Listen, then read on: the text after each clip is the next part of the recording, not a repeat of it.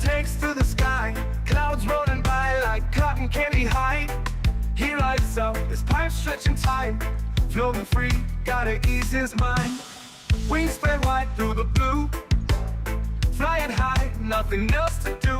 In the cockpit, it's just him and the breeze, Captain Canada feeling at ease. Stretching time in the open air, flying high without a care.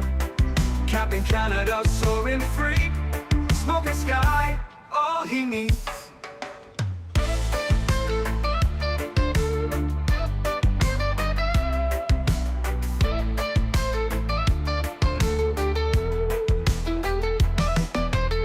Turbulence can't shake his vibe, every puff makes him feel alive. He's the captain you can't confide, loving life and stretching time.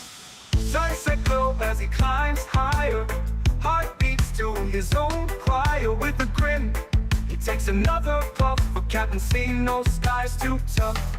Stretching time in the open air, flying high without a care. Captain Canada soaring free, smoking sky, all he needs.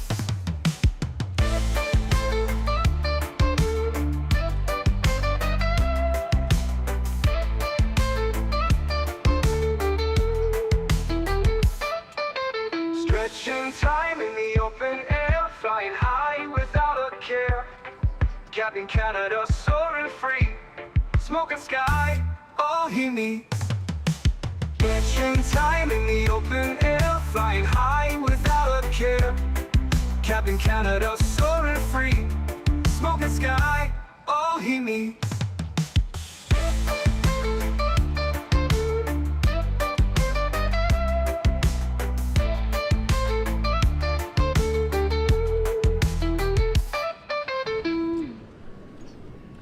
Hello everybody, welcome back to another Microsoft Flight Simulator live stream. Hope you guys are all doing well. Happy Monday, friends. Hopefully everybody had a great weekend. Mr. Huskers, good to see you. Vassy, welcome back. Terrence, good to see you.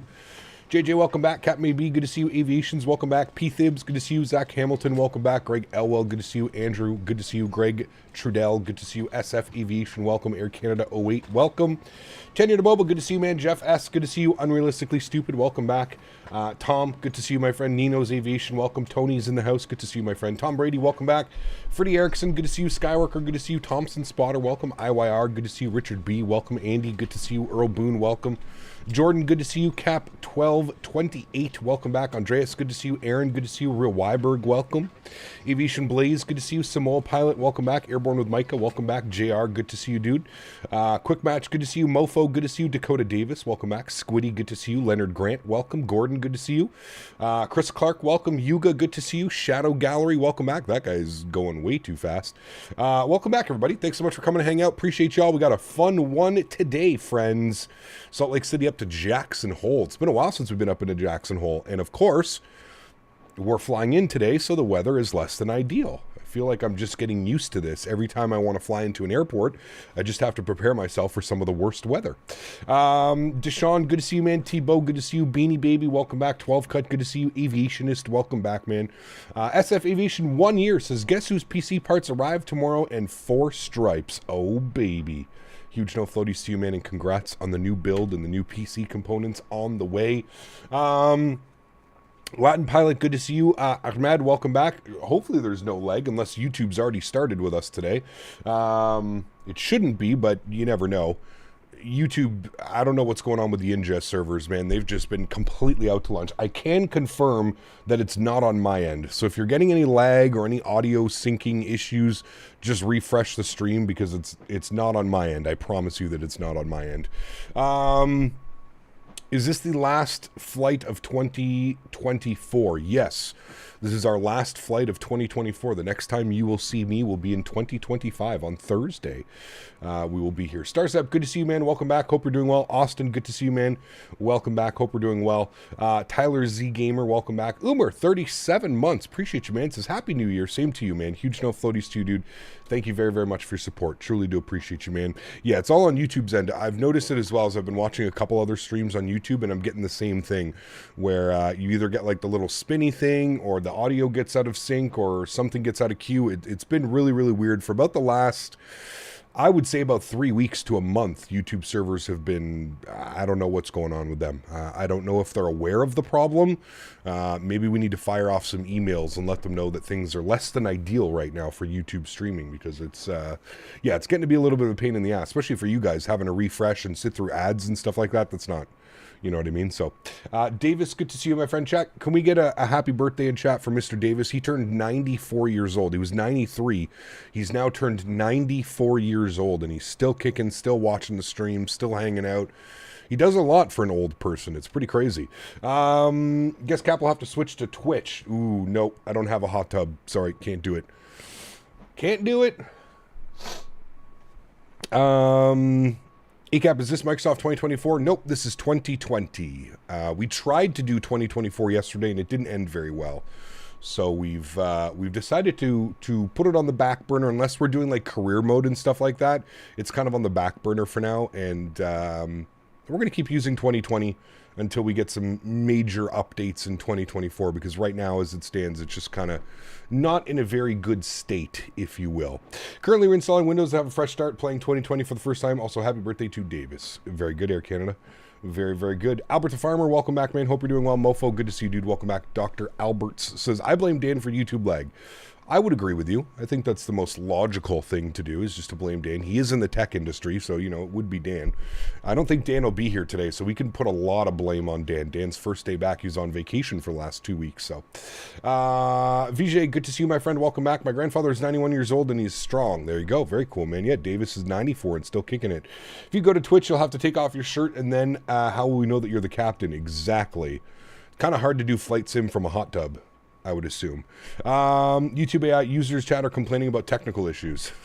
Good. Fix it, YouTube. You stupid AI chat. Kevin, 28 months, says, what's this I'm hearing about going into someone's hole? No floaties. Thanks for the great year of flight sim. Happy birthday, Tampa. Huge no floaties to you, Kevin. Thank you very much for support, my friend. We are into Jackson's Hole today. Little bit of an odd city, but there you go. Testing 24 right now for this flight. There you go. Very cool, man. Hey, Cap, do you know if the Fenix is planning the A320 family with the Neo engines? We don't really know, Lucas. There's a lot of people that would love to see that, but we've had no confirmation or nothing from the Fenix team that says that they will be doing the Neos. You'd like to think that they would be doing the Neos, the A320 Neo, the A321 Neo. But yeah, wait, no joke. Davis is really 94. No, he's not 94. We just love to play around here.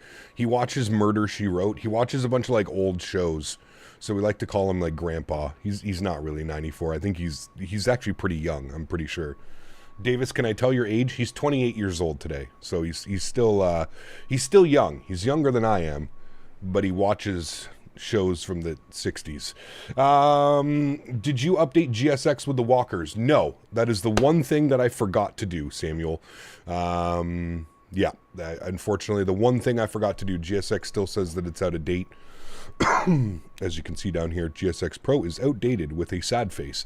That's the one thing I forgot to do yesterday.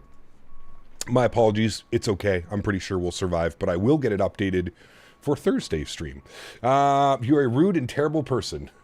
Do you have a scenery for Salt Lake City? Because the sim does not have the terminal that you are at. Yes, this is the pack sim. You can put exclamation point scenery in chat in any of one of my streams, and it'll provide you with the link to the scenery. Alternatively, if I'm not live and you want to see what scenery I used, it's always in the description down below. I forgot how fast the 319 loads, so we're already boarded, chat. So let's jump inside the aircraft. Let's get some things ready to rock and roll. We're looking at about, oops, wrong button. We're looking at about, I think it's 50 minutes into Jackson Hole today. I don't know why it says rat out. That's not good. We'll figure that out in a second here. But, all right, first things first, gears are aligned. Maybe First Officer Henry was doing some weird stuff in the cockpit today. We'll get our cruise supply on. Our ground control can come on. We'll flip over our cap controls. Get our nav and logo lights on. AP master start switches on. No smoking to auto. And we will arm our emergency exits. Beautiful. Everything looks good up there. Let's come back down here. Let's go to My Flights. We're going to import from SimBrief. Beautiful. Salt Lake City to Jackson Hole. Wonderful. We're going to go to our mass and balance tab today. We're going to load the aircraft. We're going to go instant because GSX already boarded all the passengers. 141 passengers, 2,100 kilos of cargo, and about 4,400 kilos of fuel ready to go. Clear the ECAM or clear the failures. Hopefully that clears it out. That doesn't clear it out. How do I clear failures in this thing? Do I have to go sim settings? I don't really ever have any failures with here. I just want to make sure that the rat's not going to be out the entire flight and do some weird things. Maybe I have to come up to here to this guy. No, I don't see that. I'm not quite sure how you clear failures. It's in the McDo. Ah, thank you. Maintenance. Failures. Rat deployed. How do I delete that? Do I just go clear? There we go. Yay. All right, good job. All right, back to our NitRef tab. We'll do our NIT request. Good. Call sign today, Delta 2269. We're actually keeping the same call sign for both flights, there and back. They use the same one. That looks good. We're going to use a cost index of 5, and we're going up to 33,000 feet for the flight there. So that's all good. We'll jump over to our NIT B page. We did do our weight and balance, so we can send all of that data down to the McDo. There we go. 55.3, 29.3 on the zero fuel weight. Block fuel 4.4. Everything looks good down there. I'm happy with that. Let's go to our flight plan page. Let's go to Salt Lake City. Let's go ahead and look at what some of the weather is doing. I'm just going to confirm we don't have any ATC. We don't have any ATC. Salt Lake City, let's go to weather. Let's see what the winds are doing. 060 at 7, 9-mile visibility. Few at 15, scattered at 39, broken at 48. So with winds like that, I'm assuming that we're going to be departing on runway... what runway would we take? Probably 16? 060 at 7. Actually, I guess we would use 34 if we're being honest. 34 left would be a little bit better on the wind component. So let's plan for that. It is going to be a crosswind arrival, 7 knots, or sorry, crosswind departure, which shouldn't be too much. So we'll go ahead and plan 34 left on our departure this afternoon because of our parking gates. Beautiful, cool. Go back to flight plan. Salt Lake City departures. We'll plan 34 left. Good. We're going to be on the Rugged 3 departure with the Holter transition. Good. We'll insert that. Beautiful. Let's go to Jackson Hole. Arrivals today. Now, the weather when I was loading into the sim was not very pleasant in Jackson Hole.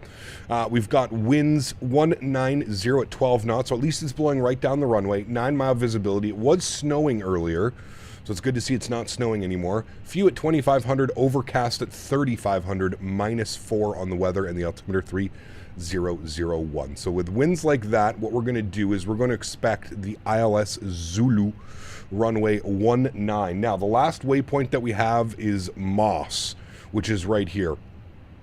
That is the last waypoint. There's no star into here. There's no SID. Actually, there is instrument departures, but there is no star. I believe it's because of the terrain. So what we're going to do is we're going to plan for the ILS Zulu runway 19, and we'll take it from Denoir VOR. So ILS Zulu 19, no star, approach via... okay, it's going to take us direct from Moss, and then Moss will go to Denoir, and then that'll take us out. So we'll just confirm that here on our... so there it is, Moss, Denoir, and then it should be up to Zibiv, and then to Zosev, and then to Vomru to capture the ILS. So Zibiv, Zosev, Vomru, Yasgu, and then Jackson Hole runway 19. Perfect. Everything's in there. I'm happy with that.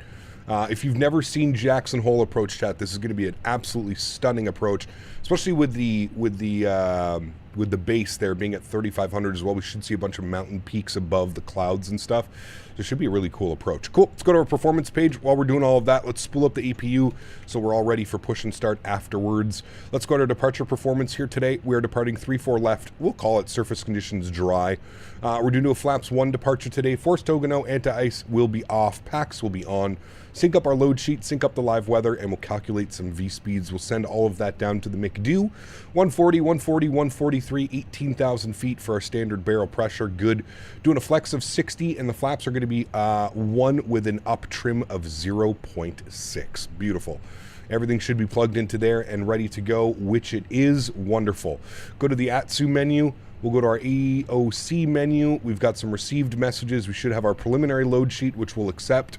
And then we've got our finalized load sheet here as well, which we will accept. 141 plus 1 today for the passengers on board. Beautiful. Looking good. All right, APU should be on and available, which it is. We'll get the APU bleed on. External power comes off. Fuel pumps go on. Beacon light goes on. Seatbelt sign goes on. And we'll go ahead and prepare for pushback and departure. Nope, don't need that. Good. Let's come back down here. We're going to go to our ground services. We're going to remove the GPU, remove the chocks and cones, and close the forward and aft cargo doors. I can't speak today, apparently.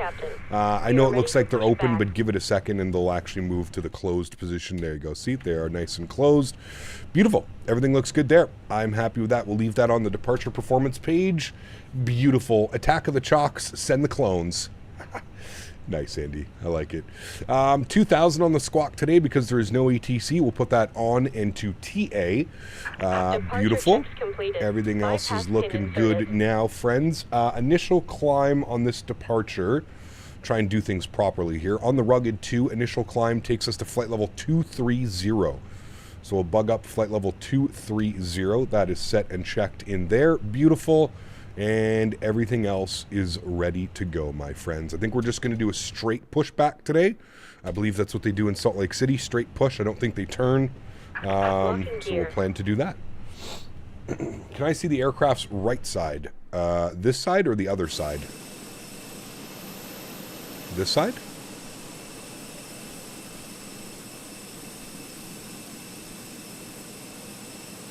She looks nice. Tail left facing, actually, okay, I guess they do those turns, so we'll do that. Park brake released.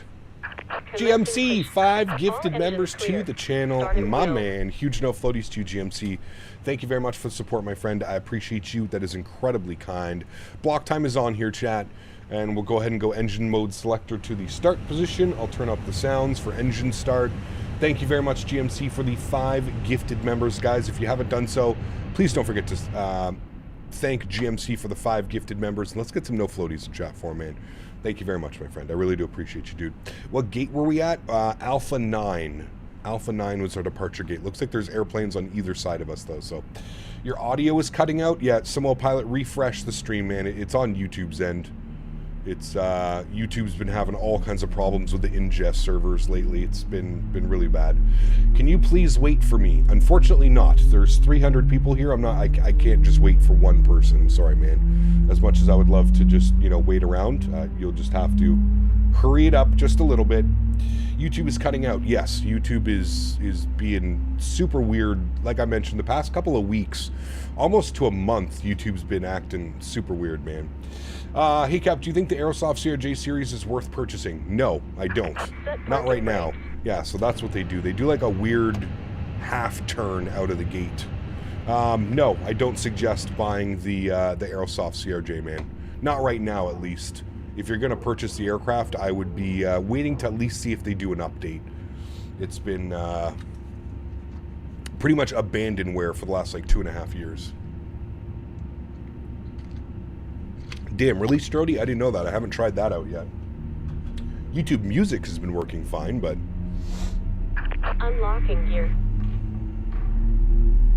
You have no flight plan filed on VATSIM. Are you sure? I'm almost 99% positive that I filed my flight plan. It might have been that I filed it too early, so give me a second. I'll refile it now, but I definitely filed my flight plan. Tow truck disconnected. There's auto ATC coming in now, so 4235. I probably filed it too early. This 4235 was the squawk code that it gave me in case anybody comes online, so we'll plug that in. Looks like we've got 2 good engines. Engine mode selector back to the normal position. Ground spoilers are armed. Auto brake over to max RTO. We'll set flaps position 1 for takeoff. Beautiful.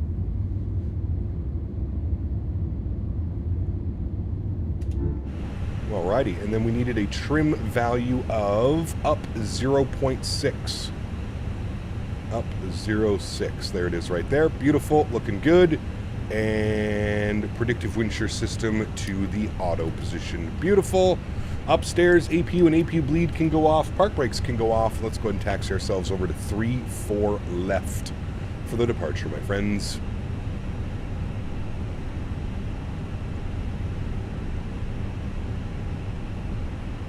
YouTube's being really bad today. I don't know if there's anything that I can do on my end. I wonder if but again, nothing is happening on my end. You would think that it would be that it would, you would think that it would be on my end if we were having any crazy issues and stuff like that. You've had to restart it 4 times? Yeah, that's unacceptable, man. We're going to have to, I'm going to see if I can reach out to YouTube afterwards and send them a message. I've refreshed and this is cutting out. Yeah, it's super bad, man. How much does the Fenix cost? Exclamation point aircraft in chat. 3-4 left for departure, correct. Dial-up speeds. Yeah, YouTube dial-up. Yeah, I'm not quite sure what's going on with it today. It's actually unwatchable today, refreshing a bunch too. I don't know, man. Everything is fine on my end. And you know what's crazy? Like, even in like the YouTube command center, like where it shows like stream health, like look, even in the YouTube stream health, excellent. Stream is healthy, stream is excellent. There's no issues. So that's what's super weird. Like I said, like it's nothing to do on my end that I can do. Nothing on my end that can be fixed, unfortunately. So that's why I said like it has to be on YouTube's end, because it's just there's nothing that I can do on my end. You know what I mean? Try clearing your cookies. I don't think that has anything to do with it, man. I think it's 100% on the YouTube servers, man. Cal, 1 month says for the second hour coming on. There we go, beautiful. Nice little Delta 319. If you watch the stream about 20 seconds behind, it works fine. Uh-oh. Stream is fully vaccinated and boosted. Jesus. Oh boy. What I can see, the player has a hard time to keep the cache filled. Yeah, that's weird. I'm not quite sure what's going on with the YouTube servers, man. Sounds like they need a big hard reset. Rado, what's up, man? Good to see you, dude. Michael, good to see you as well, man. Welcome back. Hope you're doing well, man. Can we please get refunds? You have to contact Delta customer support, please. Sorry. Pilots can't do anything. Senators kick butt last night. Did you see the field shot to goal? Quite a shot, man. Senators 3-1. Yes. They won.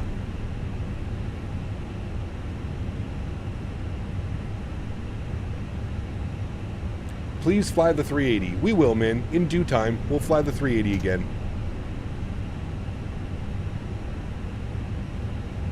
Default Salt Lake scenery is horrible? Yes, you need the PAC-SIM.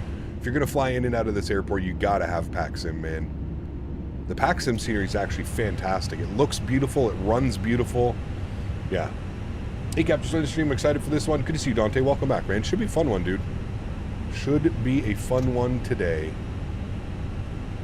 Not quite sure why this 737 is just sitting holding short. No problem. What is CTAF frequency here, chat? Should probably have those things set. .CTAF KSLC 1905. 1905. Good. Tuned to that frequency. Sawyer, yeah, I already answered your question, man. I don't have the 195, I have the 175. But I don't plan on purchasing any more products from FSS until they finally deliver what was promised years ago. Custom FMC, custom autopilot. Have you heard that the US wants to make Canada the 51st state? Yeah, man. I'm honestly sick and tired of hearing it, to be honest with you. It's amazing what the internet will do with a dumb comment by somebody, and then it just gets blown. Canada will never become a 51st state of the US. Let's put that to bed right now. It's never going to happen. It's ridiculous to even that it would even be considered a thought. Now the Colordos can't close, and I asked them how to fix it, and they told me to wait for an update. What's that for? Trump ain't playing? Fuck off, Trump. He doesn't have that much power, man. How about Minnesota becoming Canadian? I don't know, man. You got your eyes on Greenland? Who knows, man? Who knows, dude? Yeah, way too seriously, mofo. Way too serious. It's crazy, man. No more free healthcare if that happens. I mean, listen, dude, I've kind of been at this point where if I can lower my taxes significantly, I'll gladly pay for health insurance. If that doesn't mean that 43% of my income goes to the federal government, I'm fine with that. I'm fine with that. After Canada, Mexico, and Greenland, then Puerto Rico will become a state. I'm surprised Puerto Rico isn't already. Yeah. What about Canada becomes Canada again? Who knows, man? Yeah. I got XP realistic for X-Plane, and it legit made the sim 100 times more realistic and fun. Absolutely, yeah. Yeah. The moon will become a state after them. Yeah, the U.S. is going to conquer the moon. So why are we... I missed some calls, but why are we just sitting on the runway now? What's going on here? Salt Lake traffic, United 262, Bravo 16, pushing straight back to Salt Lake. I call dibs on Pluto. Isn't Pluto cold? 2187, I'm going to be departing runway 34 left, Salt Lake traffic. Hello from the Canary Islands. Hey, Danny, good to see you, my friend. Welcome, welcome. What are you to three third-party What are you to the third-party aircraft manufacturers? Sorry, what do you mean, Sawyer? What am I to third-party? Traffic. I'm not quite sure I understand the question. Pluto got its planet set. Did it actually, or is it still not considered a planet? No one wants Uranus? It's stinky. Very stinky planet. Call dibs on the planet where it rains diamonds. That would be a good one. But how are you going to export them back here? Because if you can't sell them, what are your top 3 third-party manufacturers? Are we talking about airplanes? Or are we talking about scenery? Or are we just talking about developers in general? I feel like PMDG, Fenix, Any builds have to be up there. Those are probably the top 3 right now as far as aircraft go. Scenery, there's a lot of great scenery devs, man. I mean, there's a lot, you know? There really is quite a bit. We might want to give ourselves a little bit of separation here, guys, into Jackson Hole. If everybody's going into Jackson Hole, it's going to be quite the spicy arrival if everybody's trying to land all at the same time. Where did all the drones and UFO videos and reels just magically stopped all of a sudden? Of course, it's all distraction. It's all distractions, right, dog? How much does a Phoenix cost? Exclamation point aircraft in chat. Miggity Mike, what's up, man? Good to see you, dude. Welcome back. Hope you're doing well, buddy. 73 months. Appreciate you, man. Thank you, buddy. Huge no floaties, man. I hope you're doing well. Hope you had a great holiday. Hope you're staying safe. I was going to say staying warm, but fuck, you live in Vegas, so you're always staying warm, right? What's the temperature in Vegas right now? I bet it's much nicer than what... Actually, it's pretty nice outside today. For those of you that live in Ottawa or near Ottawa, it's 7 degrees Celsius. I don't know what that is in freedom units. 7C to F. 44, almost 45 degrees Fahrenheit today for my freedom unit lovers. 45 degrees here today. What's Vegas doing? Vegas is 11 degrees, so you're in what, the 50s? I could take that. That's nice. 53? Beauty. Oh, but you're in New York. 5 to 15 degrees is for the flaps for takeoff or full flaps for landing. Yes, thank you, Wikipedia, Matt. Did you pull that one right off Wikipedia? 2771, taxiing to 193 left, Salt Lake. Is there enough runway for a 330 in Jackson? Not for departure, there's not. That runway is short, dude. 6,300 feet. And the high elevation. That's what you can't forget about this airport. It's not so much that it's only 6,300 feet. It's the altitude of the airport, 6,451 feet. That's where things get a little bit spicy. It's the altitude, it's the density altitude, the way that the engines react being at that high of an altitude. Yeah, it's spicy, man. The departure out of here is super spicy as well.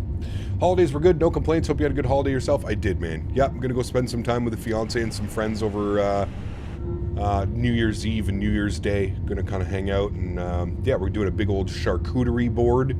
Cheeses, jams, meats, all kinds of good stuff. Should be fun, man. I'm looking forward to it. Captain, please help me. I'm not trolling, I swear to God. Usually that's what someone says when they're trolling, but I will try to help you. What's going on? Jesus jams? No. I have a habanero blueberry habanero cheese spread, and then caramelized onion and balsamic. No New Year's, we unfortunately have to work a 12-hour shift on New Year's Eve. Oof. You better be making double time, or at least time and a half, I hope. Unless you're on salary, then it's good out of luck. That's what's going on. Wait, that's what's going on my streams have been pure shit. What's been going on? Time and a half? Okay, well that makes up for it. 12 hours at time and a half on that very nice USD currency. Yeah, yeah, that's fine. I mean, it sucks for the fiance and the puppers, right? They got to kind of hang out, but is this dude going to take off? Now, he did smart, man. We're given a little bit of time between departures here because it's going to be a little bit spicy into Jackson Hole. And you know how everybody is. Everybody flies at a different speed. Some people like to be fully configured 15 miles from the airport, so yeah. I swear my whole sim setup, I'm not... Take a breath, Aviation Gaming. I have no clue what you're talking about. Take a breath. Try and explain what's going on. The only thing that you've said is, that's what's going on my streams have been pure shit. I can't help you with a comment like that, man. What's going on with your streams? What's happening? Take a breath. Try your best to explain what's going on. I can't help you by just you telling me that your streams are shit. I can't do much with that, man. It'll be okay. It's all good, man. Trial and error. Especially when streaming. Trial and error, man.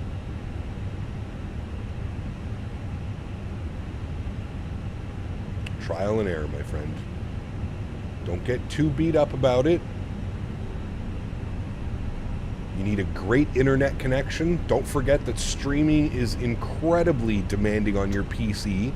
So if you're streaming off one single PC, most likely what's going on is you're using too much resources, man. Your CPU can't keep up, your GPU can't keep up. There's lots of reasons of why your stream may not be running ideally. So my stream has been getting a bunch of stuttering. Every time I move around the sim, it's stuttering badly. Okay, so it's exactly what I thought it was. You're using too much of your resources. So your PC can't handle playing the game and streaming at the same time. That's very common for single PC streams. So either what you're going to have to do is you're going to have to upgrade your hardware, you're going to have to get a new CPU, a new GPU, you're going to have to go down that road, or alternatively, you're going to have to turn down a lot of your settings in the sim to make it compatible. Right now you're using too much, my guess is VRAM. You're using too much VRAM and it can't keep up. It's brand new. What are the specs on it? Is it a 40 series, like a 4000, 4070 Ti? Because then it could just be some configurations with OBS. Brand new and capable are two different things. Very true, yes. In OBS, what are you using for your stream? Are you using NVENC? Are you using H.264? There's so many things. A 4060 with an i7 14700, 8 gigs of VRAM. It should be able to handle it. Are you using the NVENC, NVLink, whatever the hell it's called? I suggest watching some tutorials about OBS, because I'm assuming then that's a pretty decent system. It should be able to handle that. I would suggest taking a look at what your encoding settings are. Google encoding settings OBS, or YouTube Google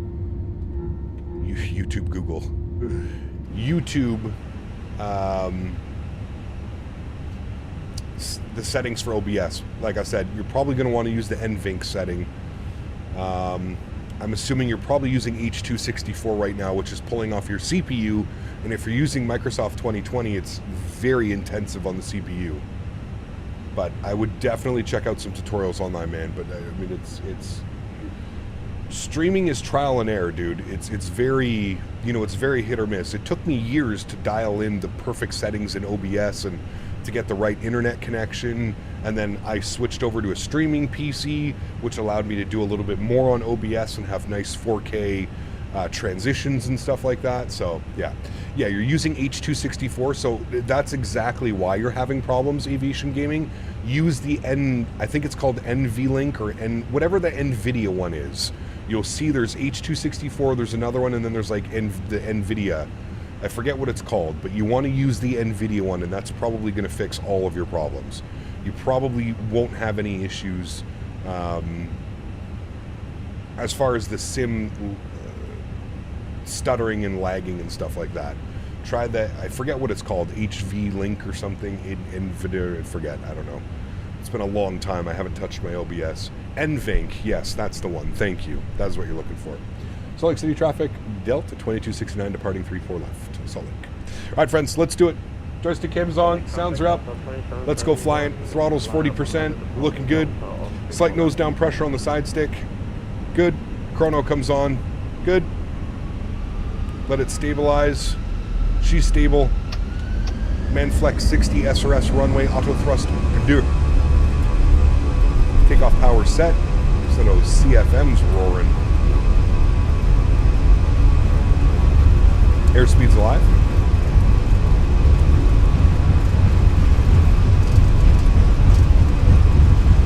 .100 knots for neutral on the side stick.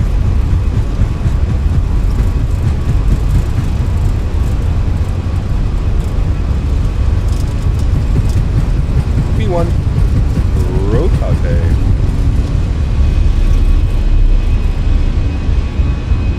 Positive rate. Gear up. Pitch for climb.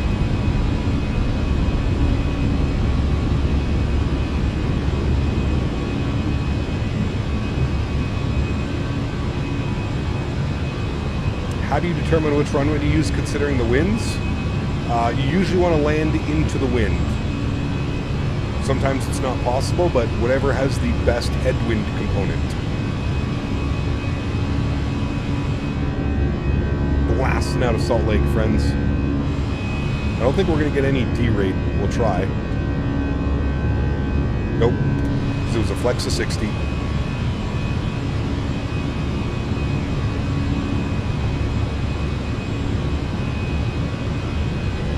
I think you want to use the HEVC, the last one in Aviation Gaming. I'm pretty sure. But do a little bit of research. I'm not quite sure which. There could be better ones out now, but I'm pretty sure you're.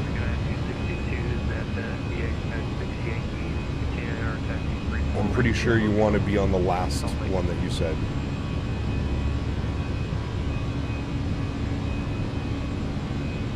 I'm pretty sure, but you might have to do a little bit of research, man. Like I said, it's been so long since I've had to play with OBS, I really don't touch it any longer. Ever since I got the stream PC, I kind of just set it and forget it. All right, runway turn-off lights, nose lights, wing lights, and ground spoilers are disarmed.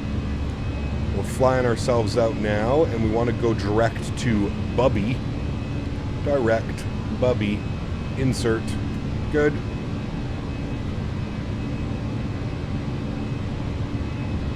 Now, man, you can make it happen with that PC, but you just have to have realistic, you know, you got to be realistic about it. It's not the beefiest PC, and streaming and playing the game at the same time requires an insane amount of resources, man. Like, don't be surprised if you see 100% GPU usage all the time, especially using Microsoft Flight Simulator 2020, 2024. Yeah. It's very taxing on a single system to stream. Salt Lake traffic United 262 going short of 34 right to 01 Salt Lake. Alrighty, there's 10,000 feet already. Autopilot 1 can come on. I'll bring you guys back up into the flight deck. 100% GPU usage is damaging to the GPU. Not necessarily, Aston. 100%, there's nothing wrong with 100% GPU usage. There's nothing wrong with that. It's, you have to monitor your temperatures. If you're doing 100% GPU usage and your GPU is getting above 80, 85 degrees, yes, then I would agree with you. It starts getting damaging. But 100% GPU usage isn't bad at all. That means that the game is optimized to run GPU. It's not bad if you have 100% usage. There's much other things that are far worse for the PC than that. It's all about your temperatures, man. It's all about monitoring temperatures and making sure nothing's doing anything too crazy. But 100% usage isn't bad. It's not bad at all. Did you see the new Denver scenery yet? Who did the new Denver, Tyler? I haven't. Why did you wait to insert your waypoint? I didn't wait to insert anything. It's, if you look at our departure, we were on the rugged 3 departure, which is runway heading. So you maintain runway heading, and then when you've reached a certain correct altitude, you have to be above 11,000 feet at Bubby. So once we crossed 10,000 and I realized that we would indeed make 11,000 feet at Bubby, I sent us direct to Bubby. Xcoder, yeah, no thanks. I've got Flight Beam. I've got Flight Beam Denver. Clicked on his channel, screaming into the mic and barrel rolling planes. Stutters look like maxed out VRAM. Yes, I would assume. Correct. Fantastic scenery on these flights, dude. Some of the best. It's absolutely beautiful. Salt Lake City, always a blast. We haven't flown into Jackson Hole in quite a bit, so I'm actually looking forward to this one. It should be a lot of fun, man. Cap, someone will ask you to fly the 380 to Perro. Most likely. Wouldn't surprise me. I'm pretty sure I've already been asked that. Cap, I have this weird problem where all my planes, PMDG and other sounds are loud enough, but when I fly my Fenix, it's very quiet, and I nearly can't hear the engines. Do you know what I can do? That's a weird one, because the Fenix uses the in-game sound settings. I think the PMDG does as well. I think all of those planes use the in-game sounds. Have you gone into your settings and have you seen if your engine volume and stuff like that is all the way up? I've looked at some reviews of the Flight Beam Denver, and people were saying it has some elevation issues, so they can't do an auto land. I haven't had any issues flying into Denver. Do you know what's probably going on, Freddy? The people that are making complaints about elevation issues is because they probably have the default handcrafted Denver still installed. A lot of people forget that there's handcrafted airports in this simulator, and they don't uninstall them. If you buy a third-party scenery and there's a handcrafted airport for it, you need to turn it off. Flight Beam Denver is fantastic. I can confirm 100%. There's no elevation data issues with Flight Beam scenery. Those guys are meticulous and make incredible sceneries. So the people that are complaining are probably don't realize that they have default scenery installed. Yeah. I was going to say I heard a Captain Canada reference this week out of Memphis. I heard through my ATC receiver the ground controller kept telling pilots, see ya, tell them to call departure several times. Nice. You ever heard of a random monitor flicker if you're running dual monitor setup where one monitor has a different refresh rate than the other? I have not. I'm currently running two different. My main monitor has 144 Hz and my second monitor is just a 60 Hz old Samsung monitor. But I have not. Never seen those issues.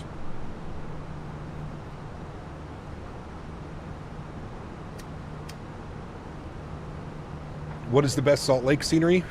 The one I was just using, PACSIM, exclamation point scenery in chat. Jackson Hole is overcast at 3,500 feet. Yes, sir. Thank God they got an ILS, man. Could you imagine if they didn't have an ILS and we just had to shoot like an RNAV or something? I mean, an RNAV would be cool. Actually, I think the minimums are the same. 6651. 6651. Yeah. RNAVs are fine too. You can take it down to 200 feet. Radio altimeter 200 feet. No problem. Cap, have you ever had trouble landing the 319? You gotta flare it like a madman. Yeah. You gotta flare it like a madman.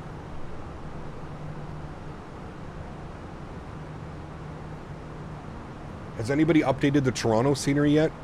I gotta do the update for it. Alright, seatbelt signs can come off as well. All the rest of the lights are off. We're looking good. When I installed Madeira over the weekend, I initially loaded up with a giant ramp in the middle of the runway. I was like, yeah, probably handcrafted installed. Sure enough. Yep, exactly, man. JJ, this is 2020. Yes, sir. 2020. Yes, I have engine sounds to 100%, but I still can't hear in the Fenix A320. That's really weird. I'm wondering if a reinstall is needed, Scoopty. I'm wondering if you should just uninstall the Fenix and reinstall it. It should save all your wing views and stuff like that, because those are stored separately.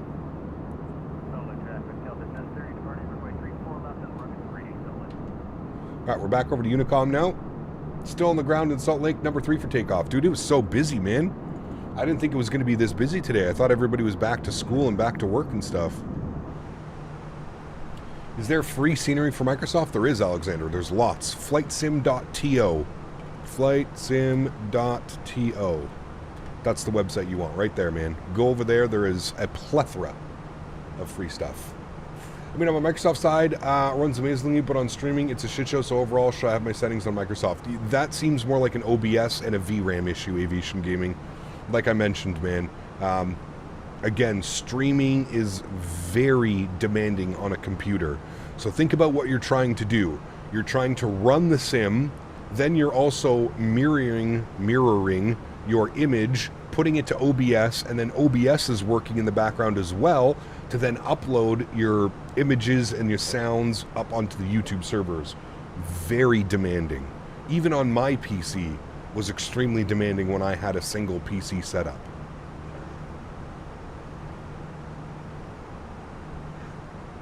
How do you do a full re-download? So you would uninstall it, and then you'd go to the Fenix website where you bought it, and then you would re-download it. I think that's what he's... I agree, Zach.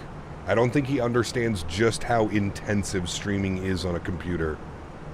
It's no joke, man. You got to have some pretty beefy resources to stream, and if you want it to stream smoothly. Streaming is one thing. Streaming smoothly in 1080p or 2K or 4K, whole different story, man. I mean, what you could look at doing as well, Aviation Gaming, is if you're having that much trouble, think about consider getting a capture card, or Elgato makes a pass-through. I think it's called the HD60. I don't know how much it is now, $200, less than $200. That would probably make a world of a difference, because that's going to take a lot of the resources off your PC and put it on a dedicated output. That's why I use a separate streaming computer. It takes load off the flight sim computer, 100%. I could never go back. I could never go back after having the streaming PC now for a year or two.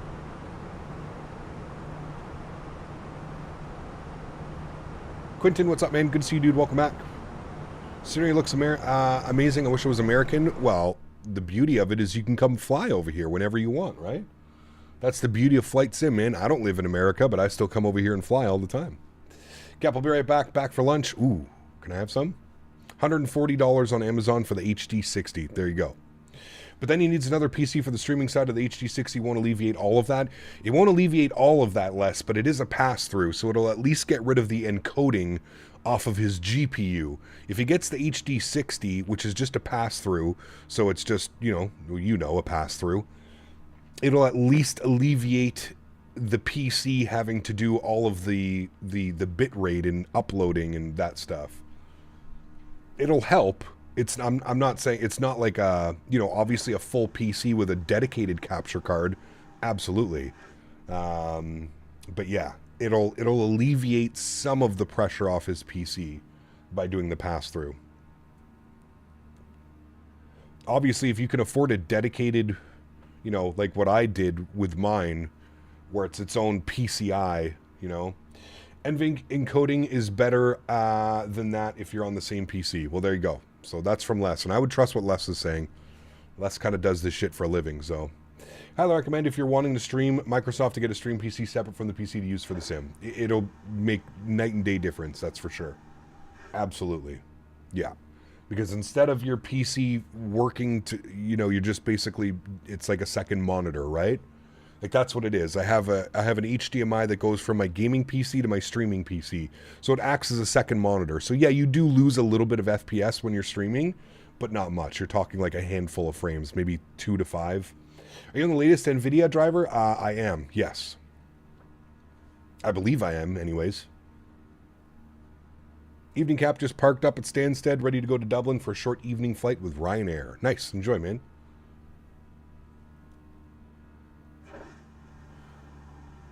Absolutely, Tom. Got to give yourself extra time to slow down, get those speed brakes out, and get ready to flare that bad boy, because that high elevation, man, keep the power in, too.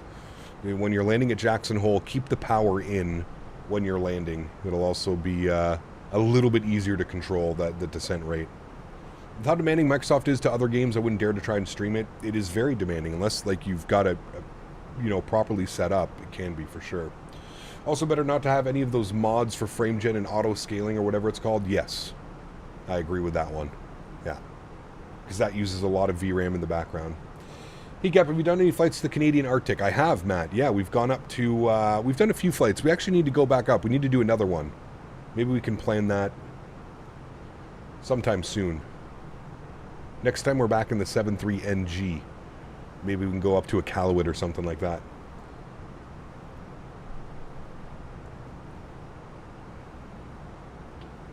Yeah, I'm headed to St. Martin at the end of June. Lifelong dream to hang out at the beach while watching planes all day. Nice, man. Congratulations. I'm definitely... It's on my bucket list, man. I'm trying to convince Dan and Mopar to go, but... Damn expensive, man. A319 is a little easier to land in general if you hold the power in late. Yes. Otherwise, it kind of just falls out of the sky. Yeah. Just landed the PMG 73 at K-Jack Beauty Approach. Nice, AJ. Very cool, man. So I found an HD 60X on Amazon, and should that help? I'm not buying a PC because I don't have a job and I can't sustain to buy a PC in a year or two. Yeah, I don't know. You're going to have to do some research, man. I don't want to tell you to buy something that's going to cost another $150 and it's not going to do anything for you. I really think watching some tutorials on OBS settings and getting those set correctly are going to help you much better than buying another component, to be honest with you. It's all about your settings in OBS.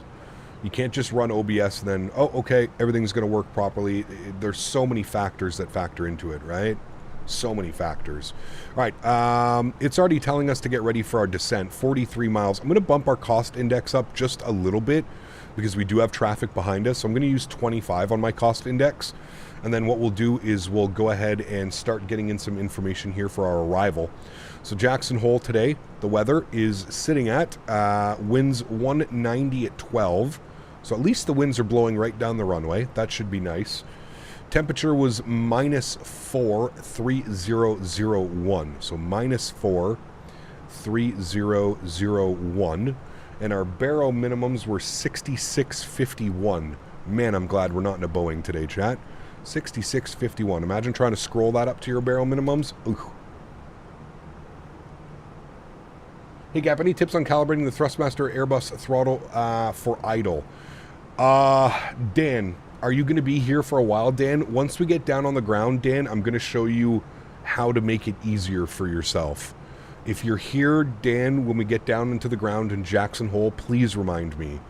And I will show you how to make your life much easier when it comes to configuring the throttles. I know it's going to look a little bit weird, but you're going to have to change some settings in the way that the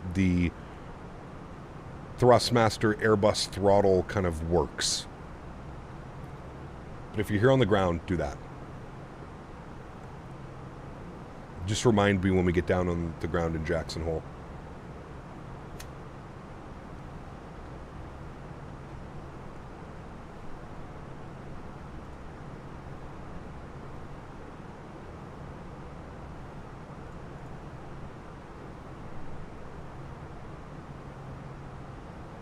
I just did it and I hated taking the barrel to 6651. Yeah, Terrence, I can only imagine, dude.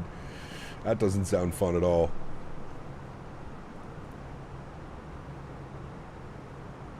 That does not sound fun.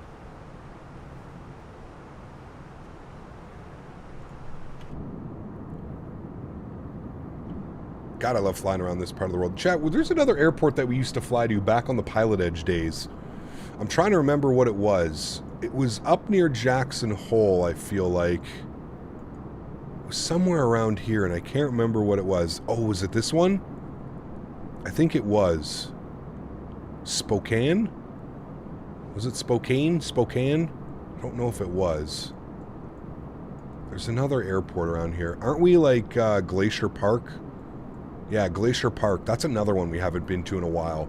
We need to do some more flying up here, chat. We need to do Glacier Park. We need to go to Spokane. Eagle County. I think it was Spokane. We've got Vertical Sim Spokane, right? It's not that airport. There's another one. I forget what it is. GPI. That's Glacier Park. Was it up here? No, that's in Canada. We don't want that. Who wants to fly to Canada?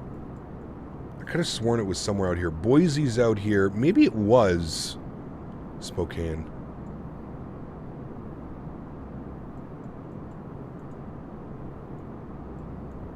I feel like there was another one, though. It's not Butte. Might have been Spokane. It's not Bozeman. Can't remember.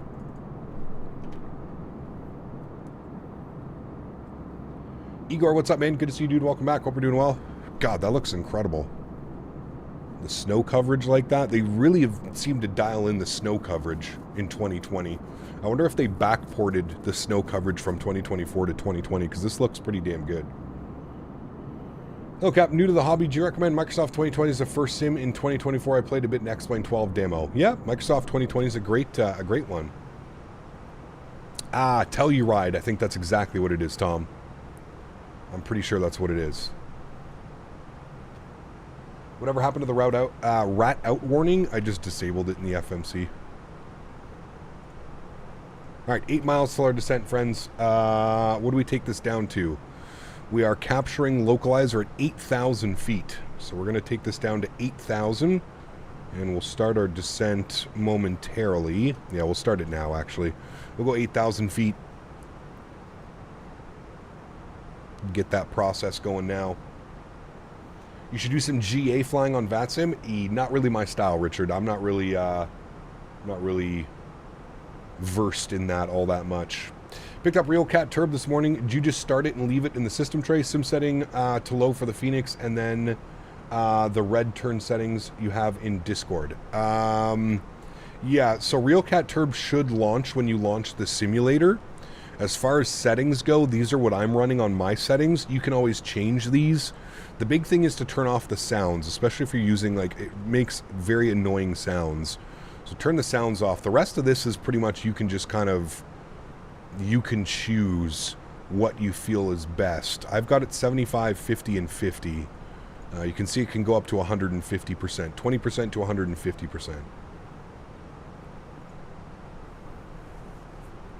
Descent, we took off 20 minutes ago, not even. Yeah, 22 minutes ago. Yes, sir.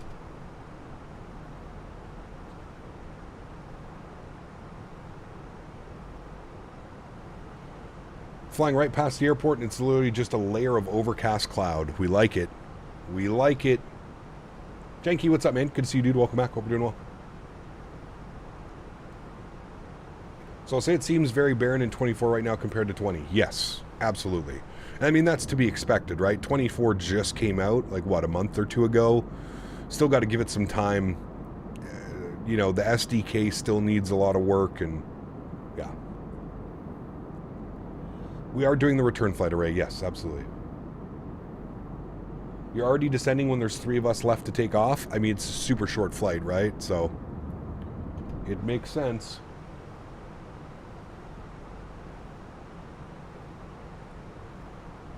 This is the highest elevation airport in the U.S., is it really? I would have thought that would have gone to, like,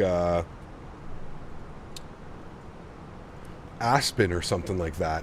It's another airport we haven't flown into in a while. They don't really take the Airbuses into Aspen, though.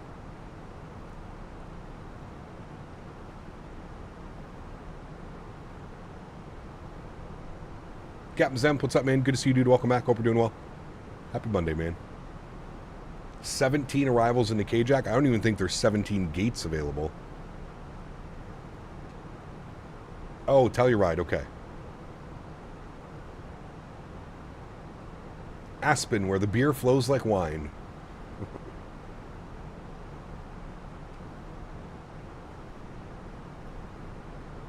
Ramp's going to be popping? Yes, it will. We're going to try and do a quick turn, so we're not holding everybody up. Do you have the Aerosoft CRJ? I do, yes. Hasn't been updated in 2.5 years, so I don't really fly it. Is there any reason you don't take an Airbus into Aspen? Too small. The runway is not really designed for Airbus aircraft. The view is breathtaking. Dude, it's beautiful. This is a beautiful part of the country, man. Especially this time of the year. All the snow hills and skiing and... yeah, it is a beautiful place, man. Aspen is business jet central. It is. A lot of RJs, too. I think they send the Embraer 170, the 145, the CRJ 700s. Yeah. Need that 318? I don't think anybody flies it. Is this the base game? This is the base game. Yep. And the only mod right now that we're using is the 2 airport sceneries and the aircraft. Everything else is default, man. Default clouds, default ground textures, default snow coverage. All of that is default. The airplane and the airports. Hey Gap, just got an SSD for my computer. I'm re-downloading Microsoft, but if you put it on an old SSD into a new computer, would you still need to re-download Microsoft? Depends, Dwayne. You could clone the drive or bring all of the... I'm not quite sure how that would work, to be honest with you.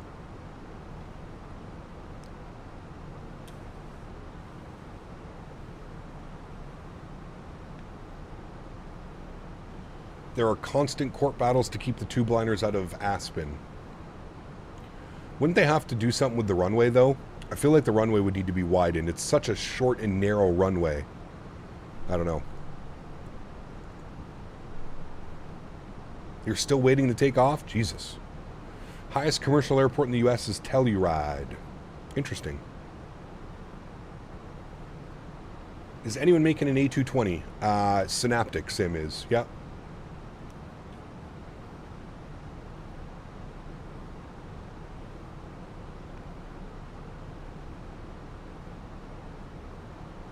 Thank you, Starcept. I appreciate it, man. Yeah, 2025 should be a lot of fun, dude. We've got a lot of aircraft coming to the sim here in the next, I would say, 6 months or so. I feel like we're going to have a lot of products that come out.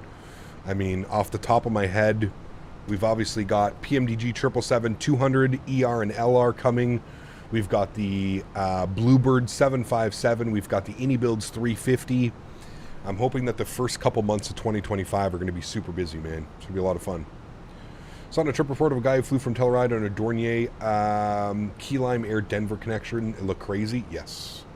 Fly Guy, what's up, man? Good to see you, dude. Same to you, man. Same to you. SkyWest goes to Aspen and CRJs. They have waivers to take that approach down to 200 feet. It's wild.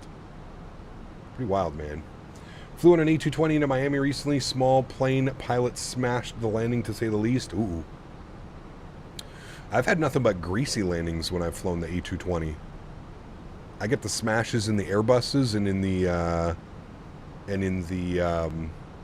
Q400. Every time I fly the Q400, except the last time, actually, we had a great arrival into Montreal in the Q400. The guy buttered the hell out of it.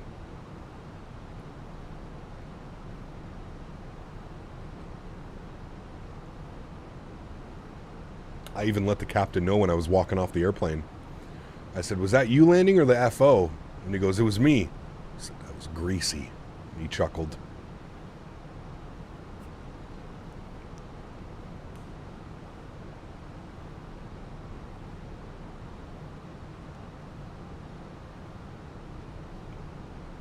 Well, here's the thing with Aspen, right? It doesn't really need more. You know, it is the playground for the rich, if you will. It doesn't need more people, right? Like, they make enough money off of the people that already live there and own homes there and stuff. What do you think of the iFly Max? I absolutely love it. We're going to be back in it next week. Next week, on Thursday. Cap, didn't you recently fly into Toronto City? That has to be a really cool airport to fly into. No. The last time I flew into Toronto City was with Les and his aircraft. I think we did that 2 summers ago. I departed last year coming home from, when was that? No, in Houston, so 2022. I departed Toronto City Centre because Air Canada canceled my flights. And they wanted me to spend a night in Toronto. when, and there was still uncertainty if I was getting on the plane.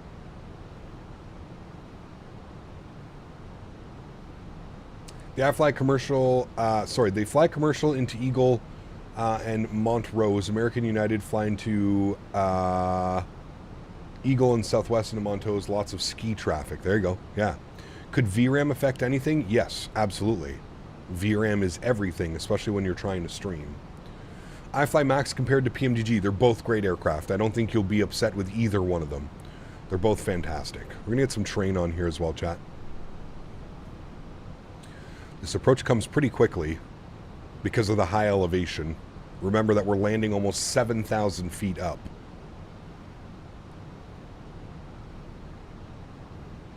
I've always had hard landings on a 321 and 737-800. I find the Airbus is a little bit smoother, but someone did an A220. Well, there's an A220 in development, Kevo. It's not out yet. I've done a few flights out of Toronto City on Porter, Chicago Midway on the Dash. Very cool experience. Yes. I'd love to do that, man. I need to go do that and go visit Mopar in Chicago. Take Porter from Toronto City. Be kind of cool.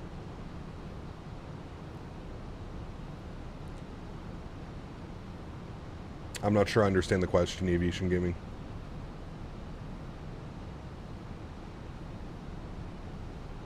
Harder on FPS, but it's great? Yes. I'd say it's right up there, to be honest with you. I don't notice much of a performance difference between the iFly and the PMDG and the Fenix and stuff. We're slamming it down into Jackson Hole. I mean, we're not really looking for the butter. We can't float. With the length of the runway and the high density altitude, we can't really afford to float it out that much. So we're looking for a nice firm touchdown. Anything under 250 I'm going to be happy with. We want it to be a nice realistic approach. 1,000 footers, 1,500 footers, somewhere around there. Good to pick up the iFly tonight, then the 350 next year whenever that comes. Nice, Strody. Enjoy, man. I know you'll enjoy the iFly. It's fantastic. Weather follows you everywhere. Yes, it does. Autoland, I don't think there is an Autoland here, but no, we're not going to be auto-landing. No. We are not. Remember, guys, if you haven't done so, don't forget to smash down that thumbs up button. We're looking for 300 likes on today's live stream. Thank you, everybody who already has smashed down that thumbs up button. 3001 is the altimeter today. 3001. Good. Love doing opposite out of Jackson Hole. It's a beautiful place, man. It is a beautiful place. We'll agree with you on that one. All right. We're coming into Moss at 14,000. Then Dunwar with a max of 230 knots. Again, you're going to want to watch your speed. A little bit harder to slow the aircraft down at these density altitudes. Did you end up auto landing in Toronto yesterday? We did not. Nope, we were able to, we had visual at about 300 to 400 feet on both approaches apex. So flew the ILS down quite low, 300 feet, 400 feet, but nope, we ended up manually taking control. Would the more scenes on OBS affect anything? No, scenes won't affect anything. It's not going to affect it. It's going to be your VRAM. Your VRAM is what's causing your issues. Can't wait for the new builds 350. People will think I'm missing with how much time in my room I'll be flying it. Nice, baguette. Looking for a Boeing jet. Should I get the PMDG 7.3 or the iFly 7.3? Again, Johnny, they're both fantastic aircraft. I guess it really just comes down to what you're looking for. Are you looking for more of an NG, or are you looking for more of the Max series? They're both great. I don't think there's a right or a wrong answer. I think it just depends what you're looking for. They're both fantastic products. I think you'll be happy with either of those purchases. On the road touring with the Harlem Globetrotters, catching the stream from the bus. Hey, Randy, very cool, man. That's awesome. Not too many people can say that, can they? We need a good regional jet in E145. That'd be kind of cool. Yeah. Hey, got back from lunch. What'd you have, Dante? I'm hungry too, man. I wasn't hungry when I started stream, but I'm getting those tummy grumbles.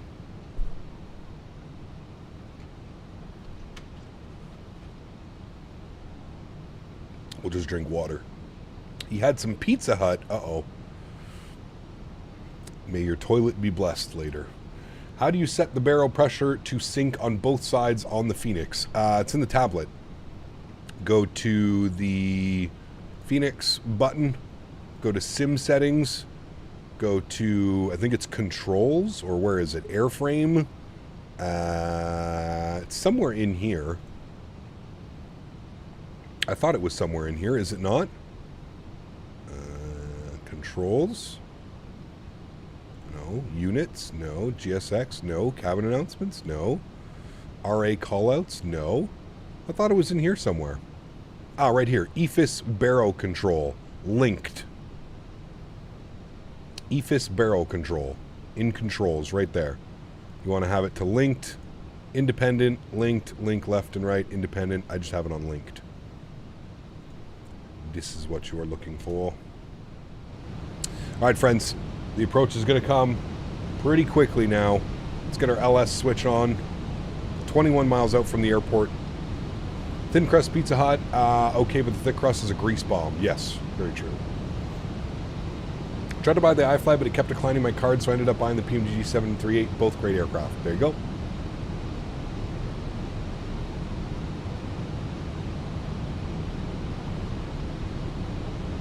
So far, flying into K-Jack in 24, while barren, it looks so realistic compared to 2020.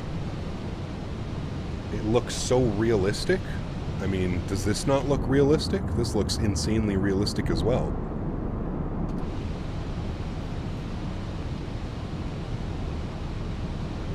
All right, let's see if we've got a CTAF frequency. CTAF K-Jack. I'm sure we do. 18075. 18075. Good. Rookie, my man. Huge no floaties to you, dude. Dropping the $5 donation. Wait, I'm still on the leaderboard. Yes, sir. Guess I better save some money for the new year so I can try to be #1 for the month of January. There you go, my man. Huge no floaties to you, Rookie. Thank you for the support, my friend. I hope you're doing well, man. Hope you and the family had a great Christmas holiday break. So you see, just like that, without me paying attention for about 30 seconds, our speed got a little bit fast, and in return, we're now slightly above profile, which is not good. So we're really going to have to fight here to get this bad boy down. You can see there's our glide path, so we're looking okay. We're coming back up on a glide path now, but it's that easy at these airports with the high density altitude to get yourself out of where you want to be. So we're okay now. We're back on track, but I am going to leave the ground spoilers out because we do need to bleed off quite a bit of speed here. So what I'm going to do is I'm going to keep this descending at about 1,000 feet per minute, maybe even like 1,200 feet per minute. We're going to hopefully bleed off some of that speed. Remember that this aircraft is very gnarly to try and slow down as well. It's a little bit of a piggy when it comes to slowing it down. So 1,000 feet per minute should be good. I'm going to arm localizer. Good. And we're right at our flap stage. If we can get flaps 1 out, we should be good. We're just going to monitor this very, very, very intensely for the next little bit. We're only 13 miles out, so we really want to start slowing it down. Approach phase has already been activated, so that's good. We're just under flap setting now, so we can go flaps 1. We'll say plus 10 knots, so there we go. Flaps 1 is out. That'll help with slowing down the aircraft as well. We're going to start to descend at about 1,400 feet per minute because we want to make sure that we're at or below our glide path. And we're down to 8,000 feet to intercept.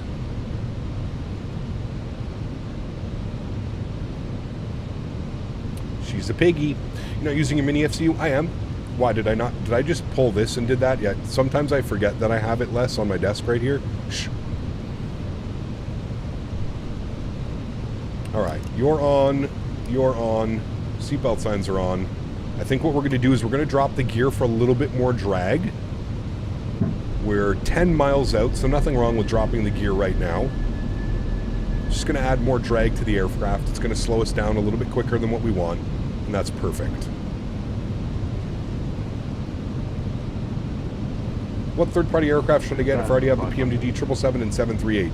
Fenix, iFly. There's a bunch, to be honest with you. All right, we're back on path. We can shallow out our descent path now. Localizer has been captured. Let's arm approach now as well.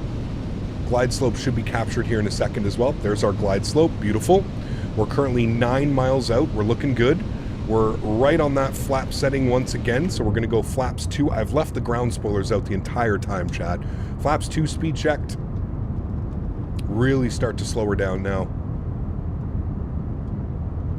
Gear out at 9K feet. Yeah, we're 1,800 feet.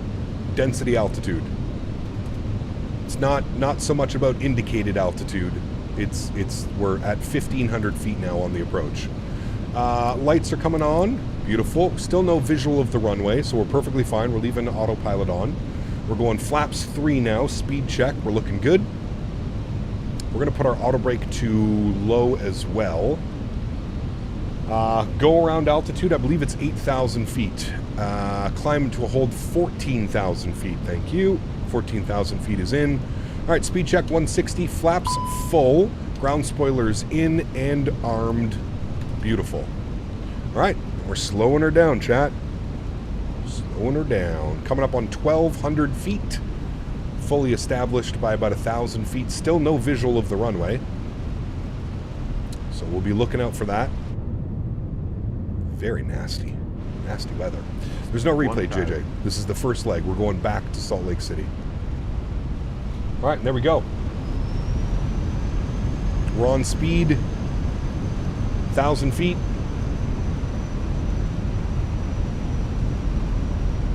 Don't buy the CRJ, to be honest with you, man. Not worth it.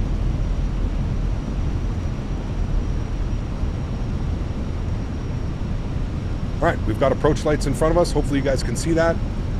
Joystick cam can come on. Just wait until those approach lights get a little bit clearer. I can see them, but there's no need to take control of the aircraft quite yet. There we go. Now we've got a nice visual chat. My airplane. All right, sounds are up. We're going to fly Pappies. Pappies say we're a little bit high right now, so we'll bring the nose down so slightly. 300. And we'll get her onto Pappies. There we go. And that wind is shifting all over the place. It's now switched to a headwind, so that is good. Minimum. Continue. 200. Light slow. Yeah, don't pay attention to that. That's fine. We're on Pappies. Light slow. Light slow. Shh. Light slow. Light slow. 40. 30. 20. Retard. Just let it settle, chat. Let it settle. 5. Let it settle. Let it settle. A little bit too floaty for what we want, but that's okay. We're down, nose down gently. Reversers are out. Decelerating. And you're going to see just how quick the end of this runway comes up here on us, chat. She's real quick. There's 80 knots. We're manually braking. 70 knots. Reversers can be stowed. Ladies and gentlemen, welcome to Jackson Hole. Not bad. Kind of crazy on the weather. And I don't like how the Pappies and all of that is mismatching. I don't know if that's an actual thing. That is an actual thing at some airports where glide slope doesn't correspond with the with Pappies, but not bad. We're a little bit higher up than I wanted to be on the approach because the stupid airplane was screaming at us glide slope. But hey, we made it. That's all that matters, chat. Decent landing. It was legal on the last bars. Not the most ideal approach, but not bad at all. When did Jackson Tower get online? I guess they just came online, 1807. All right. We are vacated JJ Stevens donated $4 Canadian and 31 cents. JJ. Hey Cap, I bought some THC gummies last night. Uh-oh. Took one and I just woke up 2 hours ago. Half only next time. Sheesh lol. Nice. JJ, huge enough floaties to you, man. Thanks for support, dude. Appreciate you, buddy. Thank you, man. Tower low, Delta 2269, vacated Alpha. Delta 2269, Jackson Tower, taxi parking via Alpha. Exit parking via Alpha, thanks. Delta 2269. All right, I don't know what's available here at the gate in Jackson Hole. We're going to kill you guys. We're going to go landing lights off, runway turnoffs off, nose light to taxi, wing lights off, strobe lights are off. APU master start switch goes on. 71, exit left, taxi parking via Alpha. All right, and for parking stands today up at Jackson Hole. And break Delta 2269, give way to your company, 320 to exiting runway 19er there at Alpha. Give way to the company exiting at Alpha. Delta 2269. Sorry, 2771, did you give us park and we accidentally spoke over you? Delta 2771, exit left Alpha and taxi park to the Alpha. I don't know where we can park. We can just park right here. Alpha, departing Delta 2771. We can take one of these gates behind the Delta 73s or something like that. We can take this guy right here. Which gate is this? Let's just do this without... This is Papa 4, I believe. So GSX, parking, Papa 4, no, the guy calling unanswered for clear. Delta. Alright, there we go. Wait, what gate did it take? Took the next one, okay. Very snowy, it is, yeah. Pretty wild approach, man. Trouble even moving the aircraft. APU is spooling up. Nose light can go off. Here is Papa 4. Turn into our gate.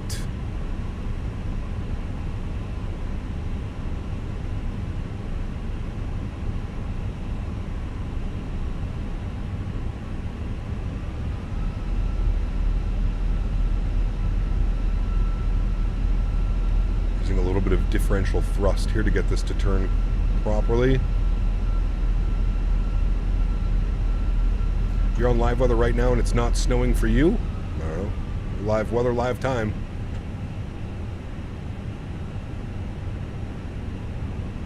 Stop our flight time too. It's about 44 minutes on the flight time. A little bit early. Jesus, dude, the Fenix just really hates to move in like snow or rain or anything like that. You really got to put, I feel like you have to put way too much thrust to get it to move. Like, look at how quickly it stops when I just go idle thrust. It's crazy. Power, number 2, runway 19er, clear to land. Number 2, clear to land, Delta 456.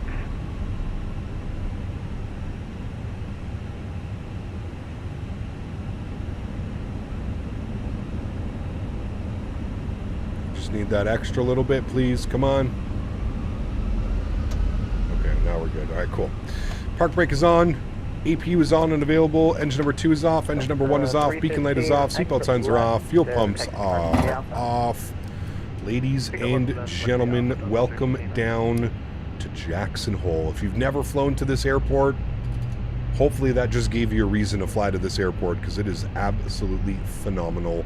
Let's go to our MIC2 menu. Let's go to our ATSU menu. Let's go to the AOC menu. We'll get our received messages, our arrival message done and checked. Good. And we'll go to GSX and we will request deboarding. There we have it, friends. Jump you guys outside here for our beautiful aircraft. Pardon me. There we have it. Parked up at the gate in Jackson Hole. Some pretty gnarly weather. Flip this to auto. Zoom in for you guys. Get some nice visuals. Beauty. There we go. Great first flight, friends. I think it's need to open up. Dismiss, ground services, open, open, and open, open. Good. That should all be done. And there we have it, friends. Down in Jackson Hole. Nice. Why doesn't snow show up on the runways anymore in 2020? They fixed it. How do you fix the Latin VFR ASIM Microsoft 2024 Fenix?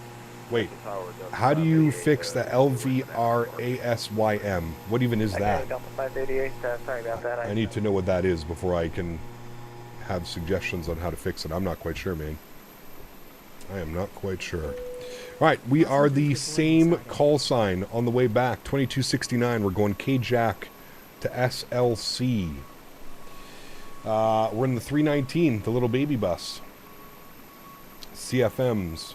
We've got 142 passengers on the return flight going back to Salt Lake City. We've got Flight Sim Life. Thanks so much, man, for 47 months. Appreciate you, dude. Huge no floaties to you. Thank you, thank you, thank you. So thoughts on the state of 2024. Is it worth buying yet? If you want my honest opinion, no. Unless you're looking to only do career mode. That's pretty much the only thing that's worth it right now.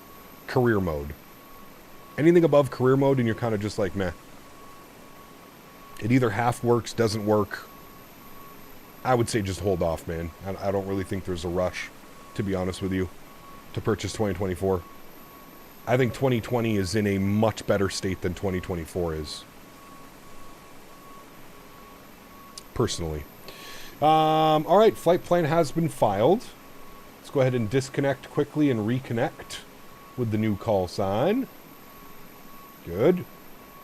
And Tower's going to have a lot of fun trying to give us all ETC clearance out of here, isn't he? My goodness. Not a bad flight. Not our best flight. Not our worst. I think we have to remember that for next time. We're just not going to listen to the ILS system and screaming glide slope at us. Because clearly there was a mismatch.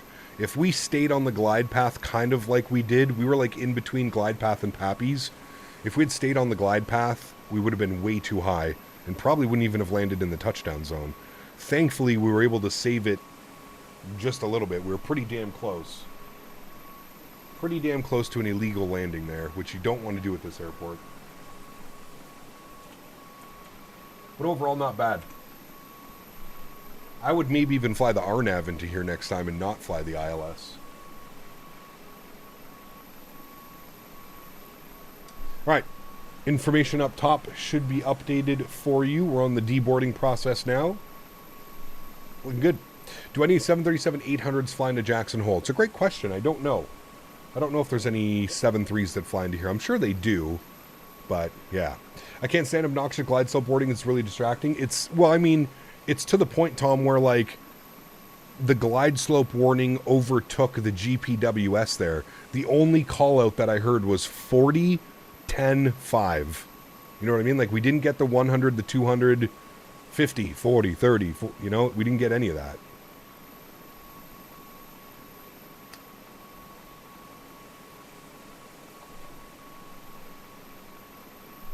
In the charts, it does say the glide slope does not coincide. Yeah, that's what I was figuring. Something was going on here.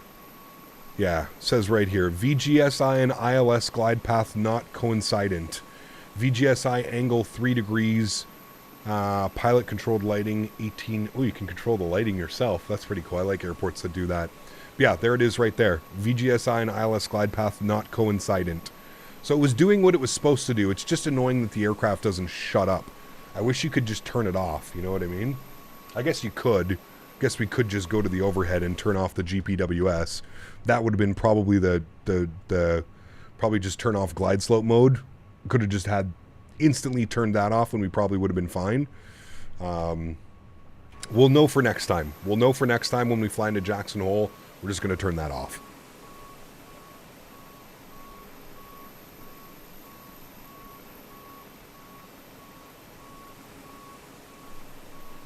Alrighty, passengers are almost done deboarding. We've got the cargo deboarding as well. We're looking good.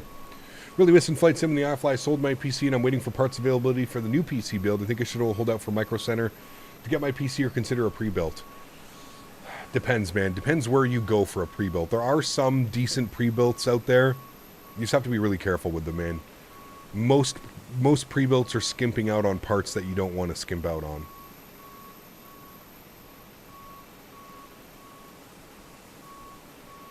Aviations, you can remove that, man. I think that has to do with icing as well.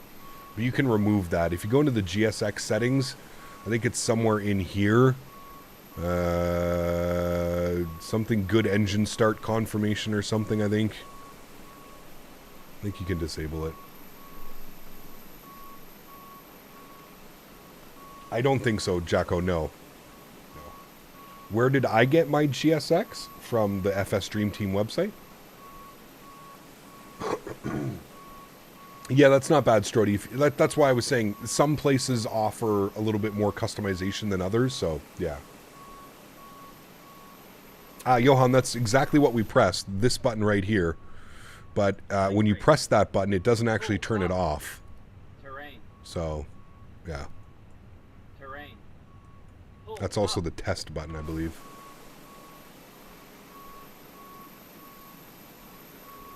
Yes, reminding about the throttle calibration. Thank you. All right, so what you're going to do, I know that this is going to look a little bit weird. Pardon me. I know this is going to look a little bit weird, but I want you to take a picture of my sensitivities, all right? Look at this right here. Take a screenshot of that. This is going to make it so that it's much easier for you to set detents on your throttle. I know that this looks weird. Trust me, don't worry.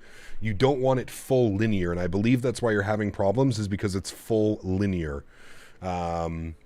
So you'll see that's kind of how mine works. So that's the idle position. That's reverse. You see how we've got like that whole big band for reverse right there like that. So yeah, anyways, mimic those. Put your sensitivities just on your throttle. And this is only for the Thrustmaster throttles, the TCA Airbus chat. If you're not using the TCA Airbus, I don't suggest using these. But yeah, if you set your to exactly the way that this is, you'll be good to go, man. I'll leave that up here for a second so you can get a screenshot. You tried the virtual call A220? No, thank you.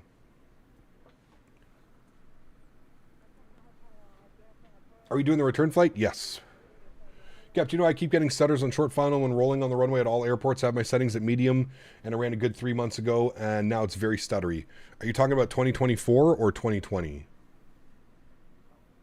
Sort of bother you, Cap, but what do your GPU temps look like? My temps are a bit high. I have a really good case and very aggressive fan curve. GPU usually doesn't get higher than about 65, 70 degrees. And we're pulling quite a bit of VRAM right now. Somebody asked if my CPU is overclocked. Yes, all cores to 5.1. What about pendulars? Well, pendulars, that's completely up to you, man. Rudder sensitivities is a personal preference.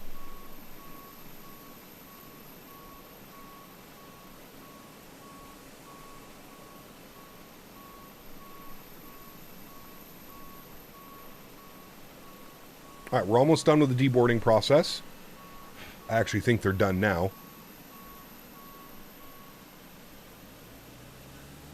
Can you pause the game while flying on VATSIM? I don't suggest doing that. I would suggest logging off, doing what you need to do, and then log back in. The fly-by-wire 380, is there a way to send the pref to the McDo, or you need to enter the V1, V2 manually? I believe you need to do it manually. Yeah. All right, deboarding process is complete. Good. Let's go to my flights. We're going to import the next flight. Good. K-Jack to Salt Lake City, 27 minutes on the turn. I think we should be able to do that.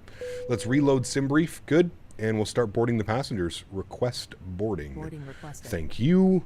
No. All right, and we'll go and grab our ATIS from Tower. Sorry, we've got ATIS information alpha. Info alpha. And we'll go ahead and grab our IFR clearance. What we'll do now, we'll turn him up. Jax Tower, good afternoon again. Delta 2269 IFR clearance back to Salt Lake City, please. Delta 2269, you are cleared to the Salt Lake City Airport via the Alpha 4 departure. Kick me transition, then as filed. Maintain 15,000. Departures offline. Squawk 5233. Delta 2269 is cleared back to Salt Lake City. Alpine 4 departure. Kick me transition, then as filed. Climb maintain 15,000. Departure frequency is offline. Squawking 5233. Delta 2269, read back correct. Expect runway 19er for departure. Call for push. All right, we'll expect 19er for departure, and we'll call for push. Thanks, Delta 2269. All right, cool. We got all that. That is wonderful. Let's come down to our NIT-REF. We'll do our NIT request. Good. Same call sign on the way back, chat, 2269. So we'll plug that into there. Beautiful. And there's our information. Wonderful. Let's come back over here. Let's go to our mass and balance. We're going to load aircraft. We're going to go instant. Good. Fuel, passengers, and cargo is all on board. We'll send all of that data down to the McDo. Good. Init B page should be done now. Wonderful. Cost index of 5, and it says that we're going up to a cruise level of 36,000 feet, 360 for the return flight. So we'll plug that in, 360. Don't know how long we're going to be at 364, but that's fine. Go to our flight plan. K-Jack, departures, 19, Alpine 4, kick me transition. So we don't have any of those guys, so that's fine. We'll insert that. Beautiful. Salt Lake City arrivals. Have the winds changed in Salt Lake City? Give me a second, chat. We'll import. Have the winds changed? Let's see. Salt Lake weather. Winds are now 360 at 9, so we're definitely planning 3-4 left for the arrival. So we'll come down here. We'll go 3-4 left. Good. We're going to be on the Nordic 6 arrival. There it is. With the LHO transition. All right. I don't see that, so that's fine. Approach vias. We're going to go Nordic. Fairfield. Yes, we want it via Fairfield FFU, and we'll go ahead and insert that. Beautiful. Scroll through our flight plan, make sure we don't have any crazy discontinuities, which we don't. And, actually, that's a little bit weird there. I don't know if we want to do that. Salt Lake, approach 3-4 left, pin it. What do we got here? We've got putter. Okay. What we're going to do is we're going to go and... That discontinuity is fine. Oh, it's just a too steep. Yeah, that's fine. We always get that into there anyways. Okay, that's fine. I'm happy with all of that. Good. Let's go to our performance page. Let's grab some perf numbers here for our departure. Runway 9. Surface conditions are definitely wet. We're going to do a flaps 2 departure. Force toga no, anti-ice off, packs on, sync load sheet, sync live weather, and we'll calculate our V-speeds. Aircraft is too heavy for the conditions and runway selected. So you know what that means. Force toga, yes. And then we'll calculate it. It's still saying that we're going to have issues. I think we'll be fine. V-speeds 114, 24, and 29. We are going to force toga, though. So we'll send all of that down to the McDo. I think we're going to be okay with all of this. Fingers crossed, chat, we get out of here. And no flex on that, as we will be doing a toga takeoff. So the airplane's going to absolutely rip out of here. But 114, 124, 129. I'm sure if I change this to dry, I think we'll be fine. If I put that to dry and I calculate, yeah, and then it just says toga required. So we'll just keep that in mind. We should be fine otherwise. All right, cool. There's the boarding process. Oh, they changed the stairs on us. You guys don't have nice nice stairs. Packs off. We could do a packs off as well. Give us a little bit of extra juice on that one. Is that even an option in here? Packs. What if we do packs off and wet? Calculate. Yeah, there we go. We'll do that. So packs off departure. Man, very rare that we've done that. A packs off departure. And we'll be forcing toga, which is toga required. So there we go. We'll send all of that data back down to the McDo. There we go. Packs off. Cool. Should be pretty fun. Should be a pretty fun departure, my friends. Everyone pray that we rotate in time. We should be fine. Keyword is should.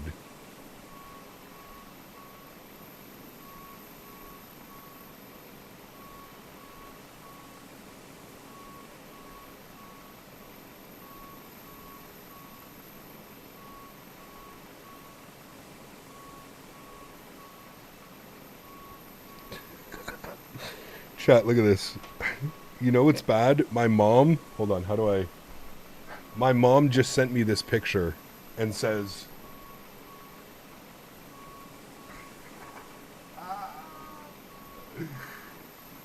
Idiot's Guide to Growing Marijuana. My mom sends me this and goes, I should have bought you this for Christmas. Are you interested in it? Question mark? God bless Mother. I love that she's come to the realization that things will never change. Do you think someone's going to fly the 330 in and out of here? Yeah, I don't know how the hell that's going to happen, to be honest with you. God created it. Yes, sir. It's the good. It is the good. All right, let's restart our clocks. Restart you. Thank you. That is good. Company messages. We're going to have our preliminary load sheet and then our finalized load sheet. So we'll accept both of those. Good, accept, good, accept, good. All right. We're looking good on those guys. Beautiful.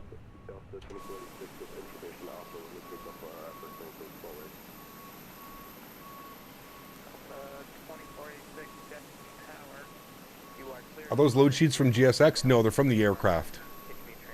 So you usually get those when you're done on the aircraft. And I think our deboarding is done, chat. That was super quick turn. Holy macaroni. It's I find it's so much faster when you board via the front and the back of the aircraft. It actually takes no time, especially this aircraft. I mean, there's only 140 something passengers.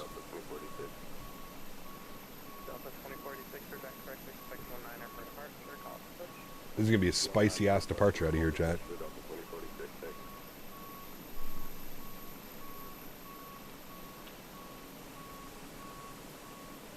I'm on 2020 and getting a bunch of stutters on short final. Please help. Can't find any info on Google. Turn some settings down, Freddy. Something's going on, man. Object LOD. I'm not quite sure. Turn some settings down. That's really the only thing that's going to be causing stutters. You're probably using too much VRAM or CPU usage. Something's going on. I don't know what your settings are. I don't know what you have things set to, so it's a little bit difficult for me to try and diagnose what's going on. Bedrock, what's up, man? Welcome back. Flying the 330. Hopefully the landing will be great if I'm using max brakes. Whew, fingers crossed.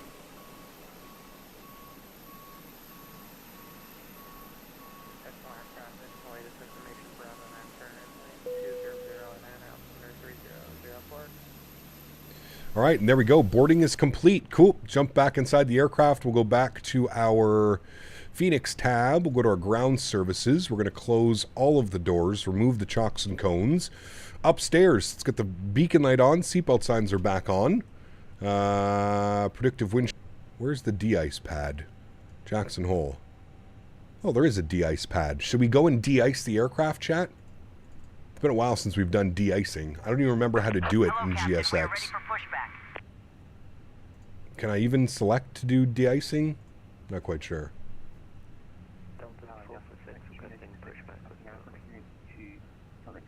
Mitchell, 33 months. Appreciate you, man. Huge no floaties too, dude. Thank you very, very much for your support. Appreciate you. Incredibly kind. Somebody got a FedEx out here? I'm pretty sure FedEx sends like 7.5s and stuff.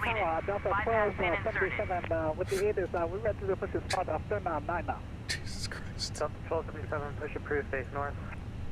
Push approved, push north, Delta 1277. Fucking guy, man.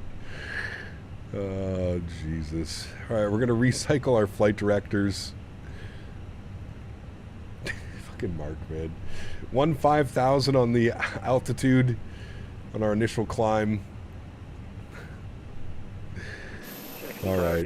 Your new sky was 6506, looking for the IFR to Salt Lake City as filed. Locking gear.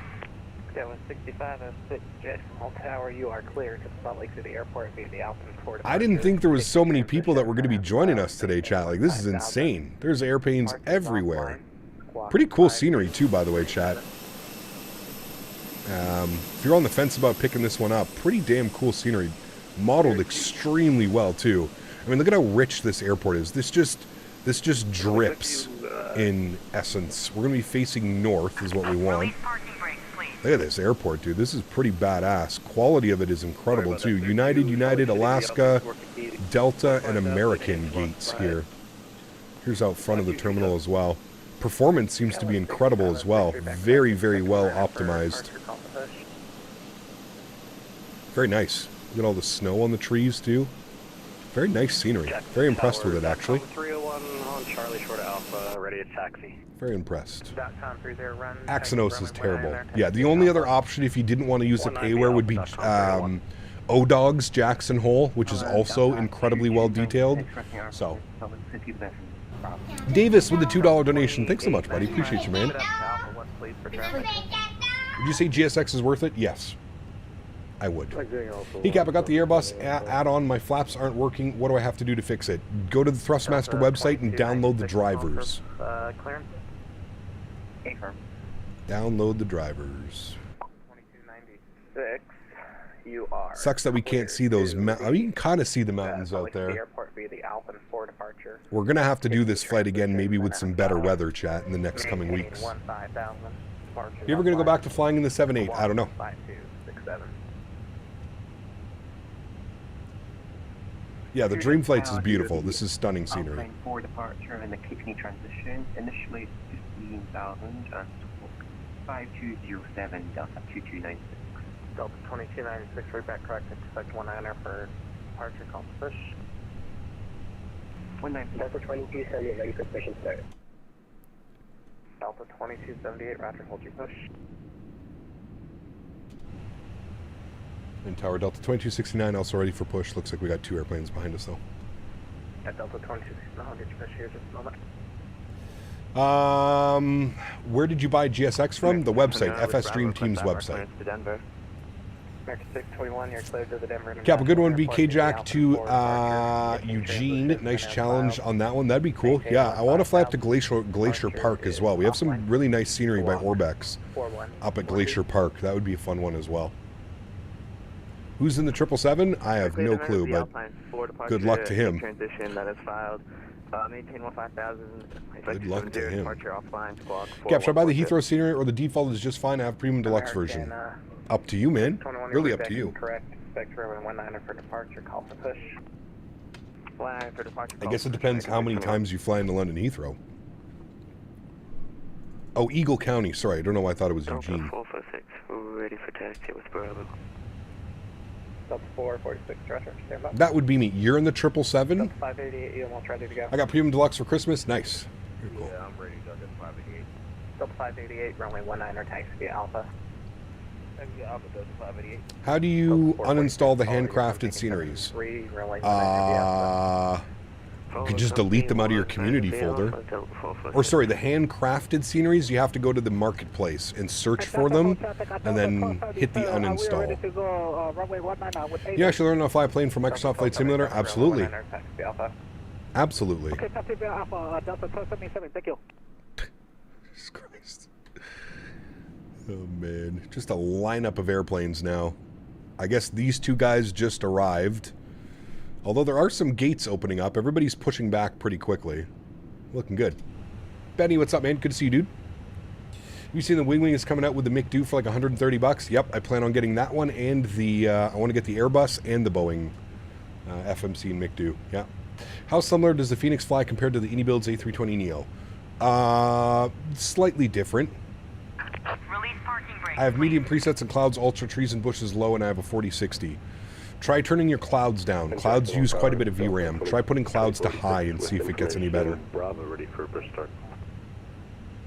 I wonder if ATC knows what's going on. He's probably like, why the hell are there so many people flying into this airport right now? I'm surprised there's this many of us here right now. Somebody said there was 17 arrivals. That's bananas. I didn't think there was 17 of us joining on this flight. I guess everybody loves some Jackson Hole. Full house at the airport? It is. Yeah. Feel like the Fenix is easier to fly than the Anybuilds? I guess it depends. Depends on your sensitivity settings, your joysticks, right? There's a lot. A lot that goes into it. Delta 2278, push to start approved, push facing north. Push to start approved, Delta 2278. Remember, guys, don't forget to smash down that thumbs up button if you're enjoying the content. Looking for 300 likes on today's live stream. This is the final live stream of 2024. Pretty crazy. Final live stream.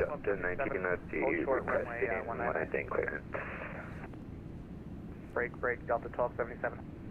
I'll start 19er. Okay, we will hold 19er now at Delta 1277. Would have joined in, but I totally forgot you were streaming today. No worries, man.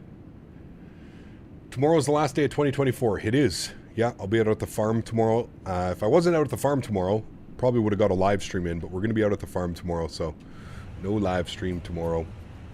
Even though I just joined you in the summer, it's been a pleasure watching you since, Gap. Well, thank you, Colin. Appreciate it, man. Glad you're enjoying the content, dude. Appreciate you.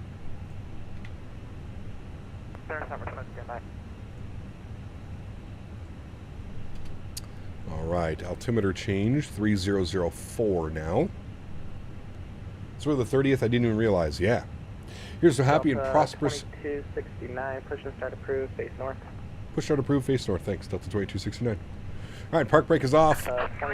Block time goes on. Engine mode selected to the start position. Turn our sounds up here for engine start. And there we go. Spool up engine number 2. Enjoy. Delta 1277, runway 19er, line up away. Somebody has their strobe lights on at the gate. Oh, okay.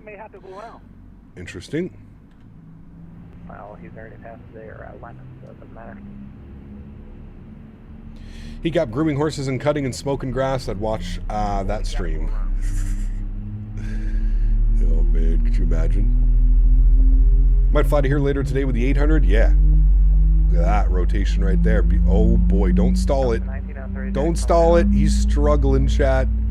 Oh boy. Gear up. Oh man. Yes. Hey, Gap, might be a bit early, but I want to give you the best wishes for 2025. Thank you, Mies. Appreciate you, man. Yes. Same to you, my friend. Okay, so don't you tell me? All right, good start on number 2. Let's spool up number 1. Alright, Delta 19 Heading 190, maintain 15,000. This is Microsoft 2020. Can you say that again?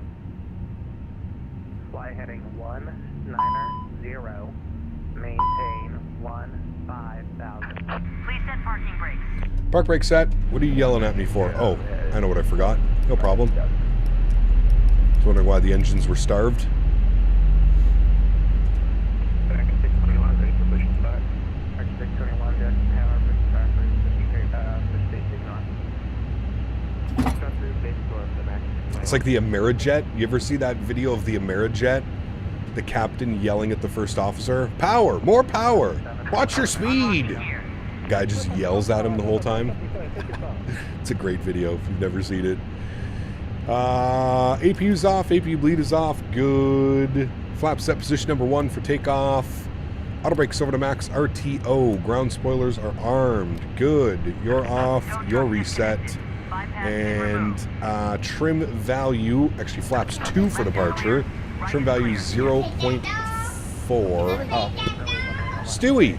Thanks for sharing your knowledge. It's been man. very helpful. Appreciate you. BTWI started MSFS on a Commodore 64 many years ago. Woof. Cheers. Stewie, thank you for the $25 donation, and more importantly, thank you for the very kind words, man. I truly do appreciate you.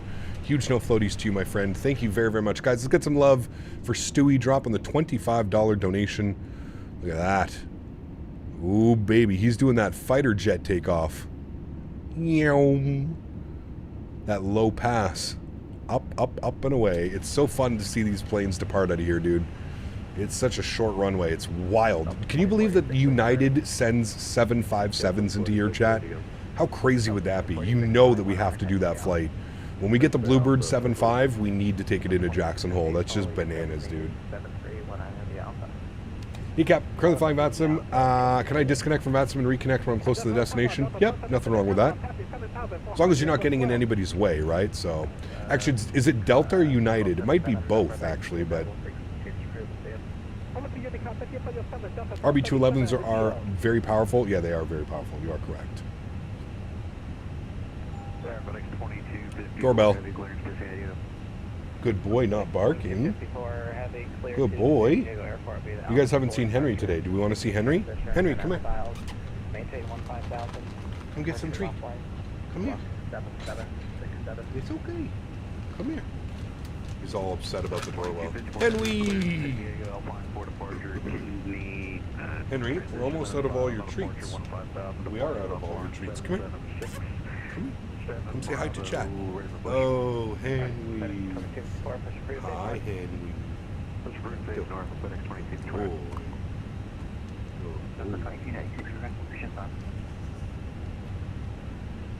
Hey, can you be gentle? Gentle. Did you just hear a burp? Gentle. Gentle. Good boy. Delta 2895, you're clear to Salt Lake City Airport via the Alpha 4 departure. Kick me transition, then that's filed. Maintain 15,000. Departure off lane. Block 5321.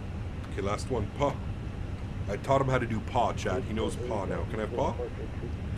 He's like, how the hell am I supposed to... Can I have a paw? Give your paw. Okay. Sit. Look. Sit. Boy. Paw.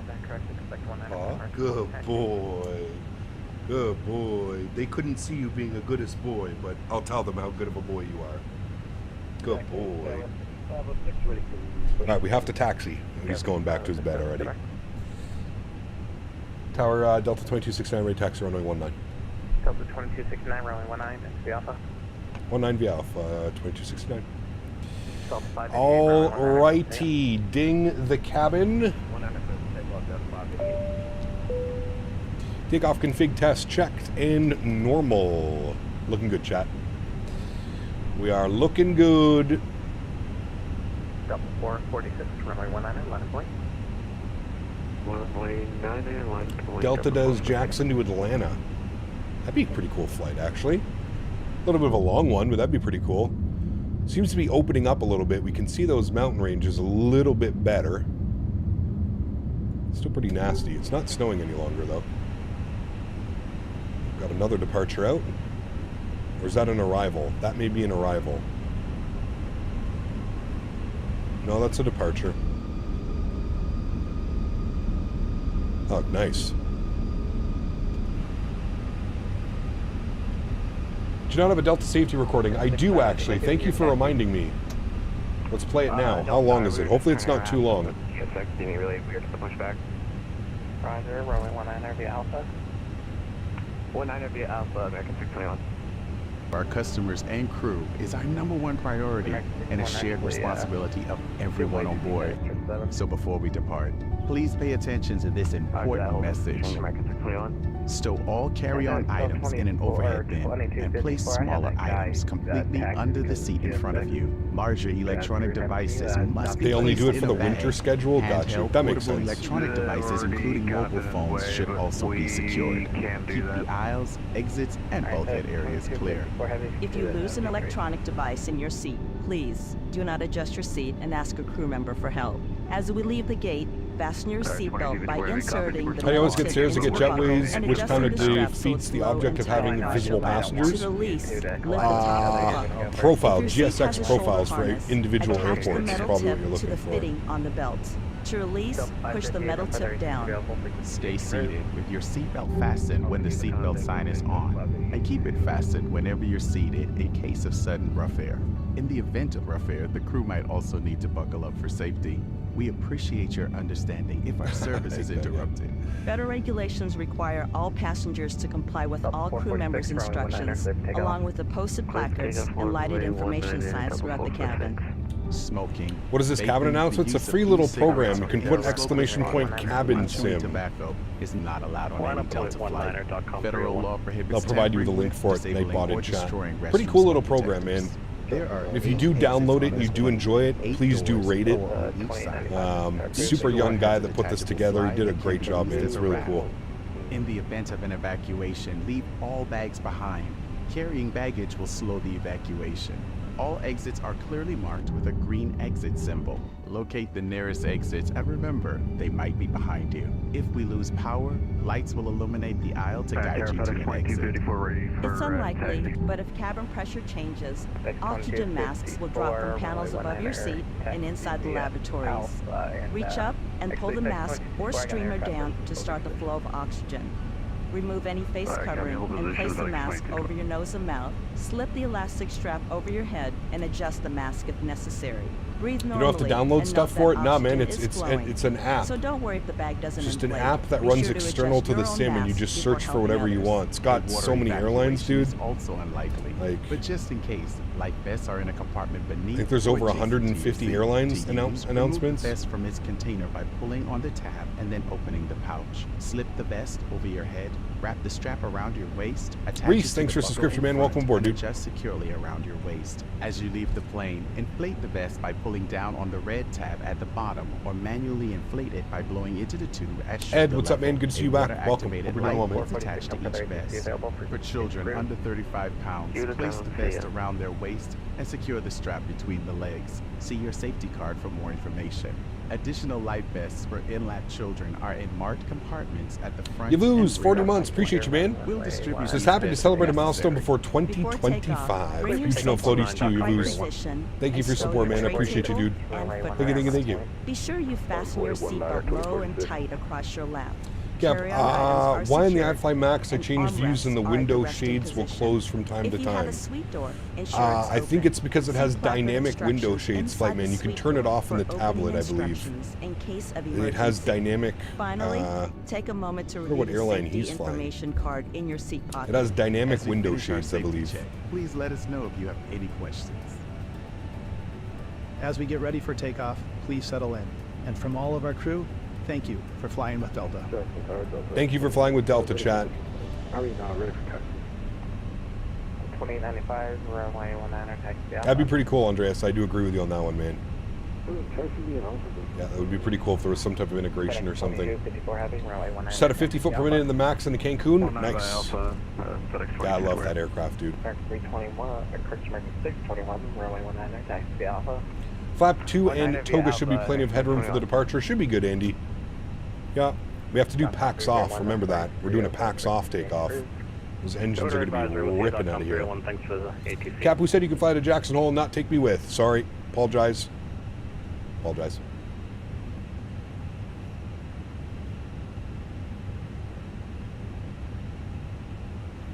All right. Number 2 in line. Got a 7.3 Delta out there. We've got another... That looks like a 320. That might be a 319, but it looks like a 320. Sorry for not listening, Cap. What's the name of the cabin announcement app? It's called Cabin Sim. Exclamation point Cabin Sim in chat. Oh, it's been fun though. Jackson Hole is such a fun airport. It is, dude. Yeah, we had a pretty wild approach into here. The last like 3 flights that we've done have been the weather's been pretty subpar. He should be departing. There he goes. I have a 777 ready to eat me coming down taxiway Alpha. I can't believe people are trying to take 777s out of here. Found a Discord that has tons of announcements. There you go. That works as well. I just like this because it's a little app. Everything is in the app. You just search for whatever airline, like anything that you can think of. Southwest.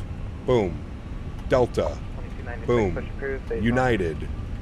It helps if you spell United properly. There we go. Air Canada. Boom. WestJet. Oh, there's no WestJet. Ooh. There we go. But yeah, it's got a bunch of airlines, you know? A bunch of airlines. It's really cool. It's a really, really, really cool program. And like I said, the guy that made it is like some like 14 or 15-year-old kid, dude. Incredibly smart. He reached out to me a couple months ago and asked if I could show it on stream. It's a free app. He wasn't really asking me to promote it. He was just asking if I was interested in it. He said he watched some streams a couple years ago, and I used to have like Air Canada announcements and stuff. So that's pretty cool. Pretty damn cool. Cap, why don't Track IR? I use Track IR. I just find it a little bit annoying for the viewers when I'm constantly moving my head and stuff like that. Like every time I move my head, my camera moves and stuff. I just find that a little bit annoying for the viewers. So I tend to keep it off. I'll turn it on if I'm flying visual approaches and stuff like that, or taxiing around the airport. I'll turn it on, but for the most part, I just usually have it on pause. Can you see if there's an Azul Airlines? Azul. Yep, it's there. Delta 2269. Victor Foxtrot, what's up, man? Good to see you, dude. Welcome back. Hope you're doing well. Happy Monday, my friend. Delta 2269, runway 19er, line up and wait. Runway 19er, line up and wait. Delta 2269.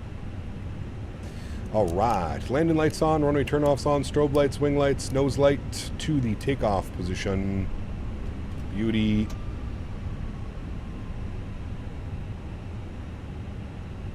Try WestJet again. I don't think there's WestJet. West. No, there's only Southwest. How did you make it? Did you get all the recordings, actually safety videos and airlines? I'm not quite sure, to be honest with you. You'd have to ask him. It's probably just all recordings from over the internet and stuff like that, from other places, right? I don't think he went and recorded all of those by himself, no. Again, it's some pretty young kid. I think he was like 13 or 14 years old.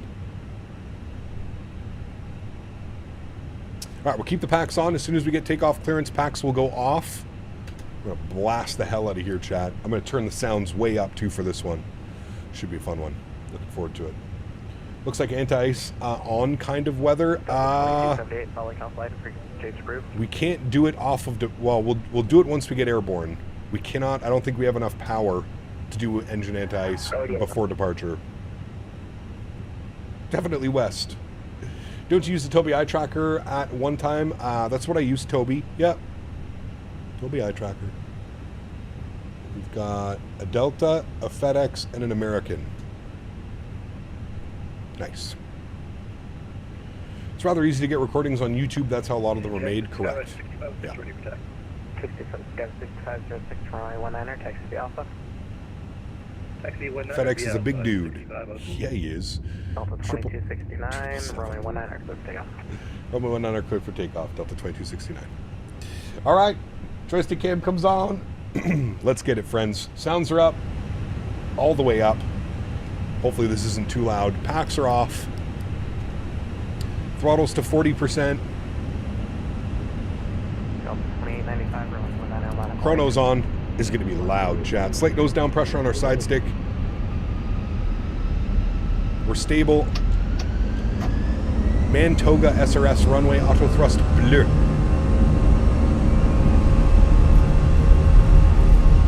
Takeoff power is set and achieved. Airspeed is alive. 100 knots, we're neutral. V1, rotate. Okay, that was a little bit excessive. Maybe we didn't need to do all that. Positive rate, gear up. Little rocket ship. Over to you, Tom. Thanks for all the Flite TC and jumping on for us, man. See you soon.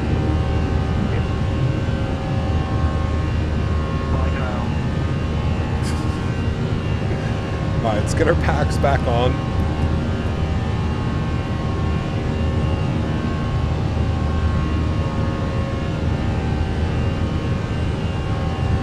Ready for this decel? Throttles to climb. Oof. Jeebus. That was nice. That was real nice, chat. Back with some plane porn. Ooh, baby. Alright, pretty nasty up here. Let's get some engine anti-ice on. We'll go flaps up position 1.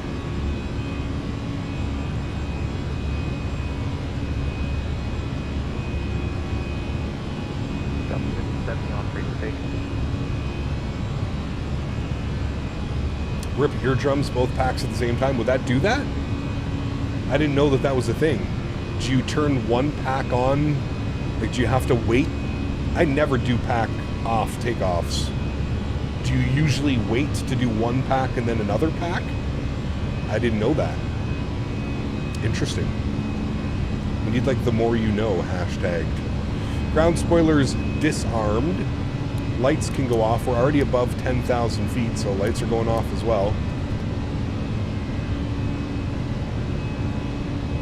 Climbing up out of the soup. You're supposed to wait. Huh, interesting. Alright, well there we go. The more you know banner across the screen right now. I still need Dan to make that for me. Or somebody who knows how to do so. Flaps clean, speed checked. It's at least 10 seconds between packs. Interesting. Huh, that's cool. I didn't know that. And what would be the reasoning behind that? Is the reasoning behind that pressure-wise? What's a rocket takeoff? What we just did. We somehow only used like 3,000 feet of that runway to depart. The pressurization differences. Interesting. Huh. I wouldn't have thought that that would make a difference. V1 talks about when he does packs off takeoffs, it's a rapid pressurization. Very interesting. Huh. Pretty neat. I had no clue. I just assumed you turned them right back on. So I feel like the people that made comments only know that because they watched V1. Otherwise, you wouldn't have known that. Is that true or false? The only reason you know that you're supposed to wait seconds is because V1 taught you that.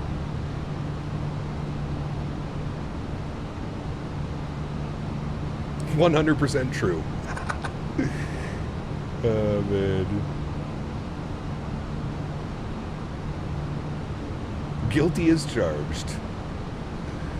Very interesting, man. That's cool. Yeah, I didn't know that. Tricks of the trade, I guess, right there, right? I mean, that's why it's so beneficial, like I always say, man, to have these real-world pilots streaming for us. You learn stuff like that, where how the hell else would anybody else know that unless they've got the Airbus SOP on them? You know what I mean? It's pretty cool.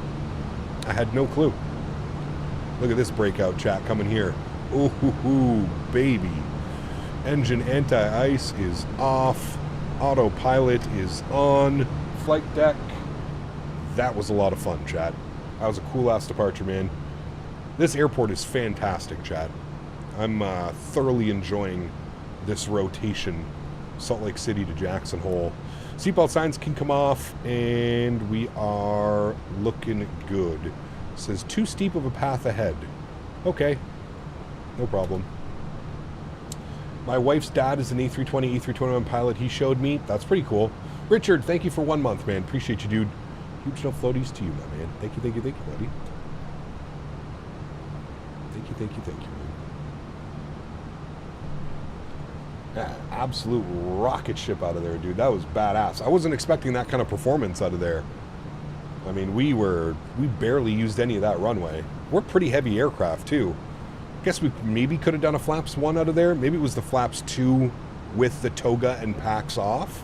And that was insane performance. Did anybody else see that the engine number 2 was kind of lagging behind there for a second as well?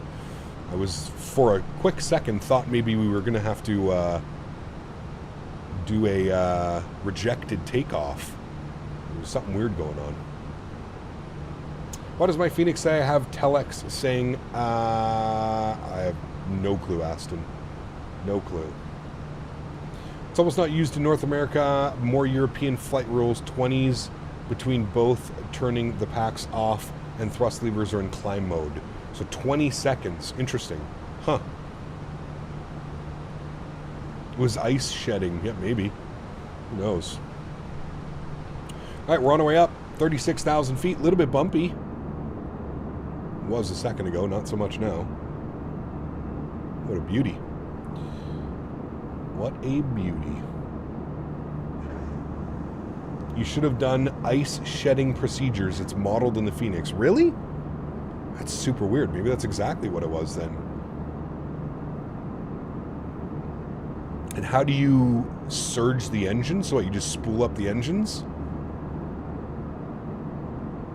EGAP, there's been a lot in the news of commercial airplanes lately.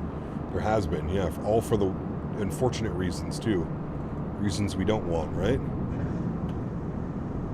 Brady, what's up, man? Good to see you, dude. My engine number 2 didn't spool up during taxi. Interesting. So maybe it was modeled then. Maybe there was some icing on it or something. 70% for 30 seconds? Holy. That's pretty wild. And is it only because of the conditions? The aircraft was sitting in like a snowy environment? Phoenix did a video about it when the IEEs came out. Man, we're learning a lot today, chat. That's, you know what? I'm learning a lot today. Very interesting. Delta flies their 752 from land out of here? Yes. Ooh, look at that clear air turbulence there. A little bit bumpy. Keep your seatbelts on, chat.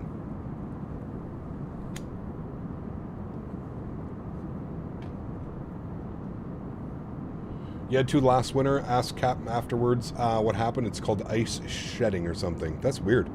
I had no clue that was a thing.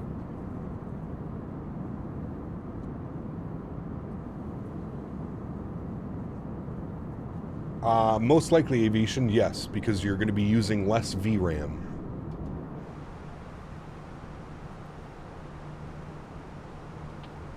Very cool, Mitchell. I didn't know that. Just another reason why I absolutely love this aircraft and flying it, man. We need somebody who's good at who's a good graphic artist.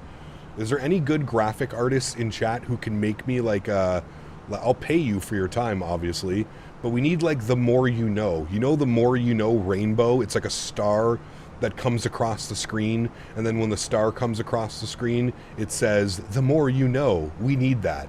Like, I need somebody to make that for me. If anybody is talented and they have time off and they want to make something like that, it doesn't need to be very big. It just needs to be something that I can, like, push, and then a button will come across the screen that says, like, the more you know. But I want it to look good. I don't want it to be, like, just half-assed. You know what I mean? Like, I want it to be, like, the actual... You know what I'm talking about, right? I'm going to Google it here. The more you know GIF. This one. Yeah. This one right here, chat. That's what we need. We just need that. And every time I learn something new, we just see the more you know across the screen. Could maybe even just take that and put that into OBS, actually. I might just look into that. We need that.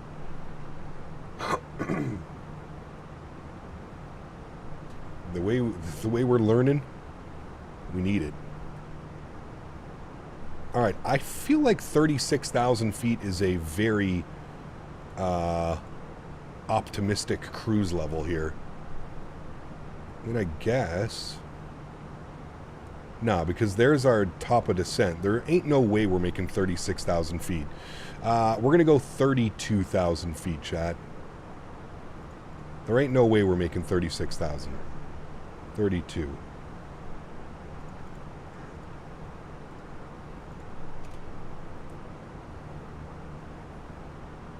Or a light bulb switch. That'd be a good one. You need that on a blank HTML page with a layer in OBS. Correct, Andy. Yeah.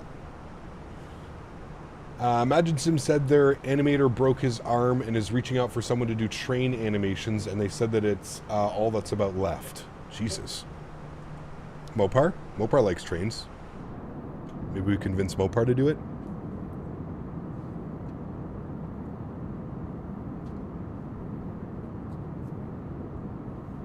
Hey Cap, what scenery do you use for Toronto? Fly Tampa. Fly Tampa, Toronto. The best rendition of Toronto out there.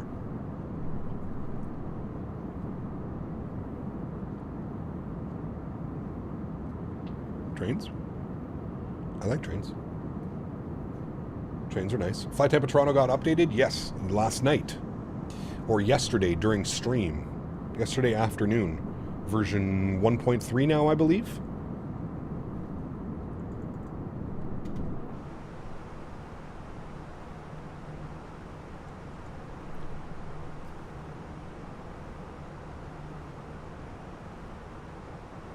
Sounds good, Aviation Gaming. Appreciate it, man.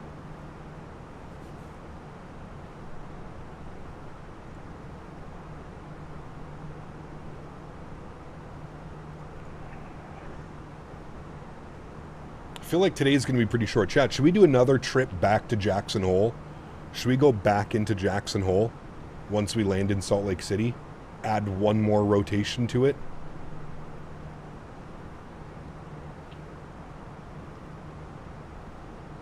Fly Tampa really needs a scenery manager? Yes, I do agree with you.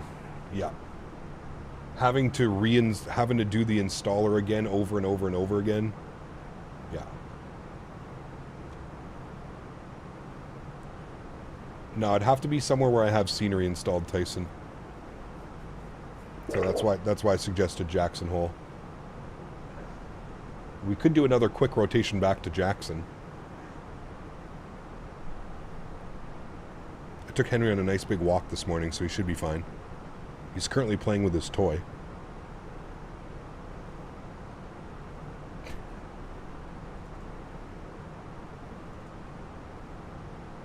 Simon with a $2 donation. Huge snow floaties to you, my friend. Thank you very, very much for the support. Appreciate you, my friend. Thank you so much. Rail Cowgirl, how are you, my friend? I've seen your channel before. Good to see you. Welcome back. Or I guess welcome. Hope you're doing well. I'm going to bump that cost index up slightly to 25, chat, just so we get a little bit better forward speed. It's already yelling at us to throw in our descent data. We're 25 miles. Crazy. Yes, we like trains around here. We have... are we flying on VATSIM? Yes, always flying on VATSIM. Always, always. We have some train aficionados here in chat as well, Rail Cowgirl, so you'll definitely find some people in here that also enjoy the trains. Weather, Salt Lake City, 01, man, it's changed again. I mean, at least we're on the right runway, but 010 at 7. Temperature is sitting at 3 degrees, altimeter 3024. 3 degrees, 3024. And our barometric minimums into runway 34 left, which I already have pinned because we're good pilots, chat. 4429 on the barrel mins. 4429. Throw that up into there. Beautiful. Looking good.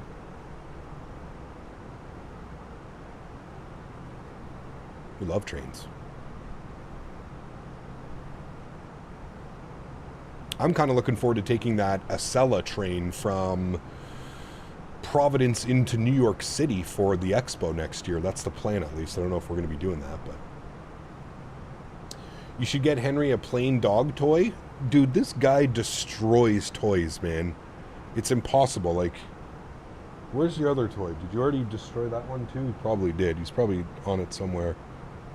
Like, I'm constantly performing surgery on all of Henry's toys because he just destroys them. Unless it's like a Kong, I got him a Kong and a bully ring. Those are the only two things he doesn't destroy. Acella's on your bucket list? Yeah, it's going to be fun. I'm looking forward to that one. We're going to do the high speed. It's like, I think it was 2.5 hours. 2.5, 3 hours from Providence into New York City. And it takes you right downtown New York City. I'm excited for that one. It's going to be cool. Get to work on it today, Captain. DM you some prototype, and then we can build on for there if you need anything. Sounds good, man. Happy New Year to you, Aviation Gaming. Hope you get the stream all figured out. I was weak yesterday. The toy is missing a limb. Dude, he's... Like, I'm not even kidding. The toy that he's playing with right now, I've already had to... I've already amputated it twice. So, it's, yeah. 11,000 feet is our descent, friends. So let's bug up 11,000 feet. We'll start our descent now. Good. Might just get slightly under path, but that's perfectly fine. No problems there. Seatbelt signs can come back on.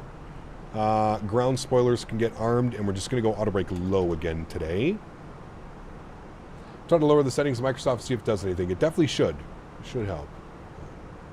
Got the more you know thing kind of working. Oh, well, there you go. Perfect.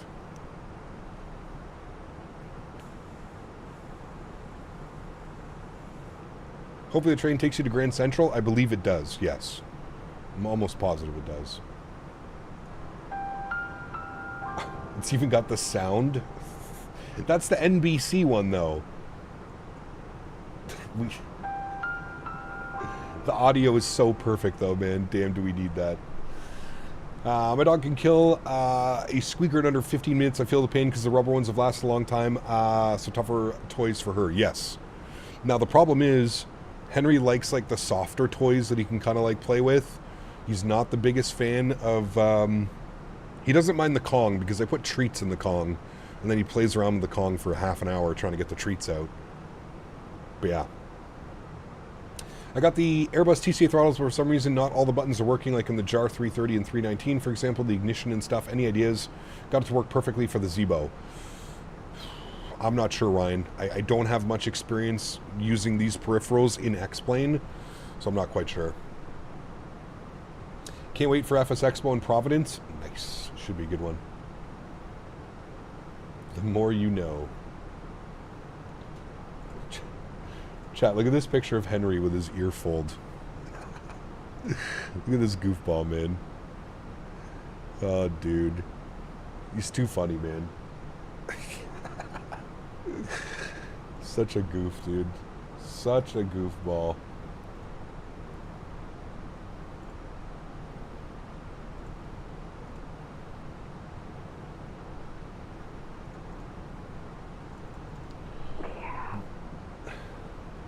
Yeah.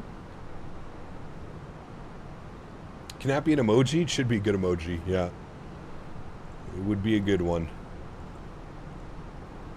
Alright, descending into Salt Lake. I think it's one of those, like, super shallow descents into Salt Lake as well.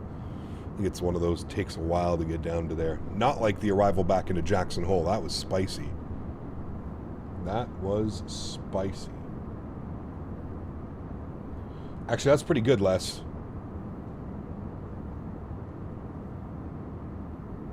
That's pretty good. And then we can just cut the sound for it as well. Alright, well, I'll try that one out, Les, for sure.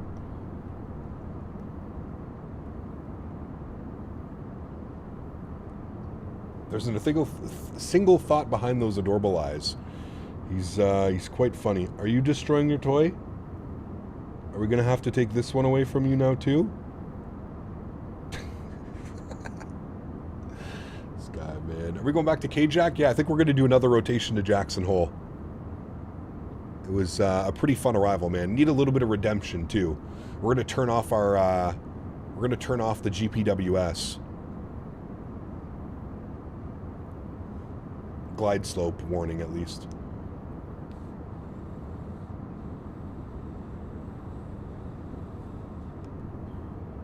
Get some redemption back into Jackson Hole. What do I feel like? You find Henry destroying things, then Henry just Snoopy walks away to the corner. Not even. He just stops doing what he's doing and he looks at me. Wait, what? Me?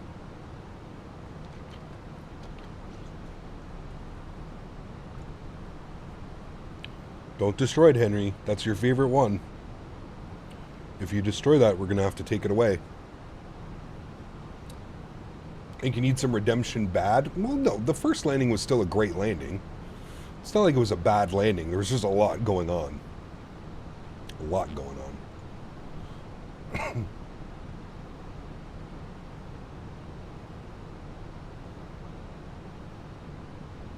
Damn, Les is giving me instructions. Sweet. I'll do that, Les. Thank you.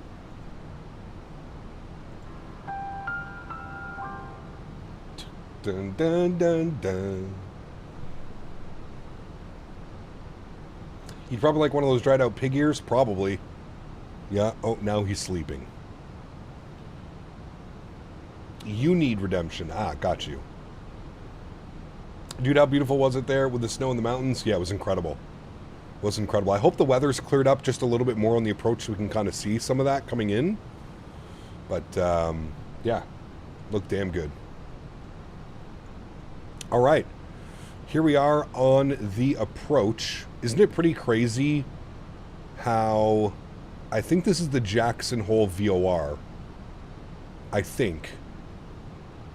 This approach, if you're coming in from the north... This approach would actually take you, like, you could take this right from the Jackson Hole VOR. That's the airport we just departed out of. Can third-party developers realistically implement weather radars in Microsoft 2024? No. Unfortunately not. So the weather radar and the weather data is provided by a third-party company. It's not like Microsoft is just choosing not to allow developers to do it. It's done by a company called Meteor Blue or something. They're the ones that do all the weather and the weather injection and all that stuff. And they have asked or requested that API stays locked in. So unfortunately, as of right now, no, developers do not get access to live weather or weather radars or stuff like that. Now, some developers have found a workaround. When you have the weather radar on, the only problem is it doesn't actually show you weather. It just shows the clouds. So if we had weather radar on and it was working right now, weather radar only picks up precipitation, right? Like that's what a weather radar is. It's not necessarily going to pick up any clouds or anything like that. So...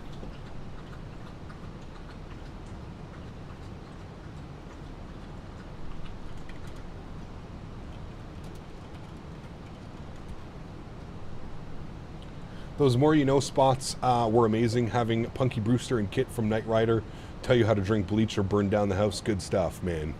Some of the best. Did you just hear that guy drinking, by the way? Yes, you are hearing Henry drink. That's what he sounds like. Madman, dude. An absolute madman. Do you know that, Henry? Yeah, you did.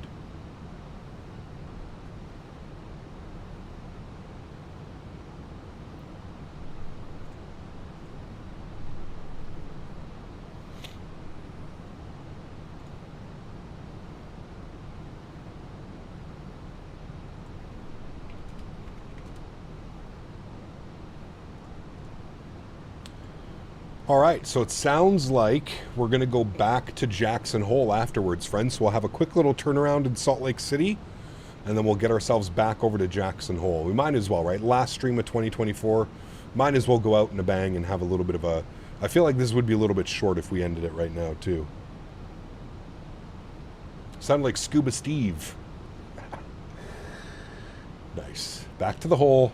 Yes, sir. Back to the hole. All right, what was the barrel pressure down there? Speed error at Dunlop. Okay. 3024. What was the speed at Dunlop? Where the hell even is Dunlop? I think we're past Dunlop. I don't know. We're fine. It's on the approach. Oh. Why is it giving me a warning for a Dunlop? We're not even... That's a weird one. Haven't seen that one before. How do you update the Fly Tampa scenery? You need to rerun the installer.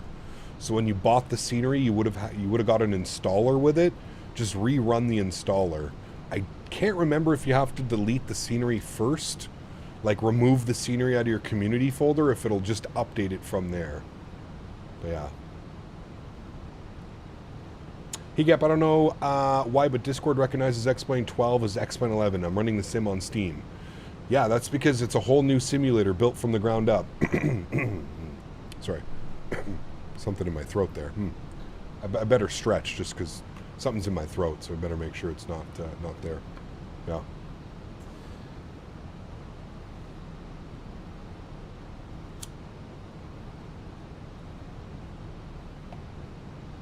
Even Discord knows. Yep.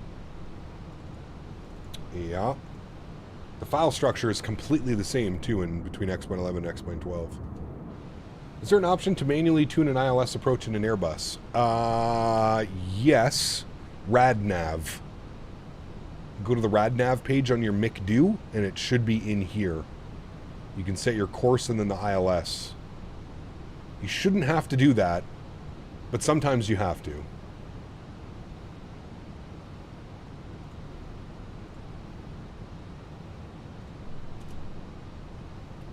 I bought my entire custom scenery file, brought your entire custom scenery file over and everything works. There you go.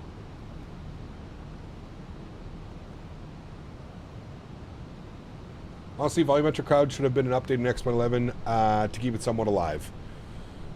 I just don't think it can handle it, to be honest with you, man. X-Plane 11 is still using OpenGL. I think if you add volumetric clouds into X-Plane 11 in OpenGL, and you're probably in trouble. This is Microsoft 2020. 2020.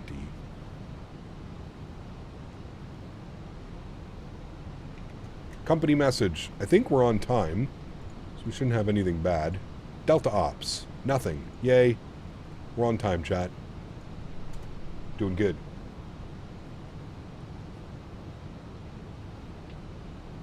Is it bad that I'm still having fun in X-Plane 11? Not bad at all. As I've always mentioned, man, you use whatever sim you enjoy.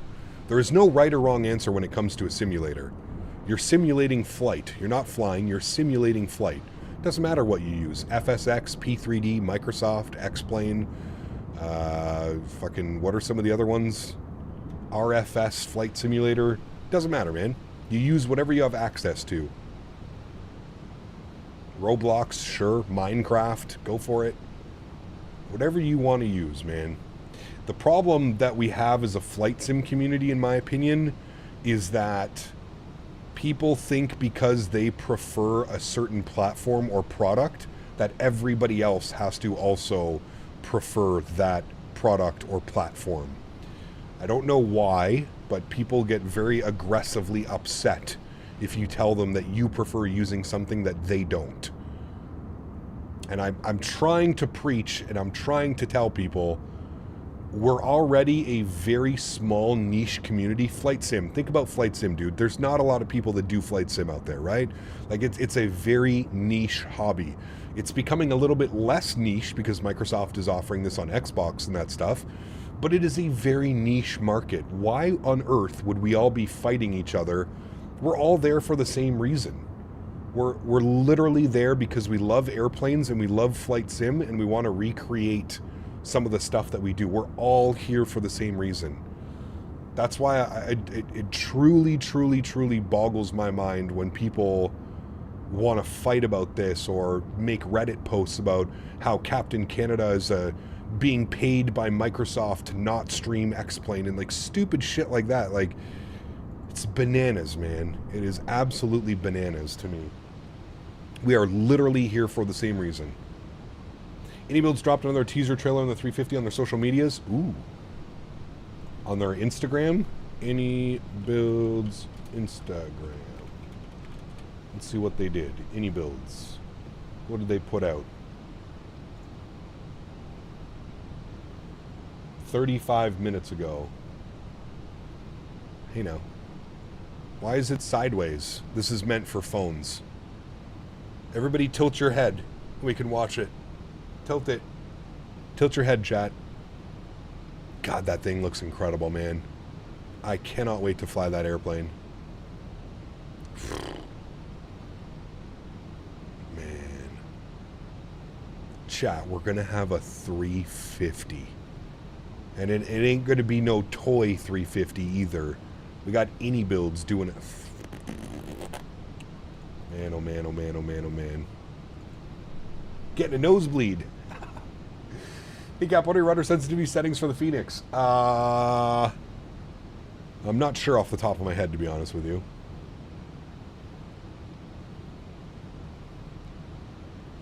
Don't tell me what to do, you're not my dad. Hey, maybe I am. Never know. Doink, 26 months. Thank you, buddy. Appreciate you, man. Been a hot minute. Hope we're doing well, dude. Thank you for 26 months as a business class member. Appreciate you, man. Most detailed plane for mini builds is the 350. I would agree with you. It's got the most sophistication, if you will. Supposed to be 11,000 feet hold. There we go, 11,000 feet, and then we'll descend ourselves once we pass the restriction of anti. Well, we should be able to descend ourselves then. What is intercept? Intercept at flag is going to be 6,100 feet. 6,100. So, we'll take this down to 6,100. Managed. We'll see what the airplane does.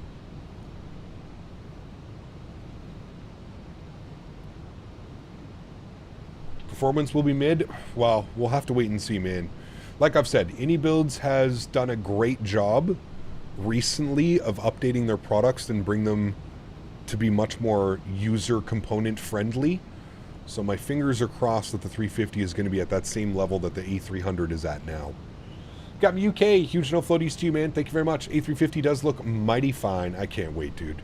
And I think it was the best decision by AnyBuilds to also release it for 2020.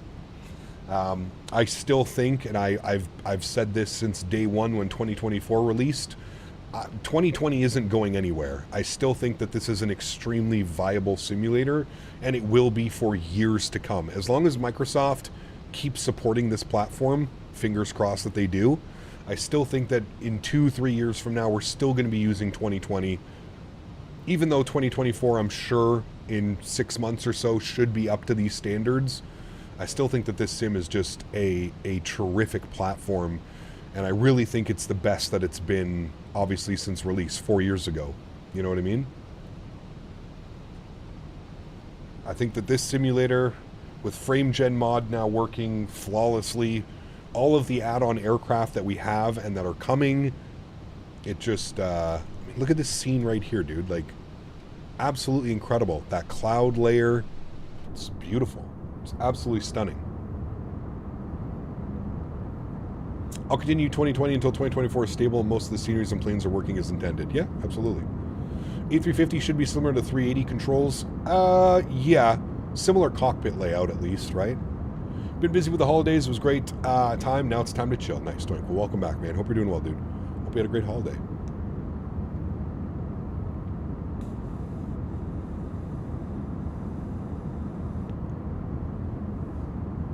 ...2024 should have been 2025.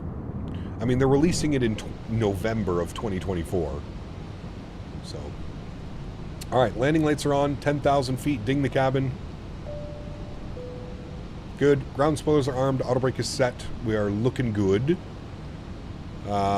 We need above... I think it's 10,000 at putter. So, for those of you guys that are also flying this approach, there's no need to take it all the way out to Cedar. You can probably take it just past putter and then make your left turn. Even right at putter. Make your left turn and in. Excited to see you going to Salt Lake, such a cool airport. It is, Johnny. Yeah. We're actually going to do another leg.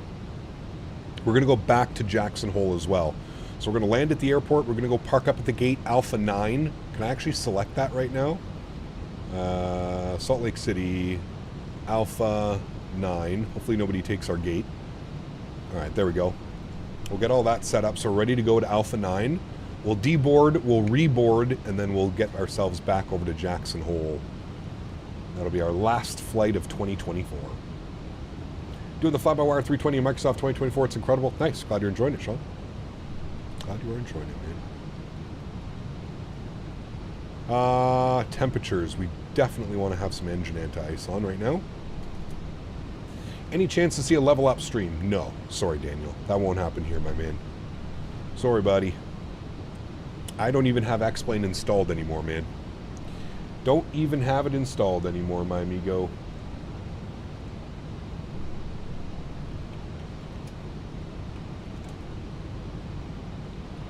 CTAF, yes, thank you. We'll get that programmed in now, 19.5. I'm not going to make any announcements now, but we'll just get it programmed in.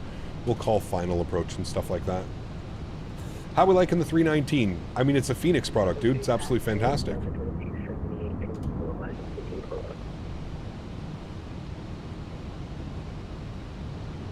Isn't Alpha 9 the gate we started at this morning? Correct. Yep.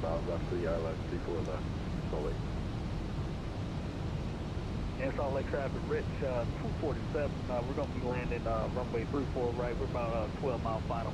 Rich 246. So he's going 3-4 right. All right, let's see if we can pick anybody up here on the network. See if anybody's on final. All right, so okay. All three of those airplanes flew it all the way out to Cedar and then back around. So I guess that's what we're going to have to do, Chad. I would love to give us a little bit of a Victor Vector. We would have been fine with a Victor Vector right now. But everybody has flown it out all the way to Cedar and then back around. So we're going to have to wait. Ahmad permanently banned me from the X-Plane official Discord server for asking, is the Aero Genesis A330 mod good? Interesting. I don't know why you would get banned for something like that. Doesn't make a whole lot of sense now, does it? Do you prefer flying the yoke or the side stick, or does it make no difference? Pondering buying the Airbus side stick. I enjoy both, Bedrock, to be honest with you, man. The best thing about it is being able to fly an Airbus with a side stick the way that it's meant to be flown, and then able to fly a Boeing or a yoke aircraft with a yoke. There's something very satisfying about both of those. Everyone's going to slide step 3-5 for the Delta on 3-4 right. All right, what are these guys doing? This is a little bit of a mess. This is a lot of a mess, actually, to be honest with you. Quite a bit of a mess going on right now. Got these two guys on top of each other. I don't know what the hell's going on there. We got these guys who flew the full approach. This guy who's still flying the full approach. Guess nobody likes to Victor Vector, chat? Nobody's a fan of Victor Vectors? I like a little bit of Victor Vector. Let's just delete this. Sorry, delete this. And then delete that discontinuity, and we'll just get the aircraft to fly directly around. Oh, I shouldn't have done that. My bad. Give me a second. Shouldn't have done that, chat. I don't want to... wanted to make that turn right now. We don't want that. We're just going to cut someone off, so we'll extend it, extend our downwind here a little bit more. And we'll be able to pull it back. Traffic, back on 301, short final 3-5, Salt Lake City. Landing 3-5, damn.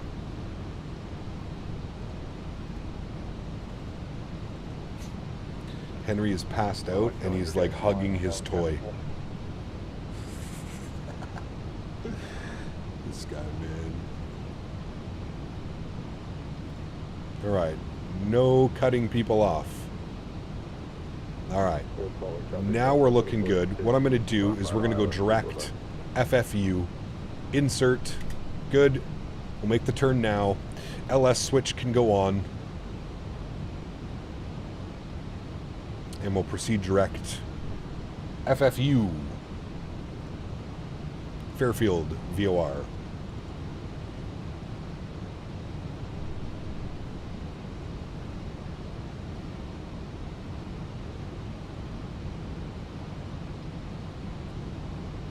Just received the keys to my very first own apartment. One of the few good things in 2024. Nice, man. Enjoy, dude.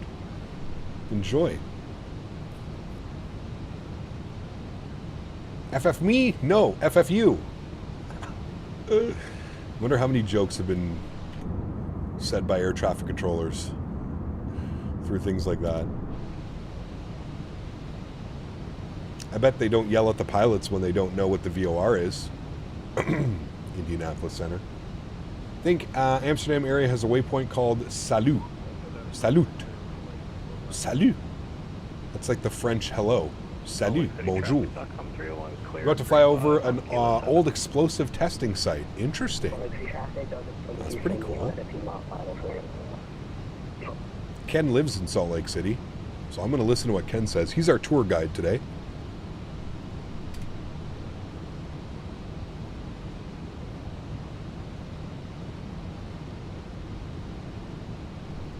All right, airplane, please don't do anything stupid. Let's just go direct putter. Thank you.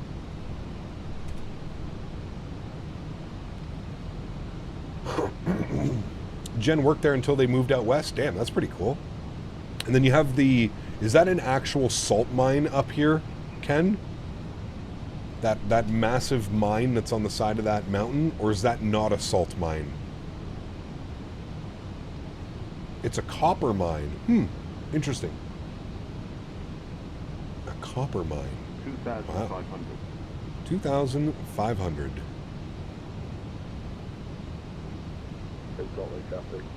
Don't worry about that. It's just because we're going over some terrain. We are well above 2,500 feet. Yep, we ever fly to PVD? Providence? Yes. Got to get the scenery first, though. I don't own any scenery for Providence. Secret marijuana mine? Oh, no. It's not legal out here, is it, in Utah? Are you guys a legal state? If you are, I'm coming to visit. The only way I know about Jackson Hole is from that viral YouTube live stream from the town scare in 2016. I remember people saying the arch. I don't remember that. I remember Jackson Hole from like watching Citation Max videos. I think that's where I first learned about it.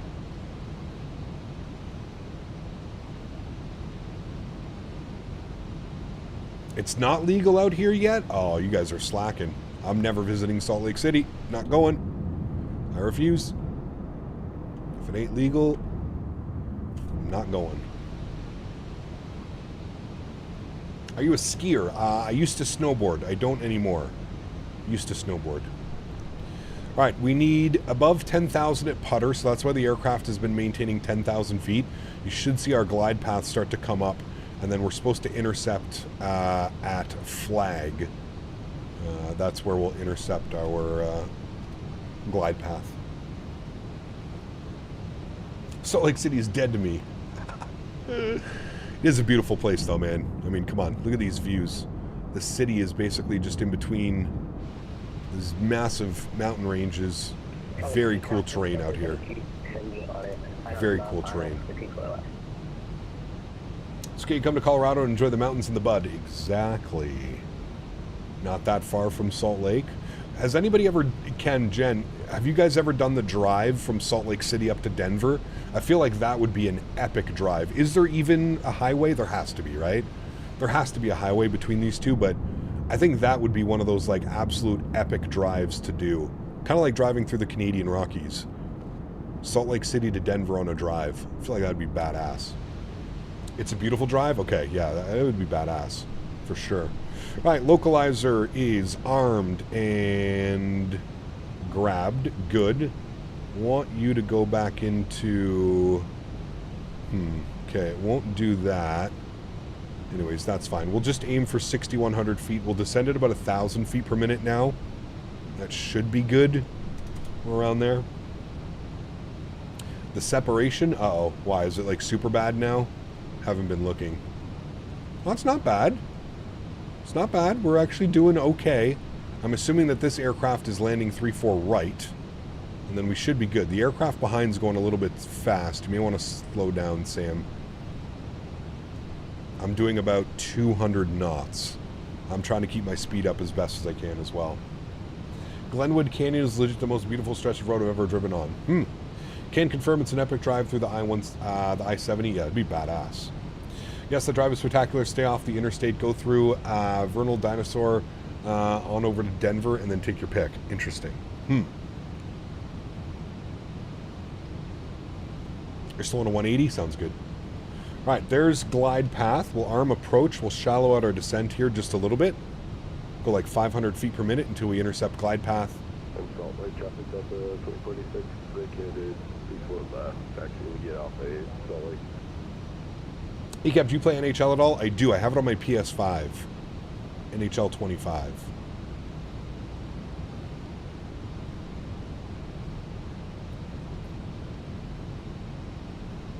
All right, we're 13 miles out. We're looking good. We're about to intercept glide slope. There's our glide slope intercept right now. Beautiful. Is YouTube backing up today? Yes, it's been quite bad once again, Nat. Quite bad again.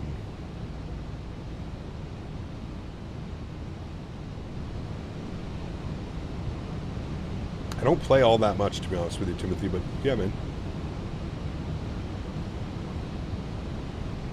Your house is off the right wing. Everybody wave. Hi.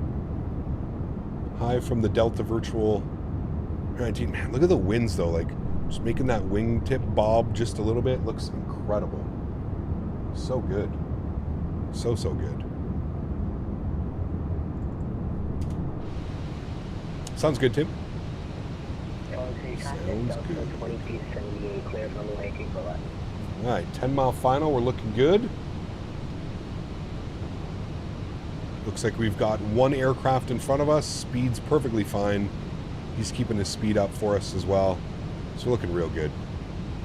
South Valley Regional Airport, chat. Boom. I'm assuming that's where all the GA planes fly out of. This is Microsoft 2020. All right, flaps 1. 8-mile final. I can see the other aircraft now, basically over the numbers. Good separation, pretty good job. And the Air National Guard.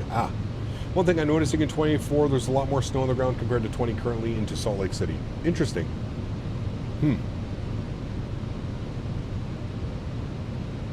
All right, gear down. Get our lights on. Off. 2,000 feet, chat. Salt Lake City traffic, Delta 2269, about a 7-mile final, 3-4 left. Salt Lake. Speed check, flaps 2.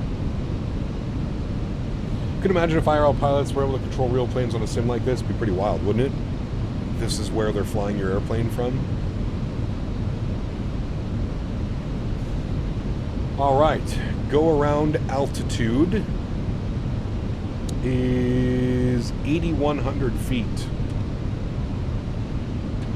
8,100 is set. Good. Speed check, flaps 3. All of our lights are on, we're looking good. I'm gonna take control of the aircraft, friends. My airplane. Sounds are up. Speed check, flaps full. I always forget how piggy this thing is. To slow down, it's wild. And we have to remember we're landing at elevation here again. We do have aircraft behind us, so we're going to try and vacate as quickly as we can.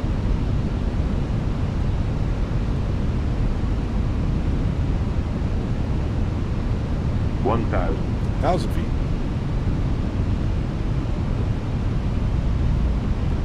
I like that descent rate right about there. Looks good to me. 2 white, 2 red. Bang on the glide path. Looking real good, chat.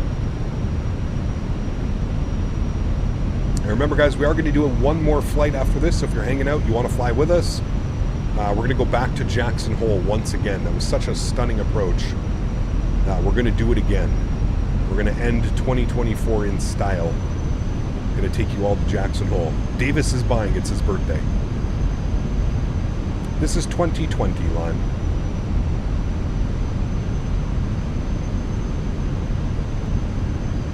Salt Lake City traffic, Delta 2269, short final, 3-4 left. Salt Lake. I remember there's quite a, looks like we're quite high up. I always remember this about Salt Lake. Feels like a very steep approach. So now we're getting a little bit high. Bring that nose down. 300. Small, subtle changes. Don't need to go too crazy. 200. Minimum. Continue. 100. 50. 40. 30. 20. Retard. 5. Let it settle. Dead settle. Perfect. Nose down gently, reversers are out, decelerating.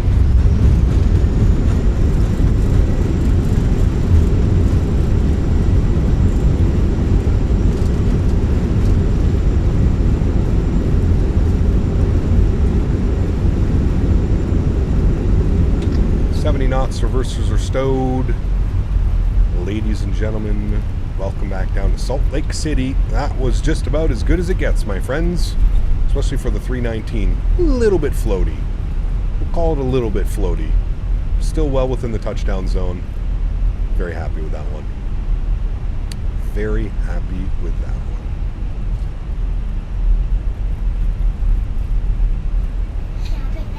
one. CST, my man. Thanks for support, dude. Appreciate you, as always. Who is Jackson and what is so special about his hole? We're still trying to figure that one out. Salt Lake City traffic, Delta 2269, vacated runway 34 left. Salt Lake. Alrighty, let's clean up our flaps, clean up our ground spoilers. We vacated just in time for the traffic behind us. Looking good, friends. Looking good. Let's stop our clock here on the flight time. 51 minutes on the return flight. So about 5 minutes longer than the flight out to Jackson Hole. Landing lights off, nose light over to taxi. Strobe lights off, APU master start switch is on. Welcome back to Salt Lake City, amigos. Thanks so much, CST. Appreciate you, my friend.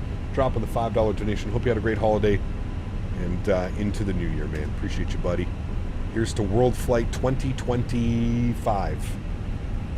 Already counting down the days, man. All right, we're going in at 2 west south. Sure. Thank you, Jean. Appreciate it, man. That was a good one. Take that any day of the week. Any day of the week we'll take that landing, especially in the 319. You know how squirrely she can be.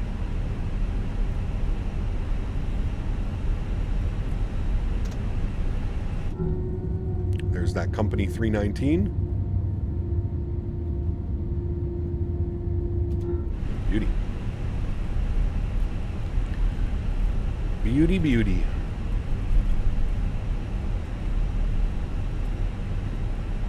What we need PACSIM to do is we need to update the Serenity, though, so we got the rest of that. Is someone flying Breeze? Oof. This is nice, chat. This is why I really want an Embraer and an A220 so we can start flying Breeze ops. Haven't ever flown Breeze here on the channel. Don't have any airplanes. I think someone is at our gate, Alpha 9. We may have to have a different gate assignment here. Andreas, 29 months as is Jackson's... Fuck.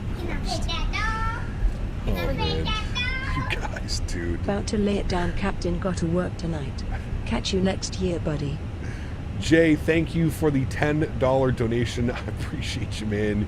Huge no floaties to you, dude. Thank you very, very much for the support. Appreciate you, buddy. Thank you, man. Andreas, thanks for support, my friend. I appreciate you as well, dude. Thank you, thank you, thank you for the 29 months with the very questionable question that we're trying to figure out. Thank you for your support, my friend. I appreciate you, buddy. All right, Alpha 9, APU master start switch is on. Our nose light is off. Turn ourselves into the stand.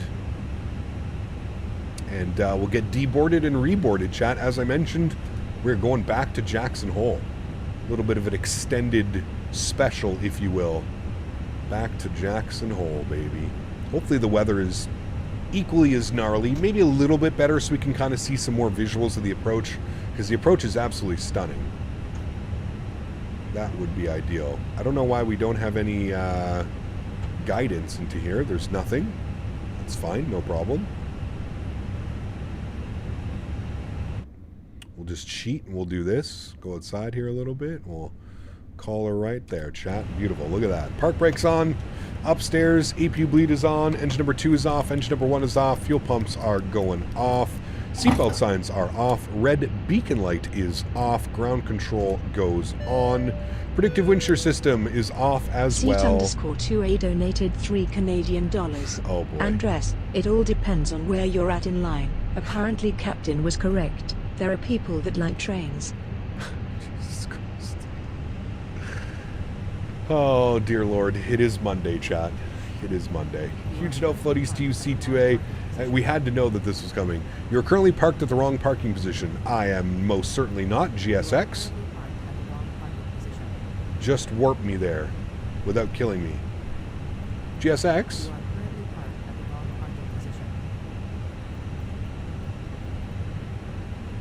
Listen. Then take me there. Why? Fucking GSX, man. Let me just restart the Kutal script and we should be good. All right. That's done. That's done. Company message. AOC message. Turn down the sounds here a little bit. Received messages. Arrival message. We're looking good. Cool. And let's go ahead and get prepped for the return flight, or a second flight back into Jackson Hole. We're going to keep the same call sign, 2269 SLC to KJack. Good. We're in the 319. We're in the CFMs. And we're going with 139 passengers on the return flight, friends. YFF donated $7 Canadian and 46 cents. The very best for 2025 cap and chat. Stay the way you are. Hey, man, thank you for always being there. Thank you for the support, dude. Appreciate you as well. Huge no floaties to you. Thank you for the kind words and all the best to you, man, in the new apartment in 2025. Appreciate you, man. Thank you, dude. We're going to look for a day that we get VAS Aviation where the plane tells ATC that they will restart the Kutal script to get the company to assign a gate. If only it was that. If only it worked like that, right, Les? If only it worked like that. All right, request deboarding. I don't know if it's going to deboard, but we'll request the deboarding. You know what? I don't even think it is because we restarted GSX. Boarding Fuck requested. it. Oh, maybe it will actually do the deboarding. There we go. Okay, it's doing it. My bad. Wrong button. Sorry, loud. Let's come here. We'll go ahead and open up the cargo doors. We'll go to My Flights, and we'll just leave that like that for now. And there we have it, friends. We'll take on the deboarding process. I will spend some time over here. Let's get some tunes bumping, shall we? Get some tunes. Ooh, this is a funky tune, too. Let me file off my flight plan. Good. I will disconnect and reconnect. Good. Auto ATC gives me a new squawk. That's perfect. Good. All right. Sweet. Why do I keep doing that? New squawk code. I'm going to do this now before I forget. 4320. Good. All right. That's done. If we come over here, I'm going to import our next flight. Good. 31 minute on the turn time. We should be good on that. Let's come down here to the McDo. Let's go to our init ref. We'll do our init request. Grab all of our information here. Once again, Delta 2269. Throw that up into there. Good. We'll go to flight plan. Salt Lake City, departures 3-4 left.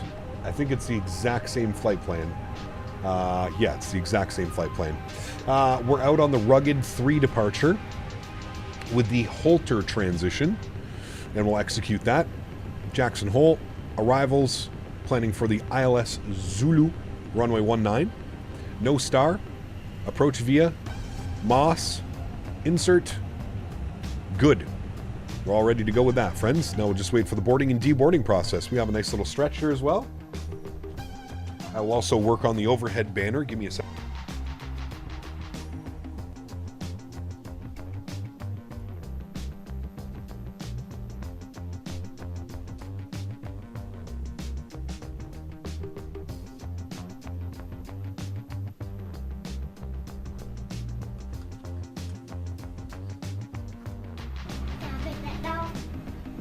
CST.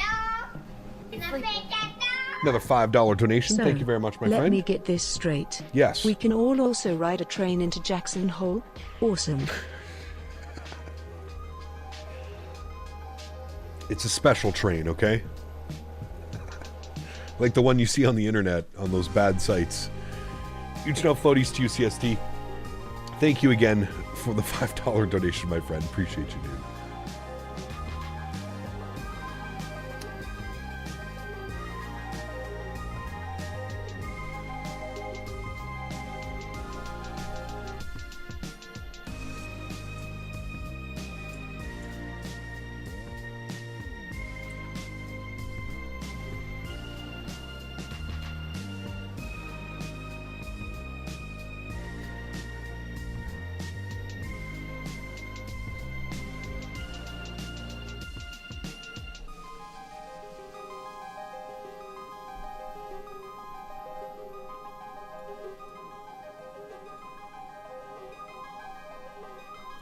Some Toolkit Pro's broken on the stream PC. Give me a second, chat.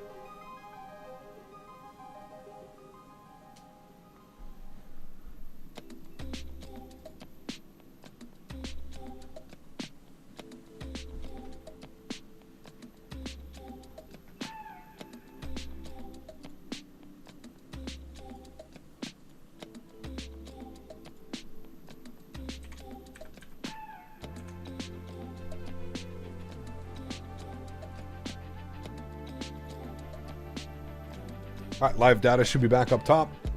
The short bus train. Wow, it depends. Really depends.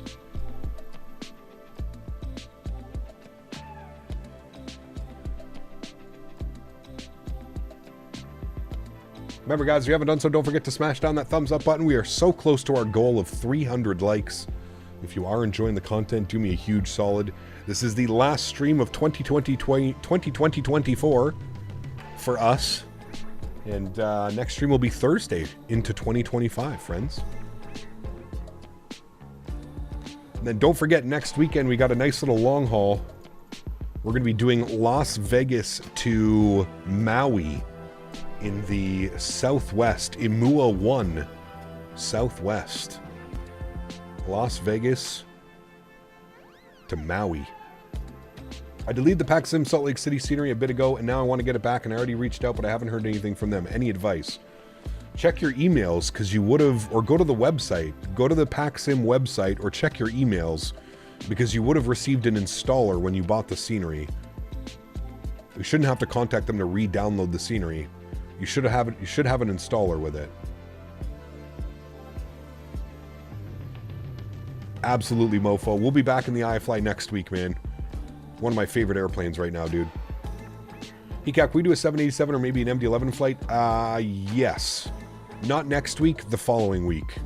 We're gonna do the Bravo Airspace 787-900.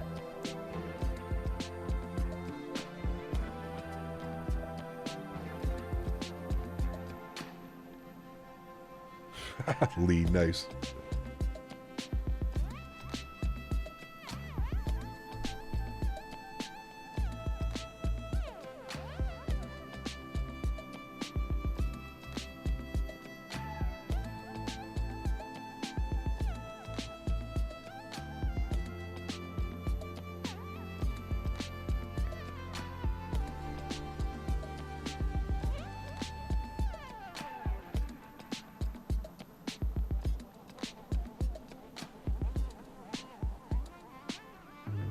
All right, we're almost done deboarding here, chat. Then we'll get a reboarded back into Jackson Hole.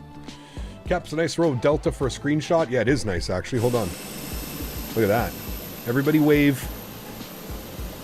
Oh, fuck. Hold on. Let's actually do this properly. See if we can get everybody in here. Let's turn that down. That's loud. Let's turn on auto. We'll come out here.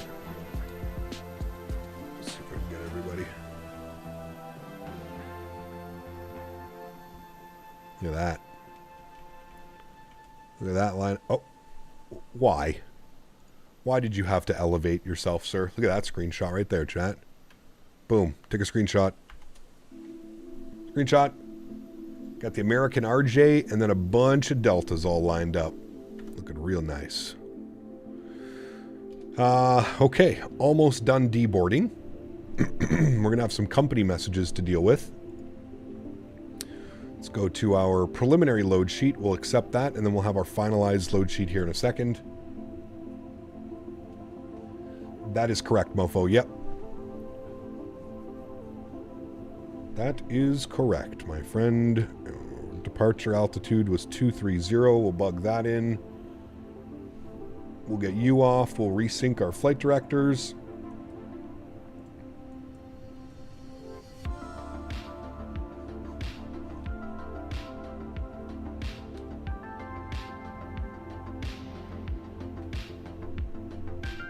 We're going back to Jackson Hole. Yes, sir. All right, I believe... oh, we're almost there. 2 more passengers.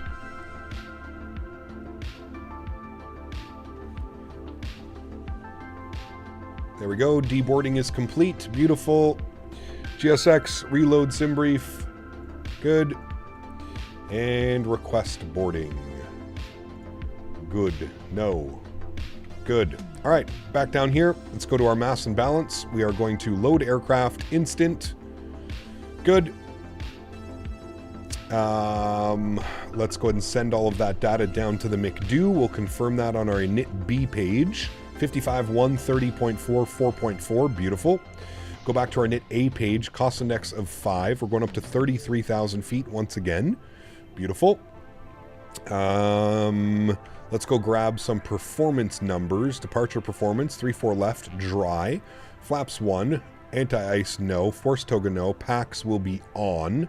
Sync load sheet, sync live weather, and we'll calculate our V-speeds. We'll send all of that data down to the McDo, and we'll confirm those numbers. 43, 43, 46, 1/up, 0.3, and 60 on the flex. Almost the exact same numbers as our first departure.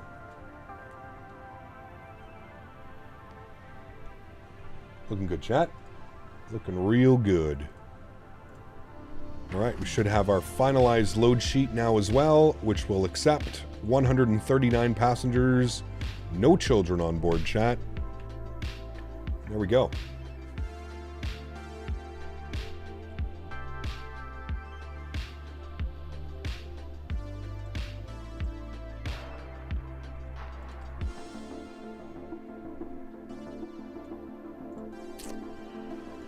And we'll unload, import our new flights. Good. And then we'll go to Jackson Hole, and we're going to be on the ILS Zulu, runway 19 from Moss.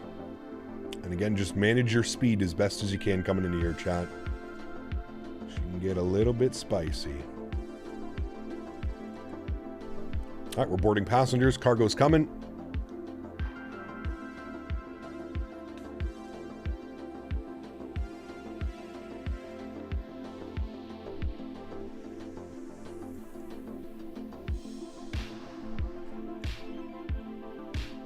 YouTube just crashed for the first time for me today.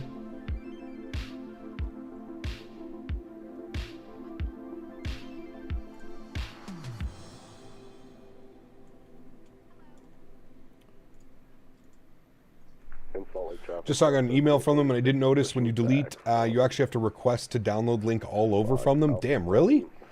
Huh. So I've never had to go through that because I have my storage drive, so I just keep all of my scenery on the storage drive. I had no clue you had to do that. Interesting. I'll keep that in mind if I ever do delete the scenery. Have to contact them.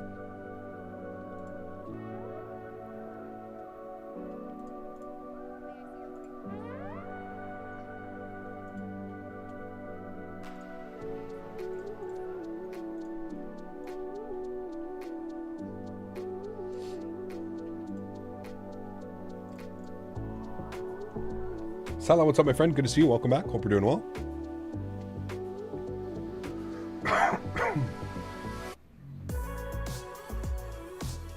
Deleted the installer when my PC died on me like a whole year. Oh, damn. Okay.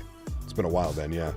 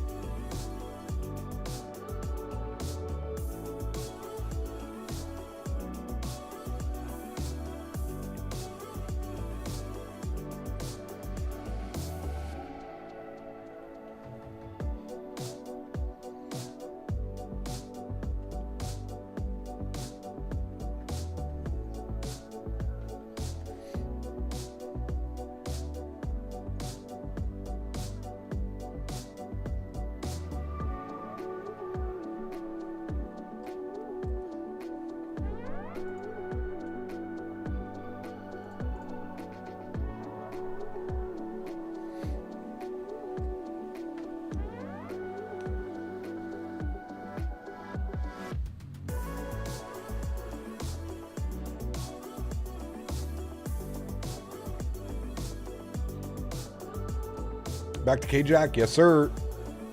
Back to K-Jack. In for another spicy arrival. What's the weather doing, actually? We should look at that. Winds are 200 at 12, so basically right down the runway, once again at 12 knots, 9-mile visibility, scattered at 3,400. So it's actually improved, which is great news. What the hell does this mean? Good luck deciphering that one. Yeah, it looks like it actually has improved a little bit, so we may get a better visual arrival in. Surprised there's no snow in Salt Lake City? I feel like there should be. I could be wrong, but I feel like there should be. Howdy, Cap. I work at KFAR and the terminal fueling the bus stop. Hey, very cool, Will. ILS Yankee or Zulu? I'm doing the ILS Zulu from Moss. Take it in from Moss to Dunwar, then to Zibiv, then to Zozov, then to Wamru, Yasku, Sosu.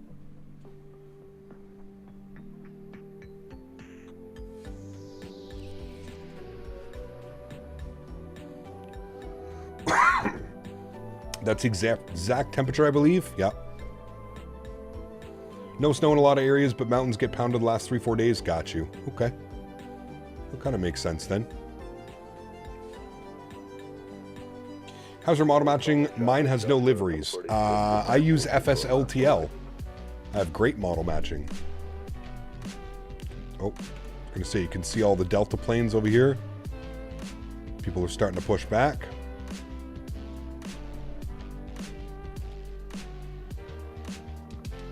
Have you seen the new wing walkers? No. I forgot to update GSX yesterday. So for Thursday's stream, I will update GSX and we'll have wing walkers for Thursday's stream. We'll be back in the iFly Max on Thursday. I'm thinking of doing some flare ops on Thursday. It's been a while since we've flown flare or WestJet. Flare or WestJet. West Coast ops.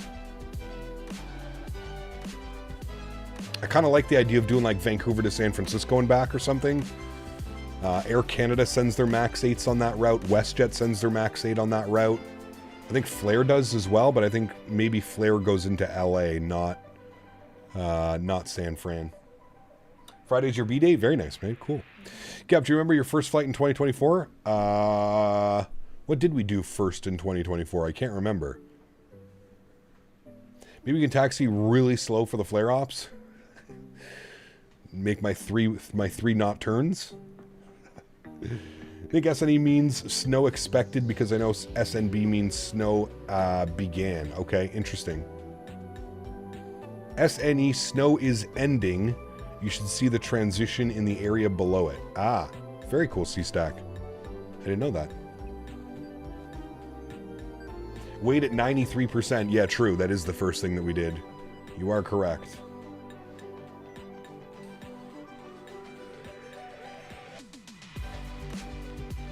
Calgary to San Diego, that'd be a fun one. Yeah. We could only do one, though, because that would be quite a ways. Calgary to Palm Springs, that's another great one that I want to do as well. WestJet. That is a daily operated flight by WestJet. That could be cool.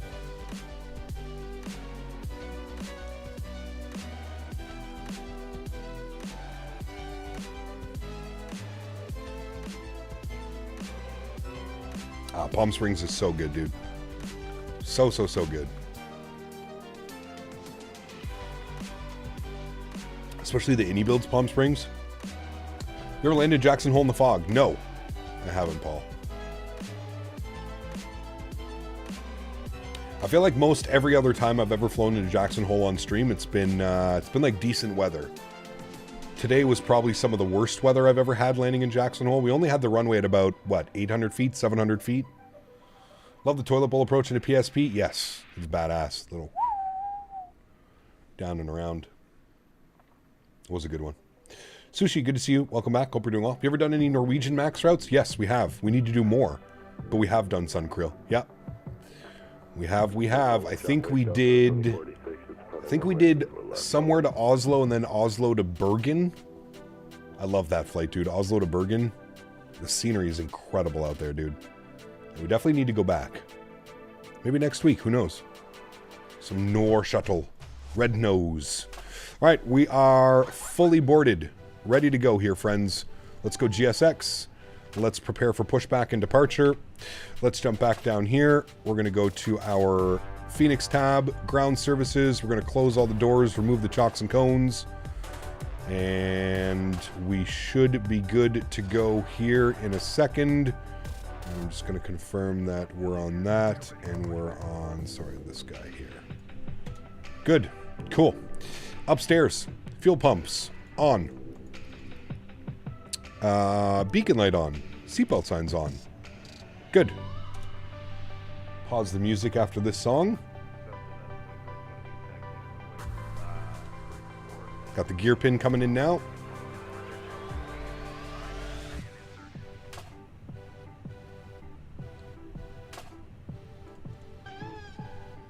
Back to Jack. Got it.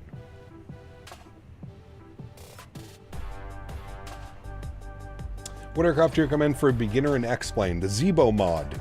It's free. Obviously, it doesn't cost you anything, and it's probably one of the best airplanes for X-Plane. It's got to be like top 3. Zebo mod, man. Wait a minute. How many legs have you done so far? 2 legs. This is the 3rd leg. We're going back to Jackson Hole. Speaking of which, we're going to reset our clocks. Good. I'm a beginner using infinite flight. Got to start somewhere, man. Got to start somewhere. Zebo or the level up? Yeah, you have 2 options. The Zebo or the level up. Yeah. Tail left. Alright, let's just confirm we're good. We're going to push behind that Delta. And we should be... Whoever's on this side, you have your strobe lights on. Strobe lights should never be on at the gate, chat.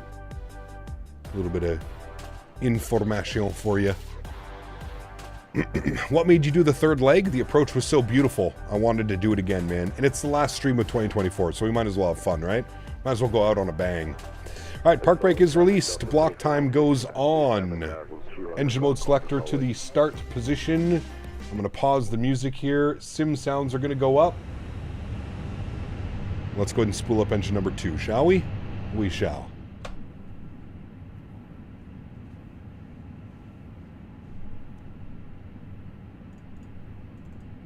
Flight 001, 24 months as a business class member. Huge no floaties to you, my friend. Thank you very much. And congratulations, my friend, on your 2-year badge. Thank you for the support, man. I really do appreciate you, dude. So it's already been 1 year as a member. That's 2 years, 24 months, man. Thank you for the support. Appreciate you, dude. Thank you, thank you, thank you, man. Do we have to pay more because it's an extra leg? Of course, naturally. Someone's got to foot the fuel bill, right? I can't pay it. Sorry. We need the more you know banner.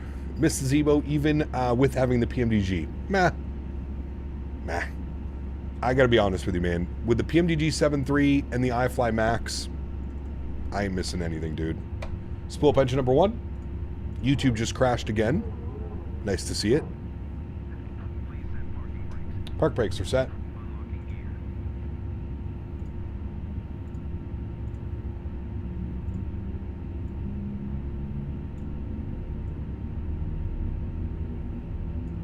Did we load enough Biscoffs? Yes, we've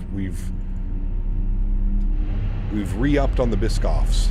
That wasn't very nice. Whoever just pushed right there. Henry's gonna pay it. Yeah, that's right. All the money he has. All right, bus transfer over. We got 2 good engine starts. Beauty. Let's go to the overhead. APU can come off. APU bleed can go off. Flaps, position 1 for takeoff. Ground spoilers are armed and auto brake over to max RTO. Predictive wind shear system goes on. Trim value is going to be up 0.3. There we go, up 0.3. Beautiful, and we are looking good. I don't know if there's enough room for me to get around this guy. Sure, we'll just go forward, actually. I think we need to work on pushback etiquettes, chat.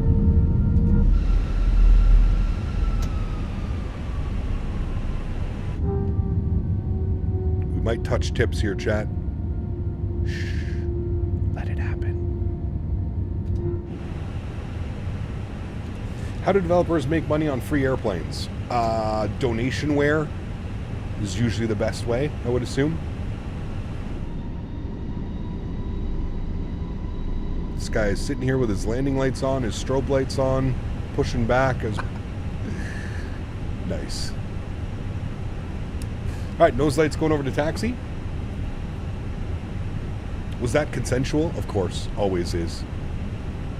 Always is, sir. YouTube is a little laggy. Yeah, it just crashed on me again for the second time.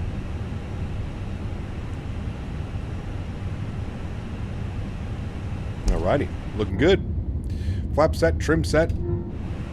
Ecam memo was showing. Oh, no blue yet. It'll come up here in a second.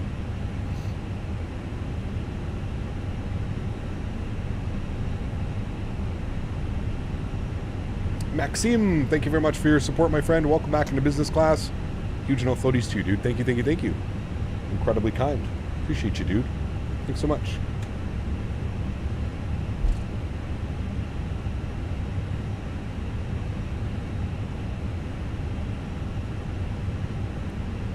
Question, how would you get the fly-by-wire 320 into 2024? Just put it in the community folder.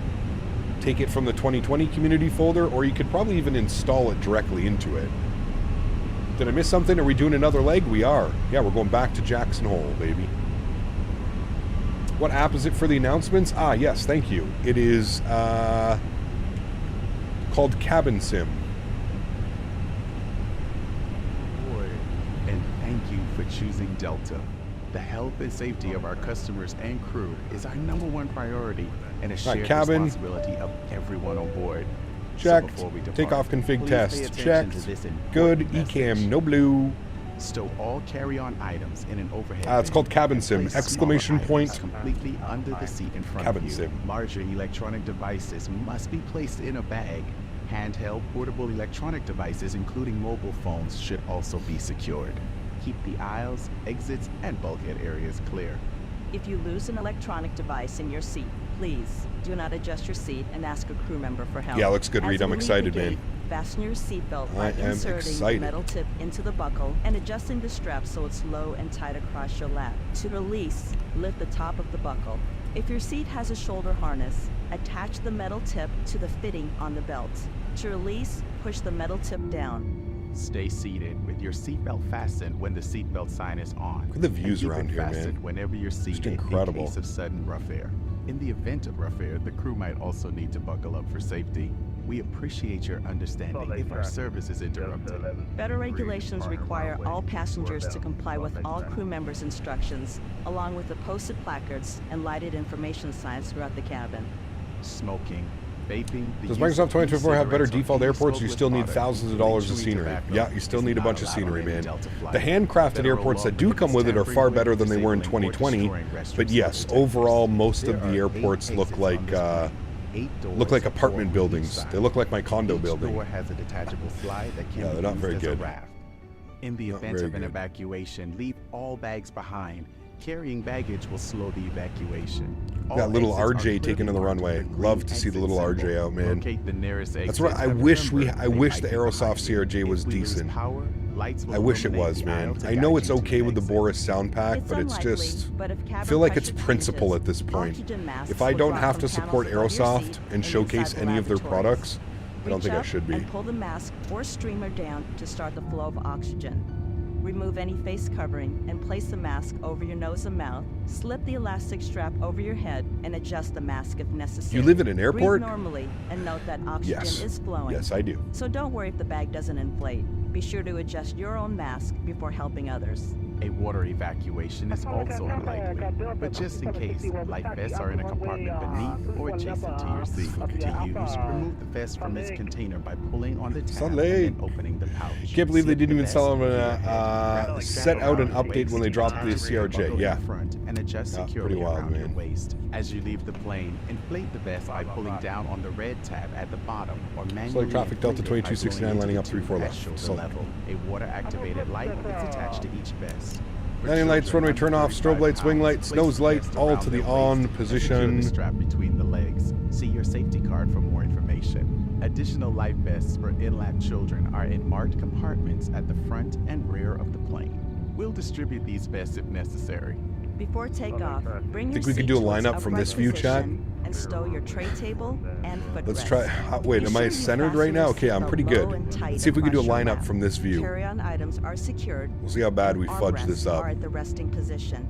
If you have a suite door, ensure it's open. Maybe we need to start practice flying from the wing view. We'll take Microsoft Flight Sim content to a whole new level. Finally, take a watch me moment to land a review plane your from the wing safety view. information card in your seat pocket. As we finish our safety check, please let us All know if you right, have I any feel like questions. that's pretty good. As we get I ready might for be a little bit takeoff, left of please center settle in. line. And Let's from see. all of our crew, thank you for flying with Yeah, Delta. just a little bit left of center line. No problem.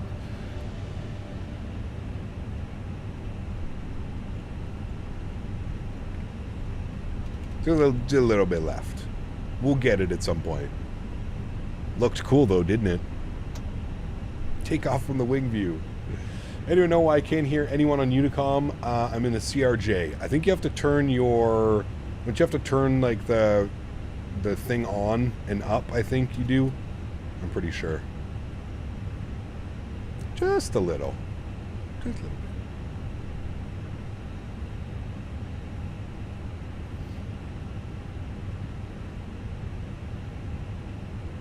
You just gave Captain Will a new shorts idea.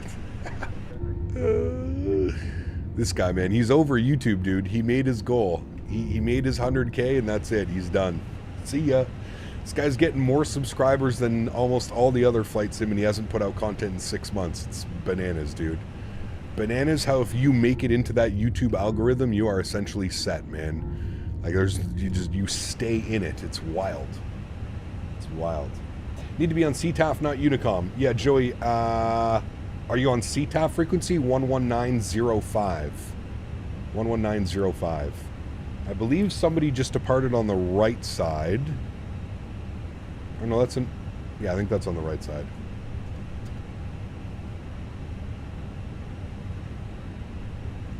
Breeze got lost on the way to Provo. Does Breeze not fly into Salt Lake? It's a nice looking airplane. Will say so myself. There's no more Unicom. Yes, correct.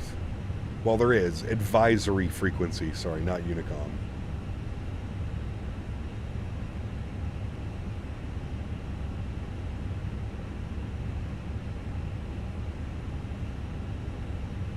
JJ loves the breeze. He does, yes. He does, he does. Alright, we should be good to depart. Salt City traffic, Delta 2269 departing, 3-4 left. Salt Lake. Joystick cam's coming on. Sounds are going up. Let's go, friends. Throttle's 40%.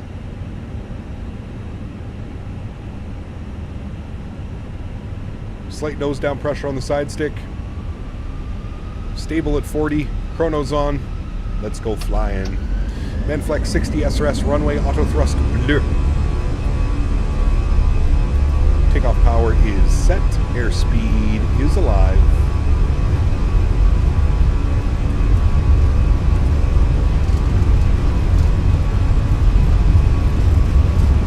Knots, we're neutral.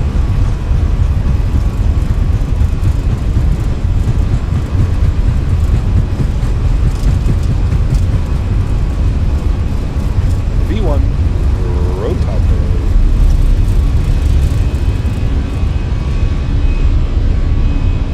Pause it, break. Gear up.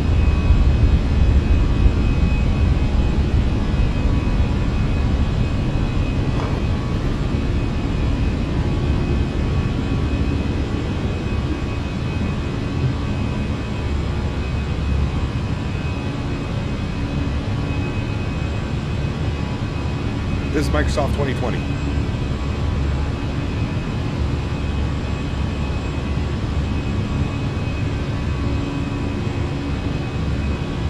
All right, climb power's in.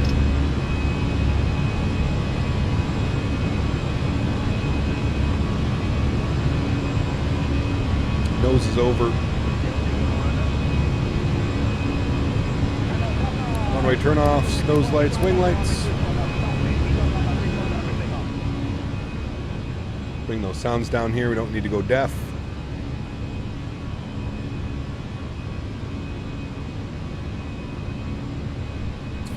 Looking good. Ground spoilers disarmed.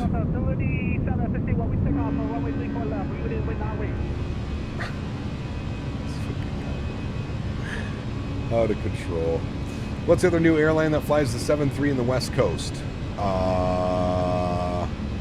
Like Canada? New airline flying the 7-3, I'm not sure. Avello? I think they're more East Coast, aren't they? Curious, have you tried the Fenix products in 2024? I found them to work just fine. The Unibuilds 330 is broken, tons of issues like you had yesterday. I get very bad VRAM usage, Mr. Holder. Flaps clean? Like my VRAM goes out of control when I'm flying the Fenix in 2024. Like 100% VRAM and stutters like crazy. All right, let's go direct to Bubby, and remember that there is a restriction at Bubby for, I believe it's above 11,000 feet because we've got to clear the mountain range. So we're looking good on the climb right now. We're coming up through 9,000 feet. I'm going to engage autopilot 1. I'll bring you guys back up into the flight deck. We are doing an extra leg. Yes, we're going back to Jackson Hole, baby. I took Henry on a very nice long walk this morning. I actually went to bed at a decent time last night. Woke up nice and early. Took Henry out. Very nice long walk this morning. The poor guy, man. It's been difficult trying to get Henry, because they figured he lived outside so long that he's like, whenever I've had him for a month now, for the first like 3 weeks, he's so skittish when he goes outside. He doesn't like to pee or poo like anywhere new. He'll only do it like close to like the condo and stuff like that. So anyways, I've been trying to take him a little bit further and let him kind of like enjoy it and see that there's other dogs and there's other people and it's a good time. And yeah, he's been getting much better. Much better. Where's Daisy? Joey, I guess you haven't been here in a while, eh? Daisy passed away about 3 months ago, man. Sadly. Very sadly. She developed a very aggressive tumor in her front leg. And yeah, from diagnosis to having to put her down, it was just over a month. It was super aggressive. And yeah, sucks, man. I still get super sad about it. It's still, you know, I know that I have Henry, but it's, you know, you don't get a dog to replace another dog. I don't think it's possible to replace another dog. You know, Daisy was one of a kind, man. She was an incredible dog.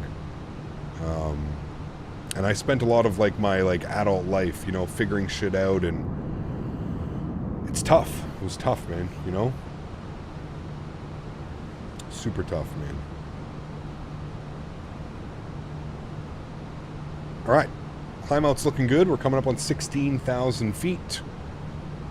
And all of our lights are off. I'm going to keep the seatbelt sign on just till we get up a little bit above these clouds. We're also a little bit of mountains here. We could get some updrafts, causing a little bit of turbulence. But another beautiful departure out of Salt Lake City, man. Absolutely beautiful. Did you want back to the shelter and inform them how Henry, Henry adapted? I think they'll like a good outcome. They said that they would reach out to me, Johan, when there's some of that turbulence that I was speaking about. When I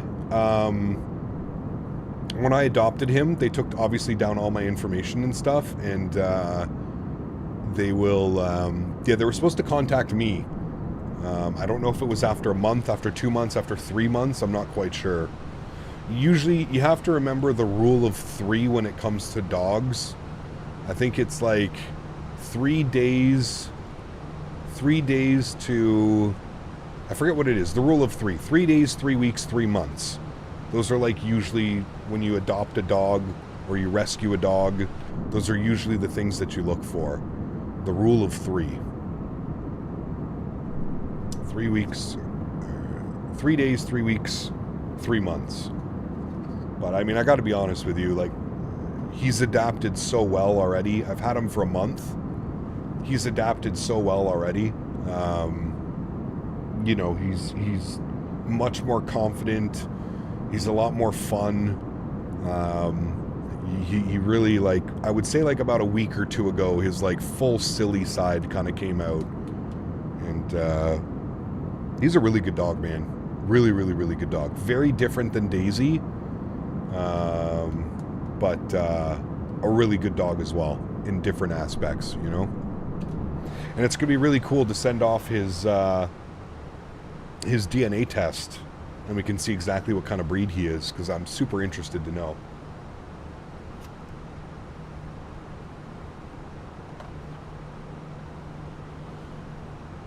Oh yeah, Henry's home. Daisy's home too. I mean, when I brought Henry home, one of the first things I did is I showed him Daisy's box, her nice little urn, and I said, "Your sister's in there, buddy."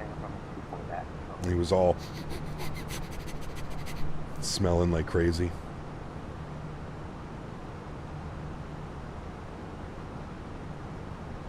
Still rocking the Daisy Frontier livery. It's a beauty, man. Yeah. You don't ever replace them. You just get a new one to love. Exactly. Yeah. She's good, Pee-wee. I'm going to go out and see her tomorrow. We're having a little get-together out at the farm. Got some friends coming over. I'm going to do a nice charcuterie with a bunch of other little finger foods and stuff like that. Should be a lot of fun. I'm looking forward to it.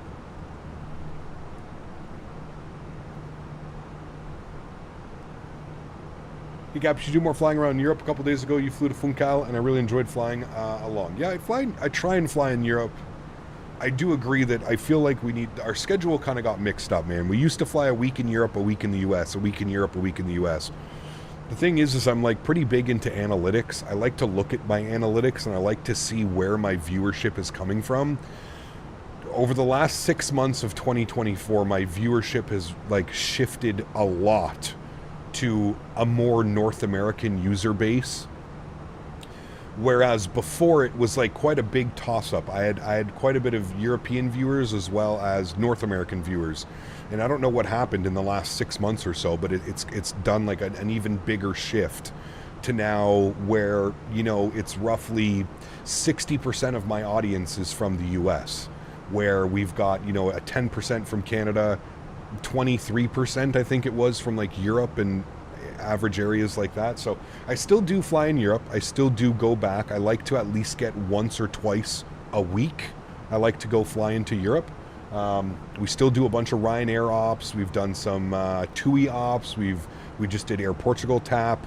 So yeah, I do, but I'm just like kind of like an analytics guy when it comes to like numbers and seeing where my user base is. And yeah, as I mentioned, it's, yeah. Are you on your way back to K-Jack for the second time? Correct. Yes. The weather's a little bit nicer there this time, but it should still be fun. Hope all other dogs and cats at the shelter get their forever home. Henry's very lucky. He was, Johan. It's you know, I was lucky too, man, because to be honest with you, I needed it as well, man. As much as, you know, as much as it helps and we get Henry off the street and we get him out of a shelter and, you know, into a nice home where he's cared for and he's loved and he gets good food and treats and toys and walks. I was also at a point too where, like I was mentioning it, I was pretty open. I'm a pretty open guy when it comes to stuff like that. Like I was suffering for, you know, probably like 2 to 3 months with some pretty deep depression. The whole news of Daisy, it was just such a shock. I think I was in shock for probably a good like 2 weeks of just not comprehending and understanding what was going on, and then obviously as it got worse and worse and worse, it was you know, the reality of everything kind of came home, right? And then it wasn't, you know, I was told that she had, you know, about 6 months where, you know, the doctors felt that we could keep her comfortable for 6 months. The vet, sorry, thought that we could keep her comfortable for 6 months and enjoying life, and it was barely a month. You know what I mean? Like she couldn't walk. I was having to carry her down the stairs, carry her outside. She was having trouble, like even like going to the bathroom because it was putting so much strain on her leg, and she couldn't do any of the things that she loved doing, man. She could barely go into the car. So it was, you know, it was tough, man. It was extremely hard to see that in such a short time where, you know, you kind of get this glimmer of hope of like, okay, well, I have 6 months left, you know, I'm going to make the best of this 6 months. And then, you know, you're a month into the 6 months and it's already time.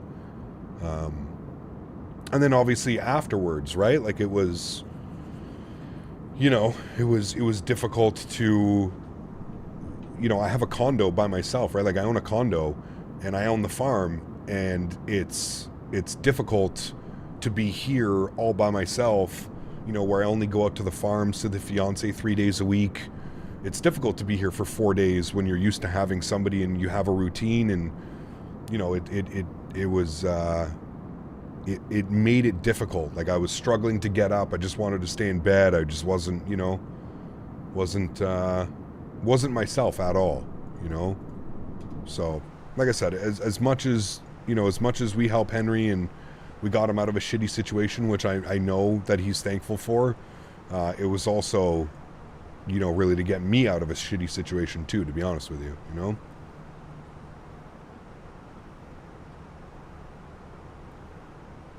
Yeah, Bedrock, it was about 2 months for me. I wanted to let kind of things like sink in, you know? And, yeah, I just wanted it to be, I wanted to give myself a little bit of grieving time instead of just like jumping right back in. And everybody's different, man. I'm not saying you're wrong for getting a dog right away. Like, that's not it at all.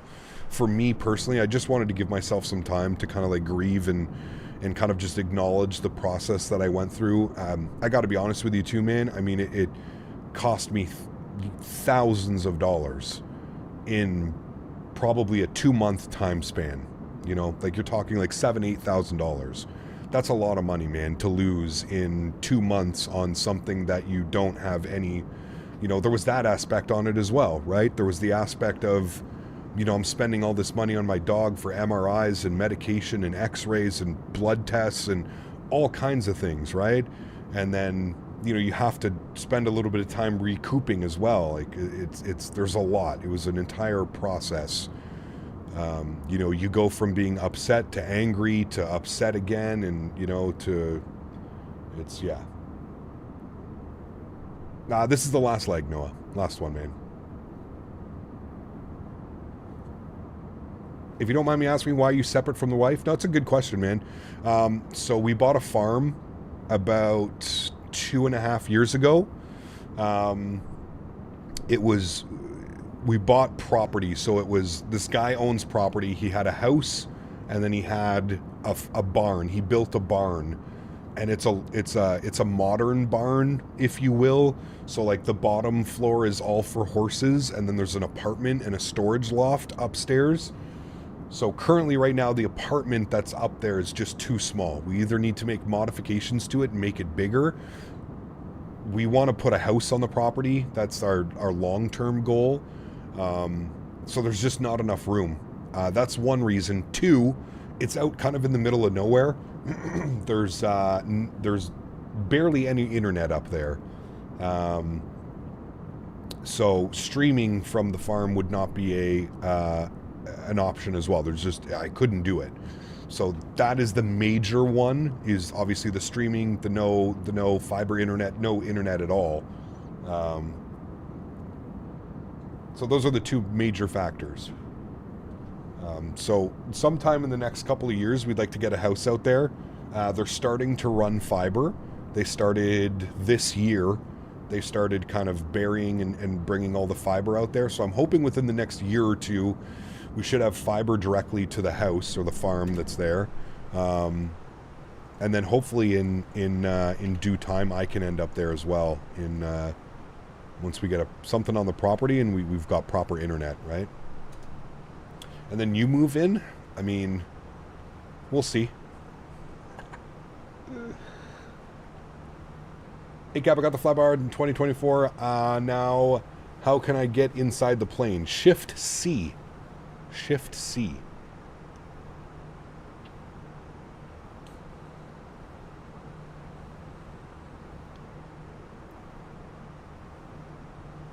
Shift C will get you in. All right, we are 30-something miles. 41 miles from top of descent. So let's plug in some information. Let's get our new weather in here. So 200 at 12 knots, basically right down the runway still. Winds haven't changed all that much. I don't know why it's saying transition 18.5. That's definitely not correct. It should be 18,000.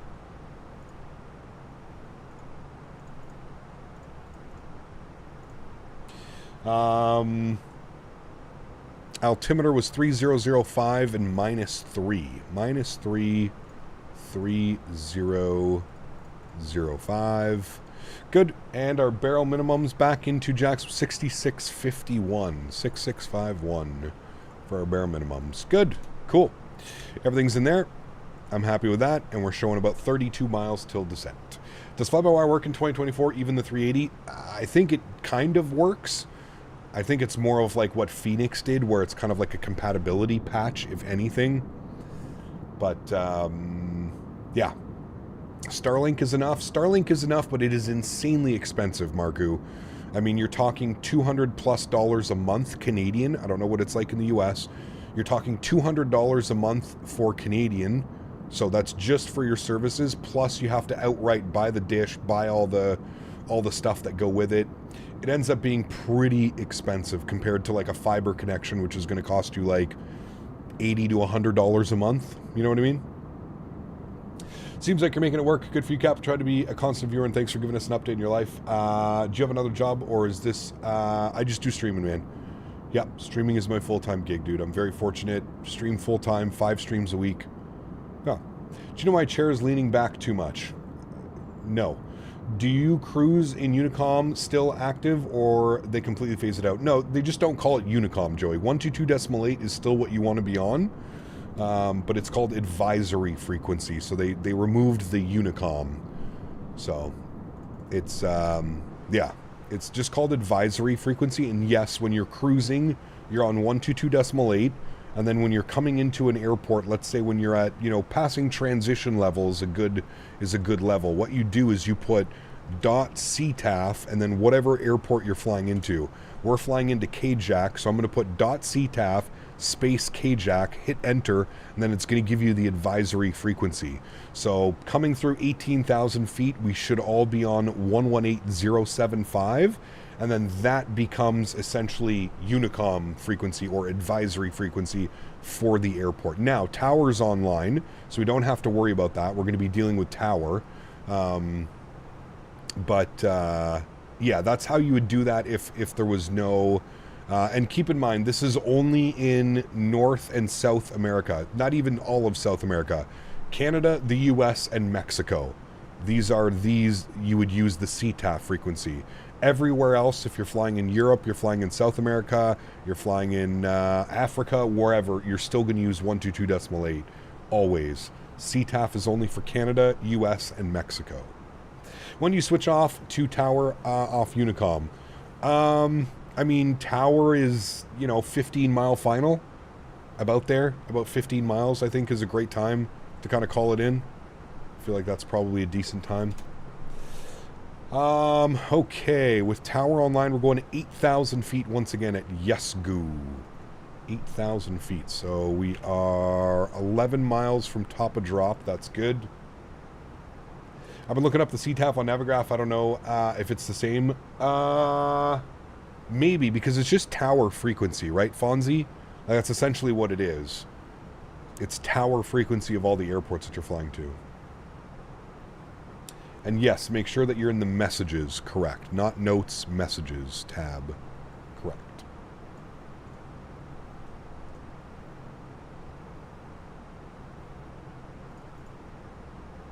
You did 2 legs to and from back to Jackson. We went Salt Lake to Jackson City, back to Salt Lake, back to Jackson City.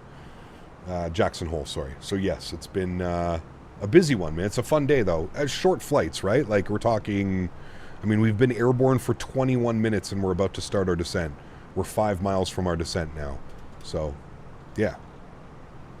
All right, 8,000 feet is in. We'll punch it. We'll start our descent. Good.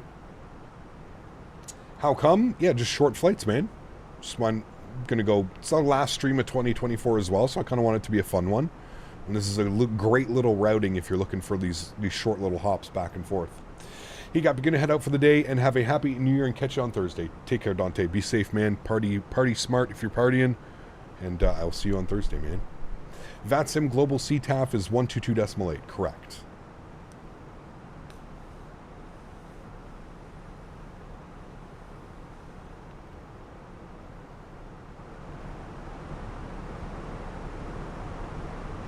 Pretty cool thing I noticed when you departed Jackson Hole, Engine 2 didn't spool up as quickly as Engine 1, even though you set both the 50% apparently Fenix models of the ice at the engine. Yes, correct, Rick. We were going over that off after departure. Pretty cool, man, that's even modeled, you know? You need a meme stream? Well, this isn't a meme stream. A meme stream would be me flying like Latin VFR or BREDOC or something like that, but we're not going to do that. Because I'd actually have to pay for those. The meme stream that we did on the A380, the Peter Hager A380, I bought that using points. So back in the day, I don't know if they still do it, but the xplane.org store, they used to get points. Every time you would purchase a product, you would get points. I built up enough points to buy that airplane using points. And that's what I did. Yeah, we took it to Kai Tak, exactly, yeah. Have you done flights in South Africa? Yes.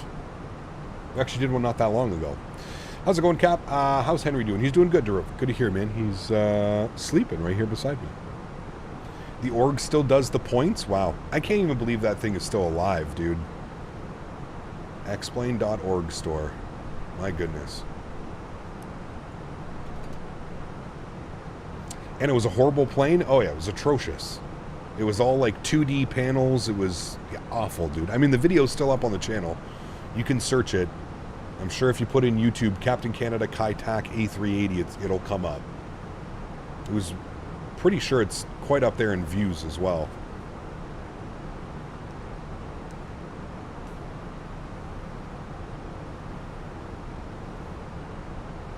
I wonder if anybody has bought the Peter Hager V2 A380. That would be funny if someone did that. Peter Hager A380 V2. It won't be for much longer once Laminar launches their store. Yeah, correct. Yeah. Which is smart, honestly, AJ. That's like one of the smartest things I think Laminar's done. Get the percentage off of all the sales. It'll help boost whatever development goes on in X-Plane. Pizza parties at Austin's house. It'll help, should help bring that all forward. Should recreate it tomorrow with the fly-by-wire 380. There you go. I won't be. What are you talking about? The Hager E380 is one of the best flight sim add-ons ever. Oh, yeah. Oh, yeah. 23 months, college dude. Thank you for the support, man. Appreciate you, buddy. 23 months. Thanks for the support, man. I appreciate you, dude. It only came with the Qantas delivery because the variant he has done was ordered only by Qantas. Yes, you had to buy... He sold every airplane in individual... Like, every different variant was sold as a different airplane, and you couldn't put liveries on... It was... Dude. Yeah. Ridiculous. Ridiculous. What approach are you planning? The ILS Zulu, Jerry. ILS Zulu 19. We should have shot an RNAV, actually, to be honest with you, but it's okay.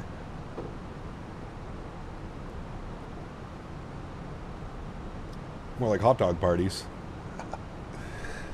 Oh, man. Pizza party at Austin's. Clouds look phenomenal today, man. The clouds with the mountains down there and the snow. Looks good. Is Aerosoft the jar design of Microsoft? I feel like... Well... Aerosoft without Hans Hartmann developing their aircraft are absolutely... probably worse than jar design. Hans Hartmann actually does develop solid products, like the CRJ. It just needs some updates, man.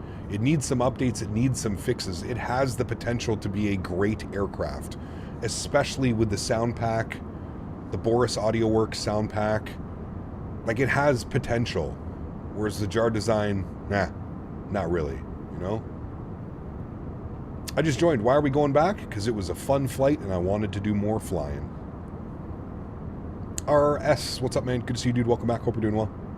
Look on VATSIM radar. It's going to be a crazy at KJack. How's it looking? all the way up here. It's not too bad. Got a couple airplanes that are kind of doing their own thing. Yeah, it might be, these guys might be in for some trouble. Whoever this is. This guy's coming in from Ontario. Where's this guy going in? Okay, he's in from Salt Lake. He's in from Salt Lake, but he looks like he's about to cut off that guy from Ontario. What's he flying? What airplane is that? I don't see it. A C-25C? What the hell is that? C-25C. What's that, chat? It's doing 230 knots across the ground. A citation. Ooh. Maybe he's... It'd be funny if his call sign was 2 Romeo Foxtrot. Ooh, and chat, because we're back into Jackson Hole, we can record our landing this time. Hey. That'll be nice.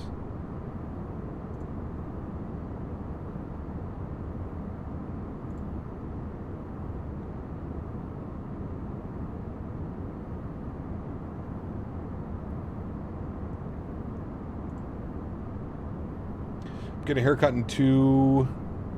Good. Oh man, Les is... Okay, good.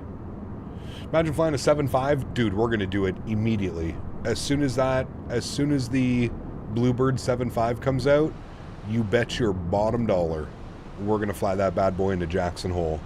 Yes, sir. We are going into K-Jack. Yep. Back into Jackson Hole, baby.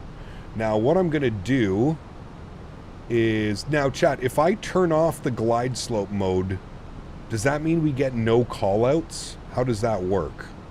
Maybe I'll just do it when we're closer to the ground. I don't know how that works by turning that off, glide slope mode, because we know that we want to go Pappies. So you've done Salt Lake Jackson, correct. Yeah. No anti-ice? Well, we don't need it. We're not going through any clouds. You would really only turn on the anti-ice if you're going through any visible moisture. There's no clouds right now. How's everybody supposed to fit in Jackson Hole with limited space? Hey. She fits, baby. Do you prefer Airbus 320 over a 340? Yes. Absolutely. What will be the exact date for the 7.5 into Jackson? Hope he gets the NDA. I don't know, man. I don't know. I know that I'm getting the airplane before official release, JJ. That's all I know. I don't know when that release is coming. All I know is that they are giving me the airplane before it is releasing to the public. I will be a beta tester slash a whatever hype man, whatever you want to call it, for Bluebird in the 757. So I will be getting it before public release, which means that I will be flying it before, well, you guys, but other streamers will also be getting it. I'm sure I'm not the only streamer on their list that will be getting the aircraft. But yeah, fanboy. Fucking sellout. I think the airport's down there somewhere. I'm pretty sure that's the airport. Glazer, that's right. Why are you glazing? Jesus Christ, dude. Some of these kids on the internet, man. Holy. It's like there's no grass in sight that they can touch.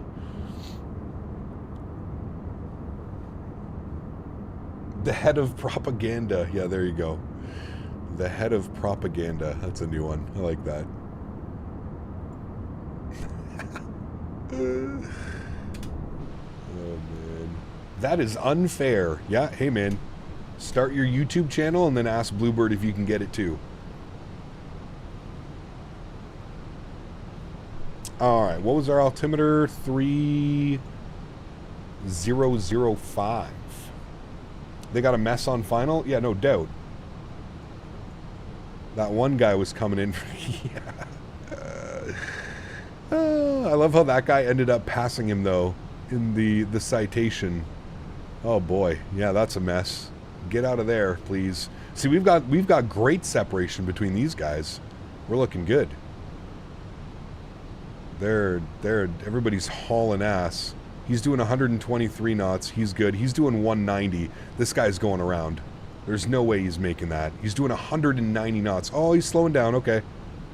Oh, he's actually slowing down like crazy. All right, never mind. He's got it. Damn. I didn't think he'd be able to slow down that quickly. Someone's going around. Who's doing it? I'm thinking this guy. I'm thinking it's this guy in the 737-800. 100% going around. There ain't no way. In trail of a citation? Yeah. This guy, Joey over here, hauling ass as well. He's slowing down as well. I don't know, man. That's going to be spicy. All right, 3005 on our altimeter. That is set and checked. Good. I am going to activate approach phase now, just so I can give myself even more room from the aircraft in front of me. We're going to go auto brake. Auto brake low was fine last time as well. I think we'll be perfectly fine. We don't have anybody directly behind us, so we're looking good. Tower's online, so I'm going to choose to him, switch over to him, 119050. Switch over to Tower.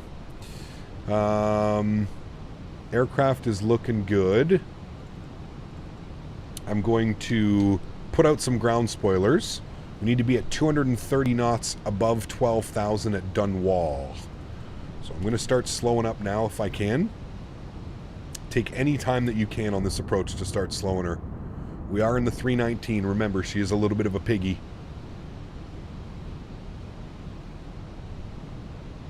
Could you do some Atlantic Airways ops soon? That would be fun. Yes, I need to remember to do that. Are you putting that in the Discord, Freddy, so I can look at it? Problem is, if it's not in the Discord, I just don't remember to do it. I'm going to get my lights on now. We're at 15,000. Speed's coming back. We're looking good. There's our 230 knot restriction at Dunwar, so we're looking good. Next is 210, 11,000 at Zidiv. I think we should be good. I should be able to get some flaps out here as well. We're much better managing our speed this time around. Things kind of got away from us last time. You put it in the Discord? Okay. Took a photo of him on final and sent to the Microsoft post on Discord. Uh-oh. No, this is the final flight, Erin. We're going to finish it after this one, man. All right, let's go flaps 1. Beautiful. Going to leave the speed brake out. We're going to keep losing some of that speed. We want to be in gear and flap settings for the next one. Just ride the speed brakes all the way down, chat. Haven't heard anybody on tower frequency. Oh, because it's... What am I doing? It's 118. Did he change frequencies? Or am I dumb? 118075. There we go. And then we've got ground on 12455.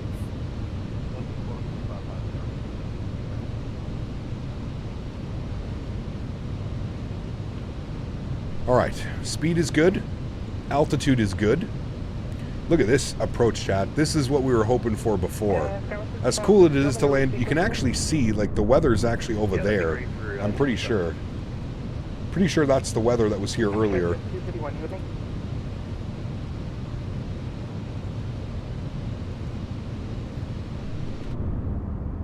This is beautiful. Look at this, chat. Stunning. Absolutely stunning. Such a cool approach, man. You have a bad feeling about this? Why? No need to have a bad feeling. I'm hoping to keep my ground spoilers out. Climb maintain 14,000 and fly heading 192. Alright, LS switch is coming on. We're 18 miles out from the airport. The guy behind you had to do a go-around? Oh no. So who ended up having to do the go-around? Where are you? Who was it? It was the CRJ, the SkyWest. Oh no. Oh no. See, we've got beautiful separation right here. Beautiful separation. Aircraft is on short final.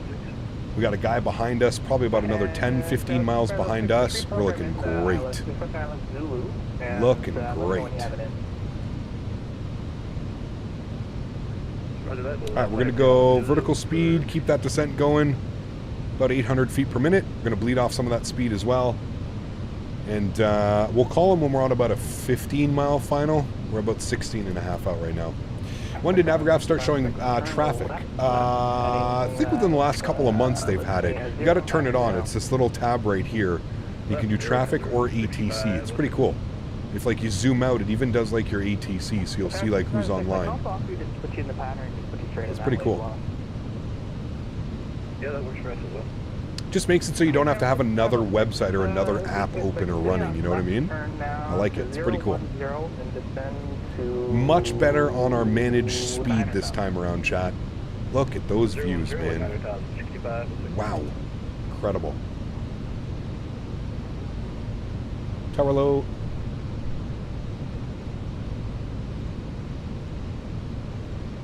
My push-to-talk's not working. Now it is. And descent maintain 8,000. Lorenzo, what's up, man? Good to see you, dude. Welcome back. Hope we're doing well. Localizer is armed.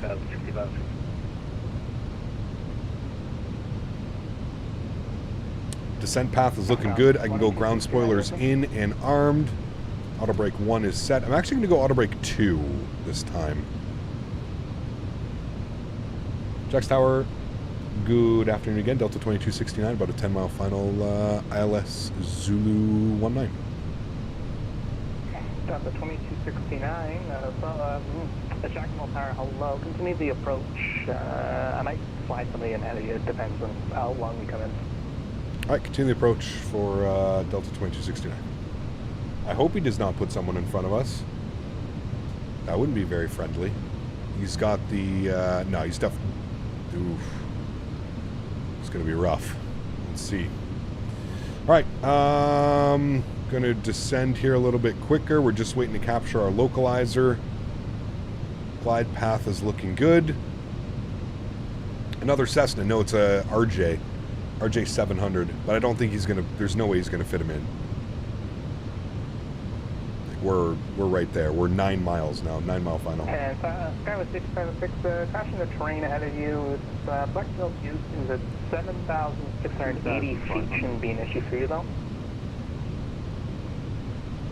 Yeah, it should be alright. We'll head on down 8,000, 60,000. Alright, Lokestar's captured. Let's arm our approach. And glide slope's captured as well. Beautiful. Let's go gear down. And flaps 2. Good. Lights, lights, lights. Delta 2269, the wind 2230, runway 19 clear to land. Runway 19 clear to land, Delta 2269, thanks.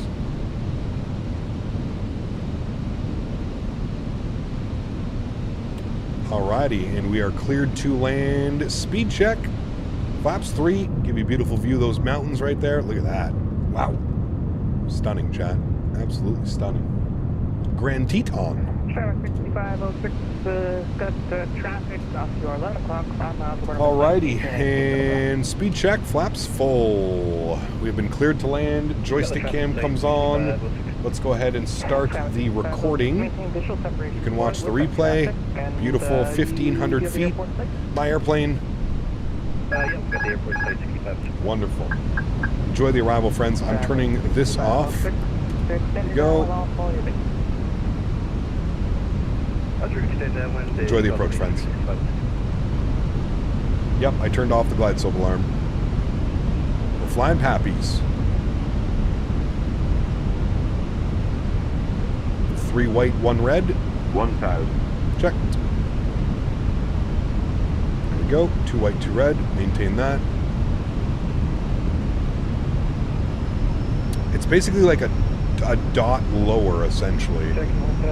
What it feels like. 1050 is pivot inbound, RNAV.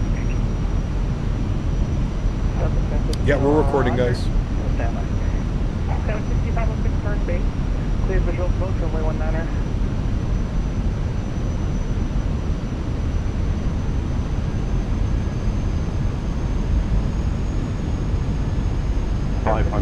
Turn base. Wait, well, this turn base 60 knots.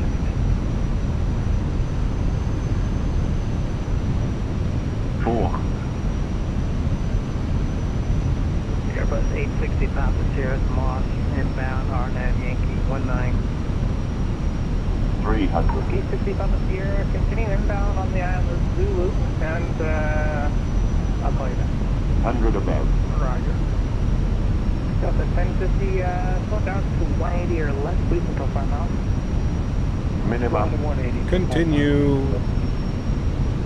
Delta 1050, he's gonna have a SkyWest CRJ, turning base 100. now to land. He's about on a 5 to 6 mile final report. It's like 50.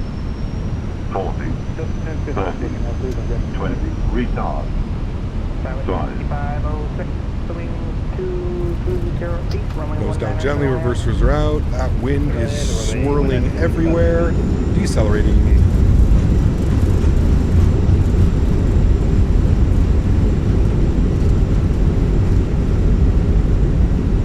$70 knots, reverser stowed. Auto brakes are off, ladies and gentlemen. Delta 2269, welcome to Jacksonville, exit left, and contact ground 124.55 there.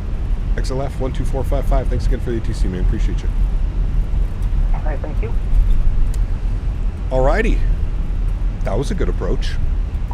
I feel like that was better than the first approach, a lot less floaty.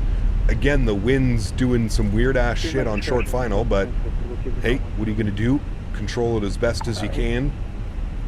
I would say that that was another successful landing, chat. It was a good one. I'm happy with that one. Are you I'm happy with that one. And we vacated here on Alpha. Jumping over to ground, 12455. Good. Jack's around good. Evening Delta 2269, vacated runway 19 Alpha.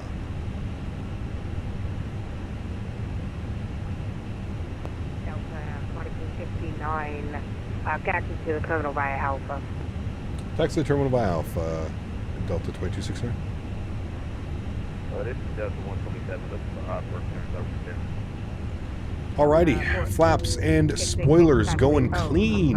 Delta 127, Gatineau ground, clear cover cross stand by number 1. These are all the jets we can't afford, chat. These are all the bougie people.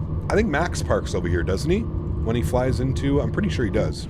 It'd be cool if like 2 Romeo Foxtrot was modeled over here or something like that. That'd be pretty neat. Alright, landing lights are off, strobe lights are off, wing lights are off, APU master start switch is on, nose light over to taxi. Can get you back on, and we shall stop the flight time, 44 minutes on that bad boy. And man, look at our block time. We actually crushed that. Our block time's only sitting at 55 minutes right now. Yeah, my friend is controlling right now. He's Pilot Rocky. He's a huge fan. Ah, very cool.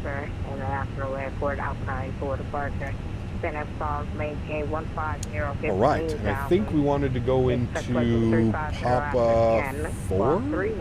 Was it? Papa 4. Sure, to the International Denver Airport, Alpha 4 departure, minutes 12,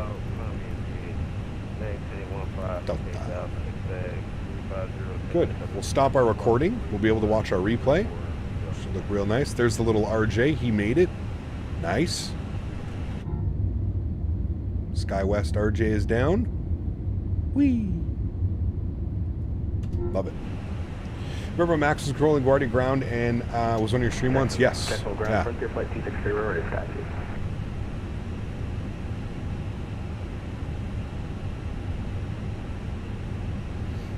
What company call us for foot? Negative, Frontier Flight 263, we're ready for taxi. Frontier Flight 263, runway 19, Castevens Alpha. 19 be Alpha, Frontier Flight 263. Alright, there he goes. We'll spool up the APU. Delta 127, read back correct. Let's start. So call me back when she's ready for critical start. What a stark difference in weather, right, Chad? I mean, it's still a little bit funky over there. Maybe that's coming in now. Maybe we got here just in time, Chad. Check ground, SkyWest 6506 clear of 19 are on Alpha. I don't think our Frontier was ready to taxi. Taxi to the terminal via Alpha. Second to the terminal via Alpha for 6506. There he goes. Have a great night.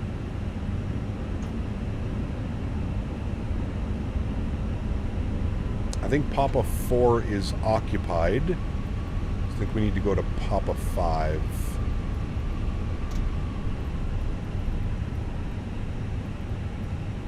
Yes. Going to 5. APU's on. APU bleed is on. Beautiful. Take the A350 to Jackson Hole? No, we don't need to do that. There's a arriving Delta 319. Better slam on those brakes, sir. Uh-oh. Uh-oh. Uh-oh, chat. He's off the runway. Is he not? No, wait. I think there might be another exit there. I think he's okay. Is he okay? Hold on. I don't think he's okay. No, he's not okay. He's not okay. Run off the runway? He's not okay. He died. Yeah, they did. Welcome to Jackson Hole. Oh, man. No way, dude.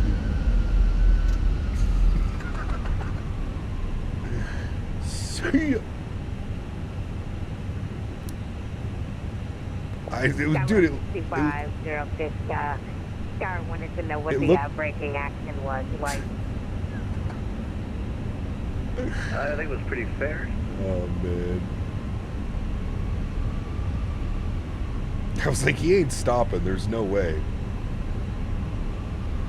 Rest in peace to all the souls on board that aircraft. Oh, man. That's a good one. At least it wasn't me, chat. That's all I can say. At least it wasn't me. Oh, boy.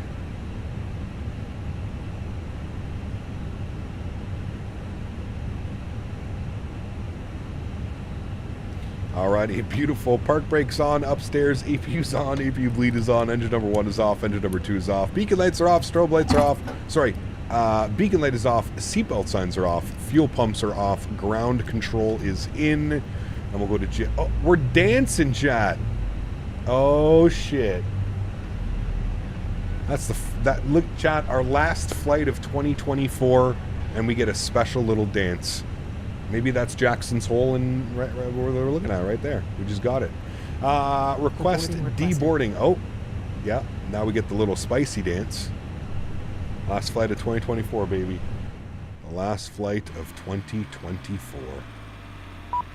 Look at that, friends. We made it. We're here. Oops, didn't mean to do that. Sorry. We're here. We made it.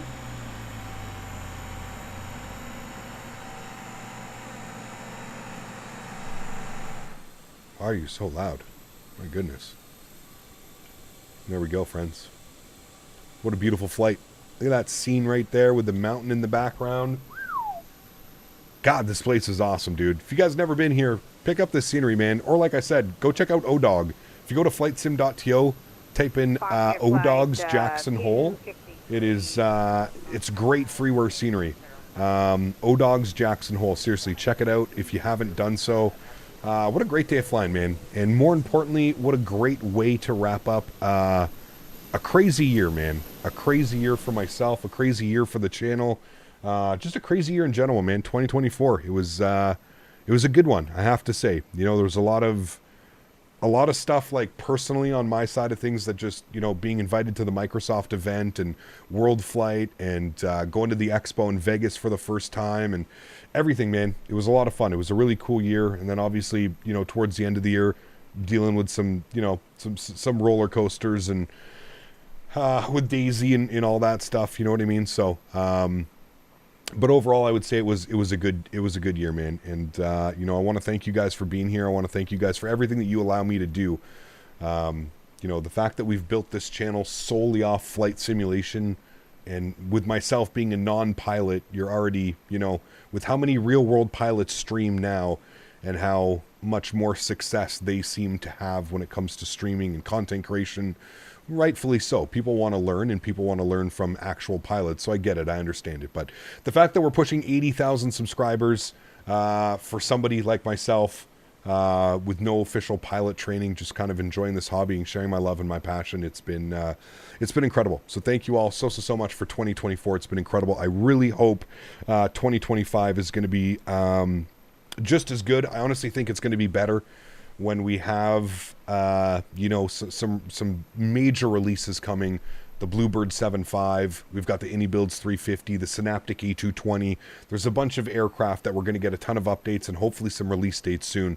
I think 2025 is shaping up to be an incredible year. Hopefully, at some point in 2025, Microsoft 2024 will also be a viable option without it being filled with bugs and developers having to kind of do these crazy workarounds. So fingers will be crossed, chat, that next year will be just as good, if not better, than this year. So I want to thank you guys all, seriously, from the bottom of my heart. It's incredible what you guys allow me to do, and I don't take 1 second for granted. The fact that I get to do this for a job and a living is absolutely incredible, and I just want you guys to know that I'll never take it for granted, and I am extremely appreciative of what you guys allow me to do, and you guys being here, man, stream after stream, hanging out, being a member, supporting, sponsoring, donating, whatever it may be. It all adds up at the end of the year. You know what I mean? So I truly do appreciate it, guys. Thank you all very, very much. Leonard, celebrating 50 months. Thank you so much. Says, can't wait to see you bring in 2025. Happy New Year. Same to you, my friend. It's going to be awesome, dude. We're going to jump right back into it on Thursday. We'll be live again, which I believe is what, January 2nd. We will be live again Thursday. We're going to be in the iFly Max. So I'm excited about that. Jump back into the iFly. You guys know it's one of my favorite airplanes right now. If I wasn't streaming full time, I probably would just be flying the iFly Max around. It's that good. I love it that much. So cool. Let's get all of these guys turned back on. Let's get these guys turned back on. Upstairs, we'll make sure all of our lights are back on as well. Lights. Good. That's all good. That's all good. We are disconnected from VATSIM, so that's good. We don't need to worry about ruining anybody's traffic. And then let's go and watch the replay, shall we, friends? We're all set up here. Flaps are full. I'll turn our sounds back up here a little bit, and let's hit that replay button. Beautiful. Let's pause the replay. You can already see some of this weather is already starting to move in, which is pretty crazy. We're going to trim it. We're going to start here. We'll go yes. We'll resume replay. I'll give you guys a beautiful little wing view here. Yeah, you can already see, look, like the mountain range here is already starting to disappear, which is pretty wild. That's happening there. Sorry, that's the park brake needs to come off. Guys, thank you all so much for an incredible 2024. As I just mentioned, appreciate you guys, man. And if you're going to party over the next couple of days, please do it safely. I'd like to see everybody reporting for duty on Thursday back in the iFly Max. I have no clue where we're going to be flying it yet. We may be over in Europe. We may be in North America. We may be in Canada. I don't know. I kind of want to do some Canada ops, either Flair or WestJet in the Max 8. It's been a while since I've flown either of those airlines. So maybe we'll do a little redemption arc. We'll do the Calgary to Vancouver to Edmonton. We tried to do that in 2024 and it was just absolute shambles. I think we were getting like 8 FPS or something like that. So Alexander, ! Scenery in chat, or you can always check the link in the description down below, my friend, for the scenery. I post them for every flight and every stream that I do. They're posted up into there. Guys, please be safe. Have yourselves a very happy New Year. Let's watch this landing here together. 1,000 footers. A little bit floaty, but not bad. Not bad at all. Well within the touchdown zone. Got her stopped in time. I'm pretty happy with that landing. I feel like that landing was better than our first landing. So that's, as long as you're getting better, right? That's what I always say. You're not going to nail every landing, but as long as you're getting better, that's the way to do it. All right, friends. Enjoy the replays. Enjoy the outro tunes. Look forward to seeing you guys all on Thursday in 2025. Happy landings, my friends. See ya.